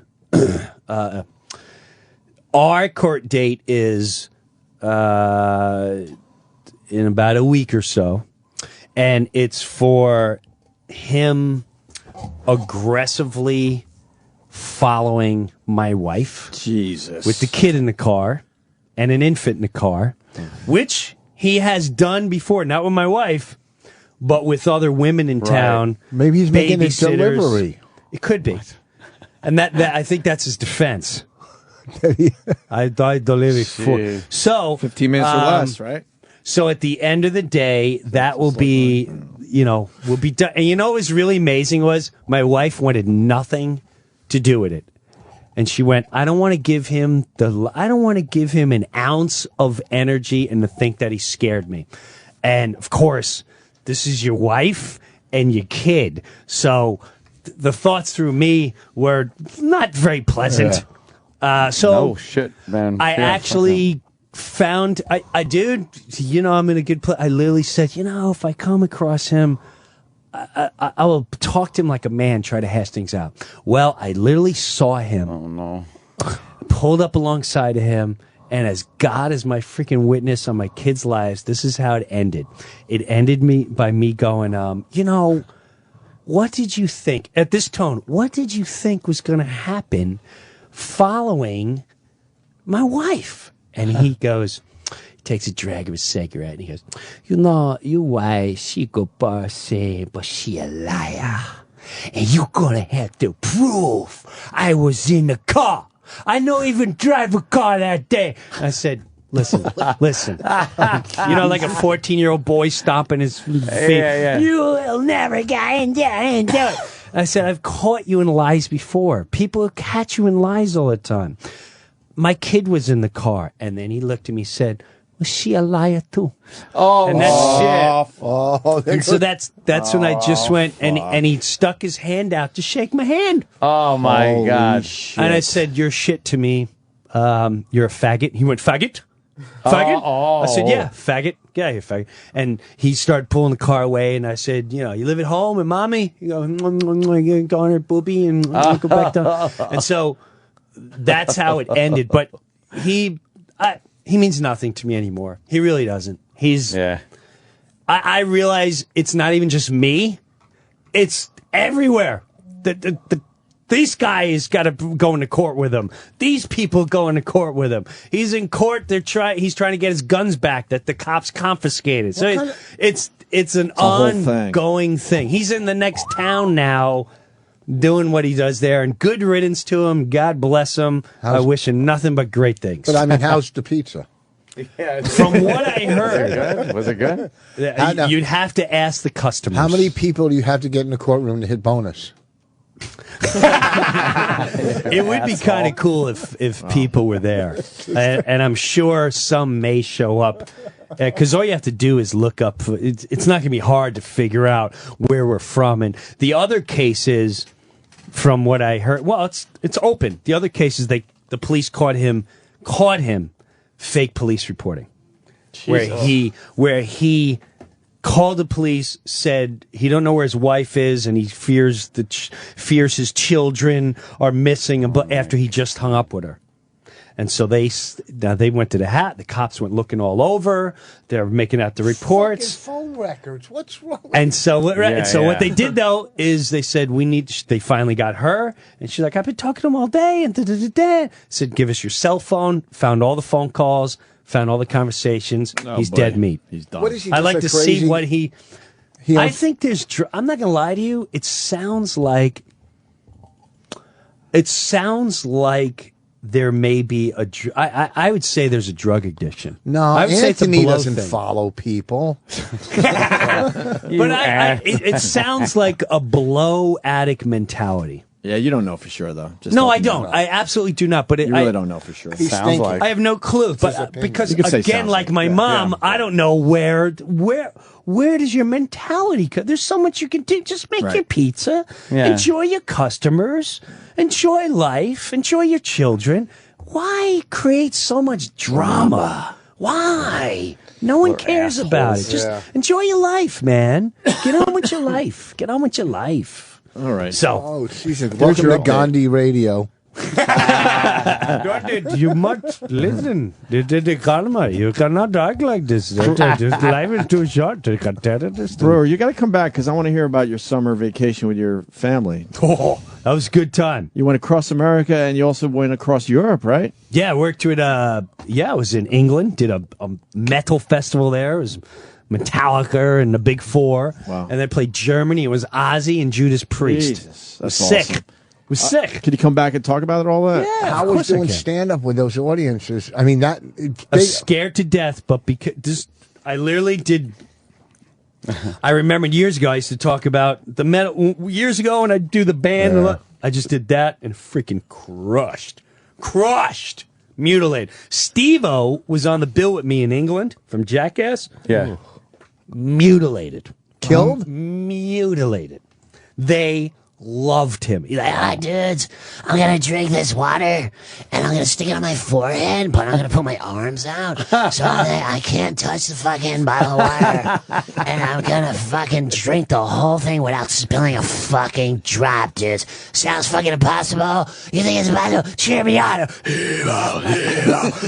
And you know what he takes? He puts on his hair. He does his whole circus act. In 2 minutes, he's drinking a thing. Now I'm gonna fucking light my hair on fire, and I'm gonna fucking do this somersault, dude. Dude, it's fucking amazing. It's because I'm doing Pilates, and so I'm gonna fucking jump over the table and blow my fucking hair up. I need you to fucking chant, dudes. I fucking light on fire. Bling bang. Hey man, good night. Thanks, fucking England. It was really fucking cool to be here. Fucking. He just mutilated. Did you have to follow him? No, thank God I went before him. Wow.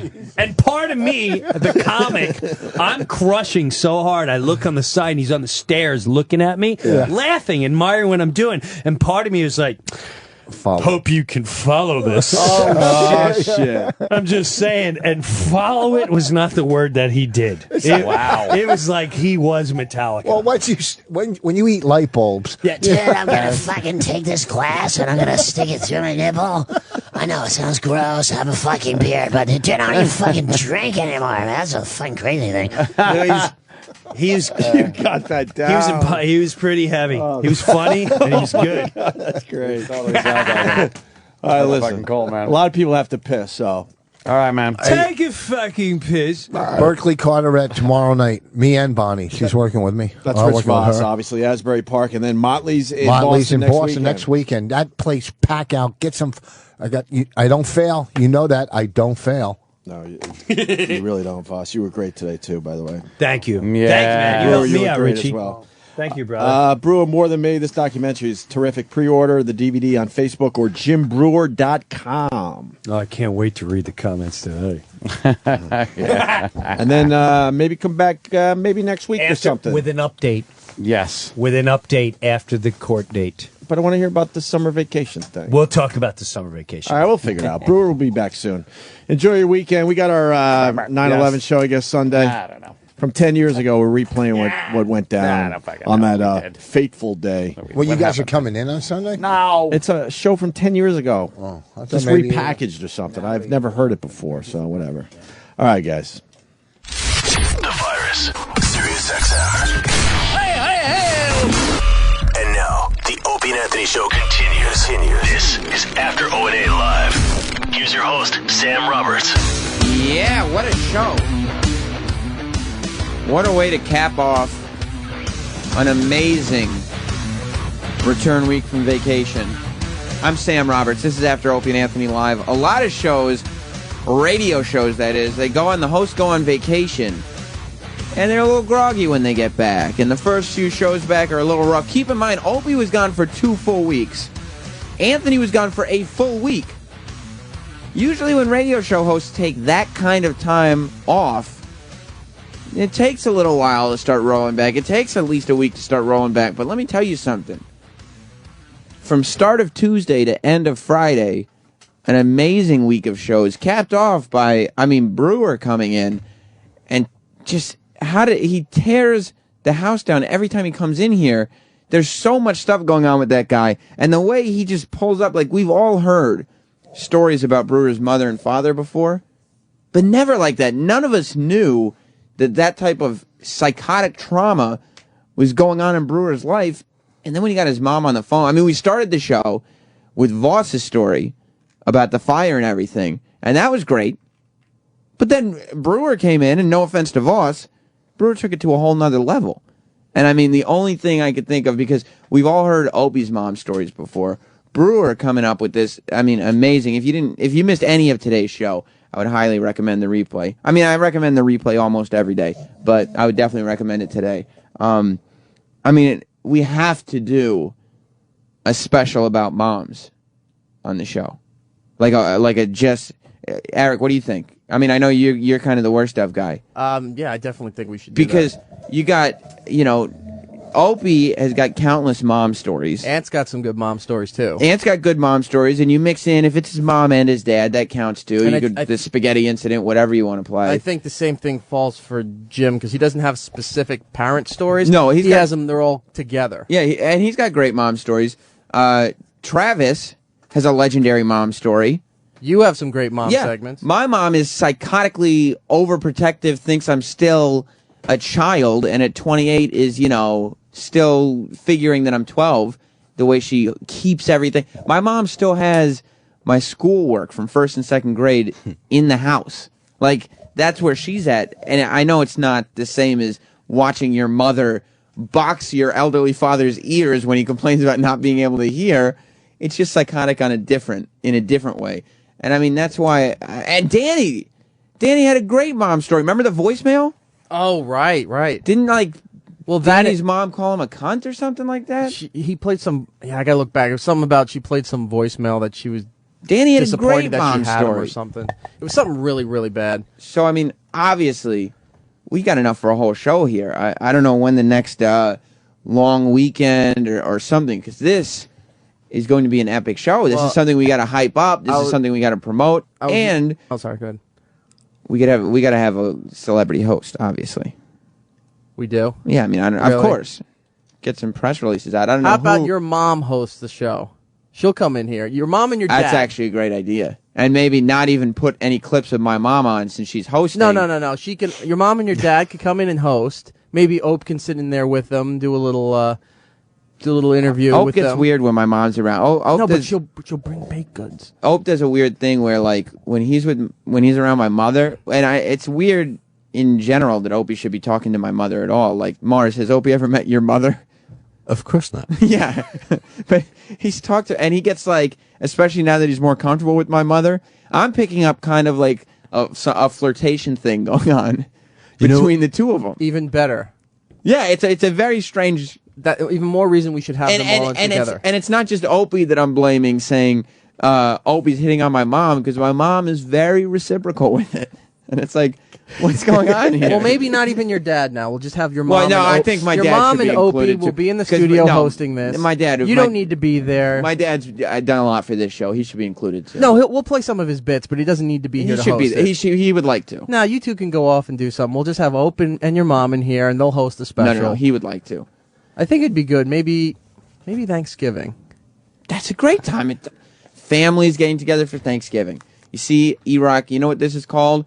Radio synergy. Ideas coming together. So it's settled. Opie and your mom will host the family special for Thanksgiving. Here's why that's not going to work. Moms. That's going to require Opie to be here longer than 30 seconds after the show is off the air. If your mom is here, he'll stay. If there's some baked goods here, he'll stay. And that'll just get weird. We do have some show business to conduct. We didn't get to it today because obviously we had a packed show. First of all, Paul's back. You're filling in on the phones for. Are you here just today? Or are you gonna be here next week? Semi-regular basis. Okay, so why don't we call it, instead of you call it semi-regular basis, I'll call it a week-by-week basis and call it that. But for those who don't know, Paul used to intern with the show, and now he works here at SiriusXM. That's now he's a freelance Opie and Anthony producer. I've heard from you. Yeah, apparently he's a freelance Opie and Anthony producer. He was here a couple weeks ago, and I guess he's going to be on the phones for a little while. Troy's doing a little production or whatever, but I figured they wouldn't let you back in here after your last week, but apparently you did all right. Apparently I did okay, yeah. Are you? Well, this is huge then. You're going to be here next week? Certain days, yes, I have to. Eric, is next week when the interns are starting? I believe next Tuesday, the first intern starting. Paul, you are going, and they pay you to be here, right? Yeah, I get a paycheck. You are going to be a paid employee of SiriusXM on the Opie and Anthony show with interns. Yes. Under you. Which I used to be. You used to be. I mean, that's got to be like a dream. I'm thoroughly excited about it. And by the way, there's a countless number. Love Buzz, Evan, David, everybody is sitting at home right now just crying. Like, Jared. Yeah, Jared the Fish Boy, Bagel Tits, Craigie Bra. Bon Jovi got a job. Not here though. No, but not here. But he got a job. Bon Jovi is sitting home. Every intern, most of the interns still listen to the show because they were all fans. And every intern is sitting there going, you have to be fucking kidding. Matt Ryan, Fat Matt Ryan. And Fat Matt wanted it bad. Matt and I have been in contact recently for... I bet you have. That's kind of... Hey, Matt, did you hear the news? Yeah. No. Real class act. I've been trying to get him in on my other gig for the in the sports department. You're trying to pay it forward now. Yeah, now absolutely. You're like, listen, Matt, I'm going to take you under my wing and show you the ropes around here. Not that I'm kind of a If serious that happens, guy. Paul, you got to send him for coffee and stuff for it. Absolutely. Are you hooking up? What about Evan? For those that don't remember, is the intern that pissed his pants, and him and Paul used to fight like women all the time. Are you going to hook Evan up? I want Evan back in here. I would love to. Look, Matt Ryan. The last time I spoke to Evan, it didn't end well. And why not? He's changed his phone number since. He's a psycho. Him. He's out of his mind. Yeah. Matt Ryan, if you're listening, former intern, I like you. You're a good guy. I like to talk about wrestling. You're a nice guy. But Evan is a strange bird, and I really find him intriguing and interesting. And that's a person that I would want to talk to every day. Like I went to his house once and met his parents. Oh my God. You see where it comes from. That's right. Evan once got thrown out of his house because he was all hyped up on Ritalin and tore apart his room one night. And his mom walked into his room in the morning and was like, you have to leave. What are you doing? What are you doing? Get out. And he was kicked out of his house for like 3 days. Yeah. That's the type of interesting personality. And I mean, if we get Steve Sturniolo in here at some point, today, tomorrow, whatever, he will assess to the fact that before there was an after show, when Evan and Paul were interning here, I would just do the after show for myself, talking to Evan and Paul in the hallway. Like, for whoever was listening. Remember the day we hit his backpack and he was breaking into other people's studios looking for it? Yeah, all the interns, I guess, I don't know what goes on with the intern, but the interns, like Paul had the other interns hide Evan's book bag, and then Evan was just flipping out, and I walk in, and then the interns are just exploding. That's the intern class I want, when it's like they just go crazy when left alone. It's a great thing, Mom. Oh, it's like substitute teacher day. Where when you were in school and you'd go out of your mind and do whatever you could because the teacher was gone. Right. So. It's like, we left you alone for 5 minutes. Why don't you guys just go home? Why don't you just leave? Yeah. We don't want to go home.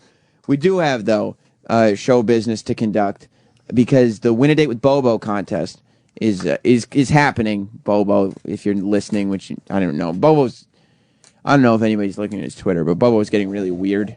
And this Win a Date with Bobo thing, we have sponsor ties to it, so it has to happen. Like, it's not like we're like, yeah, we got to get Bobo back on the air. Like, this is, what'd you say, Roland? I have a message from Steve Sturniolo. Yeah?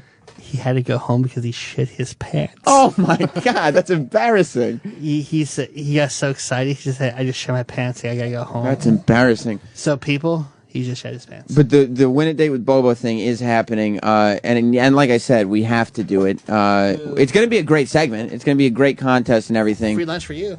And I get to have a free lunch because I'm the chaperone. But I mean, I don't know. You go to Bobo's Twitter if you know what it is. I'm not going to plug it. He's getting very, very weird nude pictures, not solicited by anybody that has anything to do with the show. One photo looks like he's dead. Yeah, I mean, and none of this has anything to do with the people who work on the show. The show, the staff, nothing. It's very strange. So he's getting weird. But we are gonna talk to him next week. I think it's next week when we actually do this contest. But we need to finalize a list. I think if Danny's around, I don't know if he's listening, but we should have Danny also help us select the finalists because I think we have 8 girls.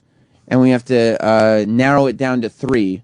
and I feel like this should be a group activity. You want Mars, Roland, Paul? Yes, absolutely. You want to help out? Absolutely. Eric, I mean, we'll describe him to you, but you won't be able to see him in there, I guess. Well, describe it like I'm listening on the other end of the radio. That'll be my motivation. She looks better than your brown shirt. Compared to your tight jet shirt? Ouch, that is a workout shirt, Roland. You're not tricking anybody. Yeah, it's too small and you don't work out. What What about you, brown silk? Would you buy that at Piffs R Us? Yeah, do you know what? You get that? You get that, Roland? I'll make a proclamation right now. Roland, that was a Hulk Hogan's autograph for somebody will be ruined. Ouch. That was a Mikey Piff joke. And it's to be the yellow one for his nephew. Oh. I take down you and I take down your nephew, sir. All right, let's talk about these finalists. Danny's making his way up the hallway as we speak. The first finalist here, we all know her. Actually, and this is fine. This is Lady Trucker. Holy shit! Lady Trucker has called into the show a lot over the years or whatever, and she actually has followed me when I host Raw Dog. I've been hosting Comedy by Request on Raw Dog every day this week, and Lady Trucker has called in every single day to Comedy by Request just to drop the N-bomb. That's Sternio's girlfriend. But I don't know who his girlfriend is.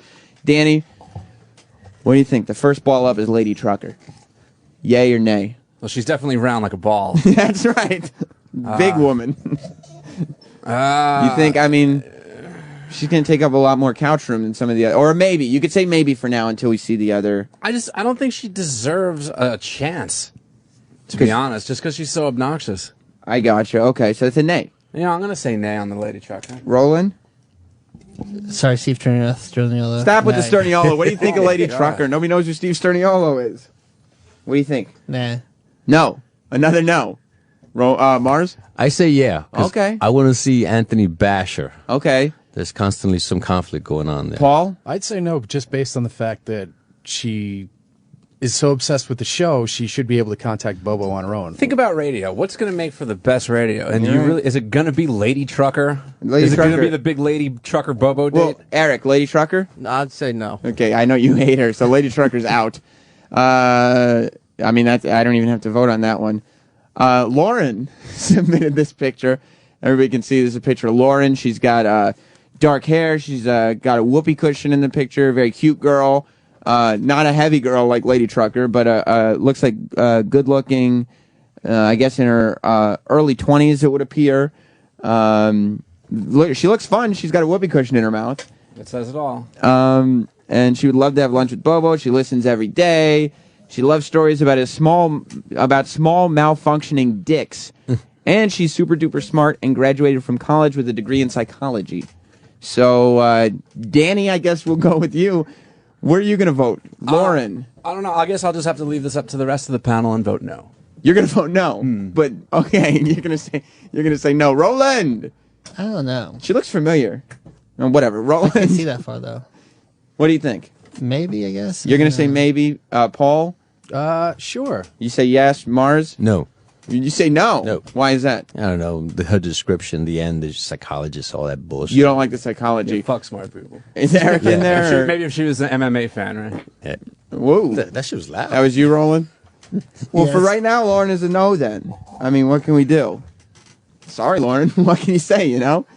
Laura. Okay. I mean, doesn't look as slim as Lauren, but definitely slimmer than Lady Trucker. She's a blonde. She's been married for 12 years and has no children.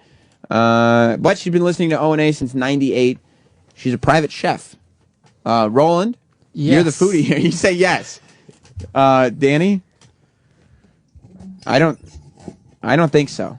I don't know. I mean, I'm looking at Bobo's best interests here. Yeah. And I know that we still have a few more contestants to go, but I'm going to save some yes votes for some more. Because we can always go back and. Yeah, I'm going to save some more yes votes. So right now I'm going to be a no. Mars? She's married, you said, right? Married for 12 years. I say no. Eric's not in there. Paul? 12 years, no kids? Yeah. Well, all right, we're saying no, I'm feel gonna like. say no, Okay. yeah. All right, no on Laura. I want Okay. Bobo to have the best time possible. Okay, well, this is a cute girl here. Courtney, half Polish, half Filipino, 22, from Connecticut. She looks cute. Very girls next door. Not girls next door. Girl next door. The Filipino is evident in the skin tone. Dark hair, little T-shirt and jeans. Yeah, it says that she's got a bachelor's in communications, so she must have went to college. So she's out. Mars won't like that college bullshit. Paul, what do you think? I'd say yes. Give him some exotic flavor. Yeah, I mean, Bobo did say that he's very open to different ethnicities. Roland? Sure. You say yes, Danny? I'm gonna say yeah because she's half Filipino, she's half Polish, so she might be stupid enough to give him a hand job. And I say yes. You say yes. So Yes. Courtney's in. Congratulations, Courtney. You just are won a chance to be one of the 3 finalists that are going to come into this studio. Next up is Andrea or Andrea, another one who I would cute in the cute category. Cardigan sweater, so it's kind of hard to exactly see the full body type. Dark hair, shoulder length, brown eyes. 29 years old. She lives in Alabama. She's a former teacher in NYC and Alabama. But Travis assured me that all these people would be able to come to New York. I say yes just to see if she will actually make it. Okay, that's a good, somebody from Alabama making it all the way. What do you think, Paul? Eric's back. Eric is back. Eric. I'd say yes because in the hopes that she'd have an accent and Bubba wouldn't be able to understand her. Okay, Danny? Well, I guess we're running out of chicks, right? How many we got left here? That's 5. Of 8. We still have 3. Still have 3 to go. 6, 7, and 8. I'm holding out. I'm going to say no. I'm holding out. I'm going to say yes. You're going to say that's enough yeses to get Courtney through, but we could change our minds. Tiebreaker or something. I mean, that's not Courtney. That's Andrea. So Andrea. She's a yes for now, but we'll see what happens. All right, well, this chick has to win. Is that transvestite? Christy, she doesn't look at no. Christy Ann is I would say yes just to see her come in looks studio. a little resemblance to Jess. You think so? Just a little bit. All right, well, you just saved my ass. Yeah, I mean, I don't very. think she looks anything like Jess. Is way cuter than that. Hi, Jess. No, okay. Well, But, I mean, I think that too. She's from Wayne. She's 23. She's a college student, so Mars doesn't like educated women. But I mean, I would say yes to Christy Ann. Me gusta. Yeah. Okay. Mars. Yes, absolutely. Roland. Yes. Paul. Of course. Eric. Yeah. Look at the Pips. Yeah. Yeah. Everybody. Christy Ann, you just are definitely in. Because look, I mean, there's strategy involved in this as well. I mean, it's not like we're just picking girls willy nilly. The hotter the girl is at this point, right? Like, the more nuts Bobo is going to get. I mean, Bobo could froth at just about anything, but I mean, if there's like a super smoking girl sitting across the room, the table from him, I mean, he's going to be. And the way that you have to win this contest is Bobo has to remember how you describe yourself after you orally dictate it to him. So yeah, I mean, Bobo freaking out would be much better. Yeah, you know what? And I think a girl like her might throw him for a loop because he's not going to be paying attention. And he's just going to be staring. It looks like here in this picture she's wearing some kind of bustier or something. So hopefully she could wear something revealing to the studio to really excite Bobo. I know Bobo likes breasts and butts, so that's something unique about Bobo. All right, so Christy Ann is in, or I think that's how you pronounce her name. Next is Jackie. I see. You have to be a human person to enter. Yeah, this that's contest. a tiger. But Jackie is 26. I guess it's Which one this is one. Jackie? Well, that one's brown? an old woman. Jackie is 26, so I'm assuming she's the blonde. Daniel would benefit to be seen with a woman of my caliber. His experience with me would help boost his loathsome self-esteem and pathetic public image. So she's very full of herself. She's definitely bashing Bobo and thinks that her shit don't stink, is what I get from that. You like that, so you're going to say yes. I say yes. Because you like to see somebody get bashed. Eric, what do you think? And how are we doing on time? We got about 10 minutes. Oh, great. How many slots are left open? Well, they're people. They're women. Incredibly rude. I apologize. I mean, technically we have 3, but we would if we said yes to her, we would have to replace either Courtney or Andrea, and there was some question we could about always go back. Keep her as a maybe, though. Okay, I'm gonna. Well, I know maybe I'm speaking out of turn. I'm gonna say yes because I'm reading her description, and there's a piece of that that's just blaring. That screams fun, and the part is, although I am not a regular listener to the Opie and Anthony show, as I do not have satellite radio, my uncle keeps talking about how great the show is and has persuaded me to sign up for this contest. Okay, that is a good reason. Okay, she might have just taken Andrea's spot. Because, look, I would love to see this girl who is not necessarily familiar with all of Bobo's...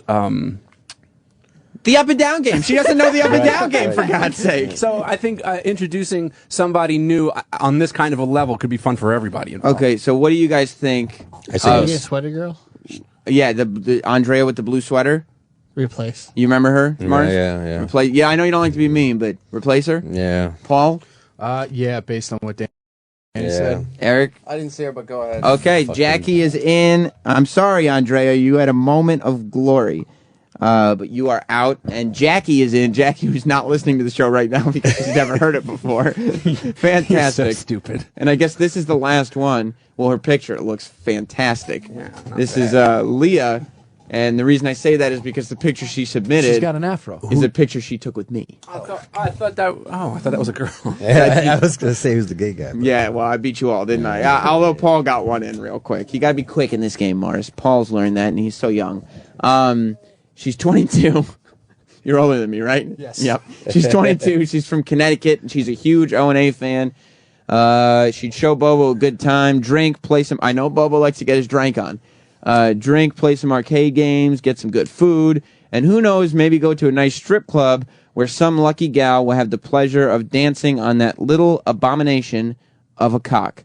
Now, it sounds like she's in the spirit for a good time, but what I don't like is... she wants a stripper to do her dirty work for her. Or she thinks she's fun, though. I say no. You don't like a girl who thinks she's fun. Eric, you're shaking your head? No. You don't like the vibe? Yeah, you know why? Because she's a cock tease. You think so? She's like, yeah, we're gonna go out to dinner and play games and drink, and then you can do anything that you want on your own. Well, she says, I sure wouldn't mind winning $1,000 to start nursing school with either. Oh. Now, I know, then Mars, hell no. you say automatic It's no. not education. It was the psychology part I that know got you on my don't like nerves. education. No.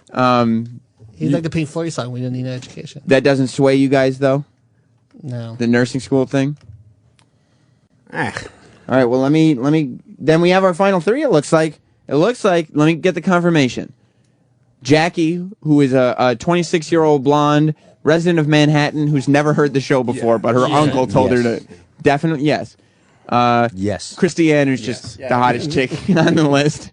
And last but not least, Courtney, the cute Filipino girl. Is there anybody? Courtney is the maybe. Is there anybody that we've seen? Because those are all the contestants that are eligible. Is there any? We narrowed it down and stuff. A lot of people. Is there anybody that we've seen Can't show back up. that you would rather see there than Courtney? Do you want Laura to get the gig, or Lauren, or Lady Trucker is the last one? Any thoughts, or are we gonna? I'm gonna scroll through these pictures one more time. That was Lady Trucker? That was Lady Trucker. I thought that was Mars. Right. Yeah. And I didn't You mean the I planet? mean the planet. Yeah, Okay. yeah. Scrolling through one more time. Right now, it looks like Courtney. Unless anybody, I mean, maybe Carnegie Sweater Girl. you want Andrea over Courtney. What is anybody? Can I get a second on that? I would rather have the Filipino. Okay. No second on that. So Yeah, if we're choosing between Courtney and Andrea, it's going to be Courtney. Okay, and then let's see if there's anybody else we're skipping over. Courtney versus Leah. I'm still going Courtney. Okay. Courtney, yeah. Well, then we have our final three. Yeah. Congratulations. I'm going to put Leah down in case one of those final three cancel at the last minute as the backup. Is that good by everybody? So, all right, so now that these are narrowed down. Well, wait. Wouldn't you put the cardigan girl down because she got well, more yes votes? who's better, Leah or the cardigan girl? It's tough. That is tough. Who do you think? How about Carnegie Girl? You like her? Yeah, I would say you like her girl too. Yeah. You think she's got a little more personality? There's a little bit of wholesomeness Yeah, there. she's not all party fun girl. All right, I'm going to put Andrea as our backup. But the final three are Courtney, Christiane, and Jackie. This is very exciting for Win a Date with Bobo. The date will probably go down, I think, next week is the plan.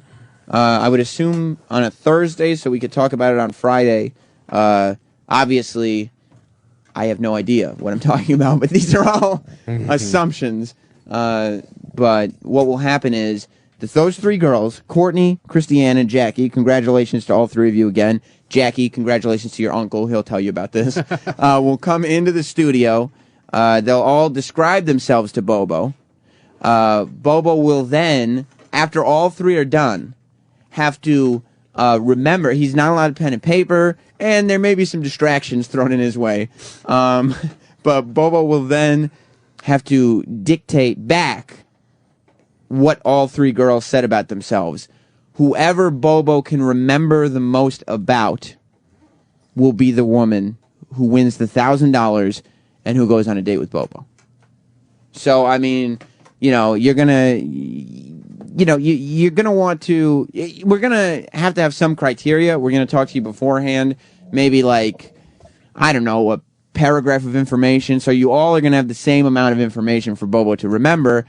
And, I mean, it's kind of out of your hands. You just have to make yourselves memorable, try to think of the most interesting things about you, and, look sexy. Because if you come here looking hot, Bobo is going to want to remember what you said, and he may concentrate more. Like Christiane, I'm assuming, Bobo would focus on. I mean, not to take anything away, maybe Courtney will show up and she'll be a knockout because these are all just pictures. Now, let me just make sure that I have this straight so I understand it. So these girls come in, and then Bobo's going to pick one of the girls, and then we're going to pay her $1,000 to have sex with Bobo. Again, you got the whole thing wrong. No? The girl will get $1,000 as a prize, and then she'll go on a lunch date with Bobo, and then she'll actually wake Roland up from his slumber. Because I just saw you sleeping, Roland. I was talking to you 3 minutes ago, and you're already asleep. You have a serious problem. So wait, they get $1,000 and have to buy Bobo lunch? No. Oh, no. The $1,000, fuck Bobo. No, it's not. No, that's prostitution. Yeah, I thought that's what this was all about. I mean, you can fuck Bobo if you want, but you don't have to. You go on just the lunch date with him. I will have the funds to take care of the lunch. So we should really be paying these girls in roses, right? No, it's not roses. They're not They escorts. win 1,000 roses. No, and then it's for their time. We're paying them for their company. For their company, right. Literally, not it's not lingo. We're actually paying for their time. By time you mean sex. No, time. We'll go to someplace in Times Square. Paying for their company. Yes. We're going to go. It'll be a lunch. Go out. You and Bobo will make, hopefully, a love connection. Have a good time. And then Friday, we'll come back on the show. I'm going to record some audio of you. And I have an awkward question. Yeah. Let's say they decide to, I don't know, use $1,000 to get a hotel room and have sex. They're allowed. Do you have to be there to record it? Well, I don't have to, but I take my job seriously. And so I would think that O&A would want some kind of recording, audio, whatever Proof. it is, of Bobo losing his virginity, especially if we're the ones responsible for it. I feel like we're owed that. So I would like to be in attendance for that. Plus, who doesn't want to see Bobo having sex? Bobo is not a virgin, by the way. It's a misconception. A lot of people think he's a virgin, but it's not true. His brother actually fucked him. Okay, so he's lost his anal virginity. Yeah, he's done. Okay, I didn't realize. That cherry's popped a long time ago. Well, listen, the win a date with Bobo will probably go down next week, I think. Congratulations to the winners. It's going to be a fun day on the Opie and Anthony show. I don't know if it'll be as much fun as today, because today was a blast. Tune into the replay at 3 p.m. Ron and Fez are coming up next. I'll be on Comedy by Request and then interviewing Nick Swardson with Steve Sterniolo at 2 p.m. on Raw Dog today. So, yeah, there's still a lot of radio to go. Yeah. This is just the end of this show. Stay tuned. Hey, secretshowtothefuture.com. Oh, yeah. What? I've heard that's coming. I may have to order a print, especially if my face is on it, like it's on the website. secretshowtothefuture.com for the information on something that's going on. It's a secret. I can't tell you. I can't wait. Tune in. Ron and Fez are coming up next. Goodbye. Opie and Anthony show is now over. For real this time. Check out the O&A show on Facebook at facebook.com/Opie and Anthony. And catch Opie and Anthony live Monday through Friday from 6 to 10 a.m. Eastern. Ron and Fez are next. Hey! On the Virus.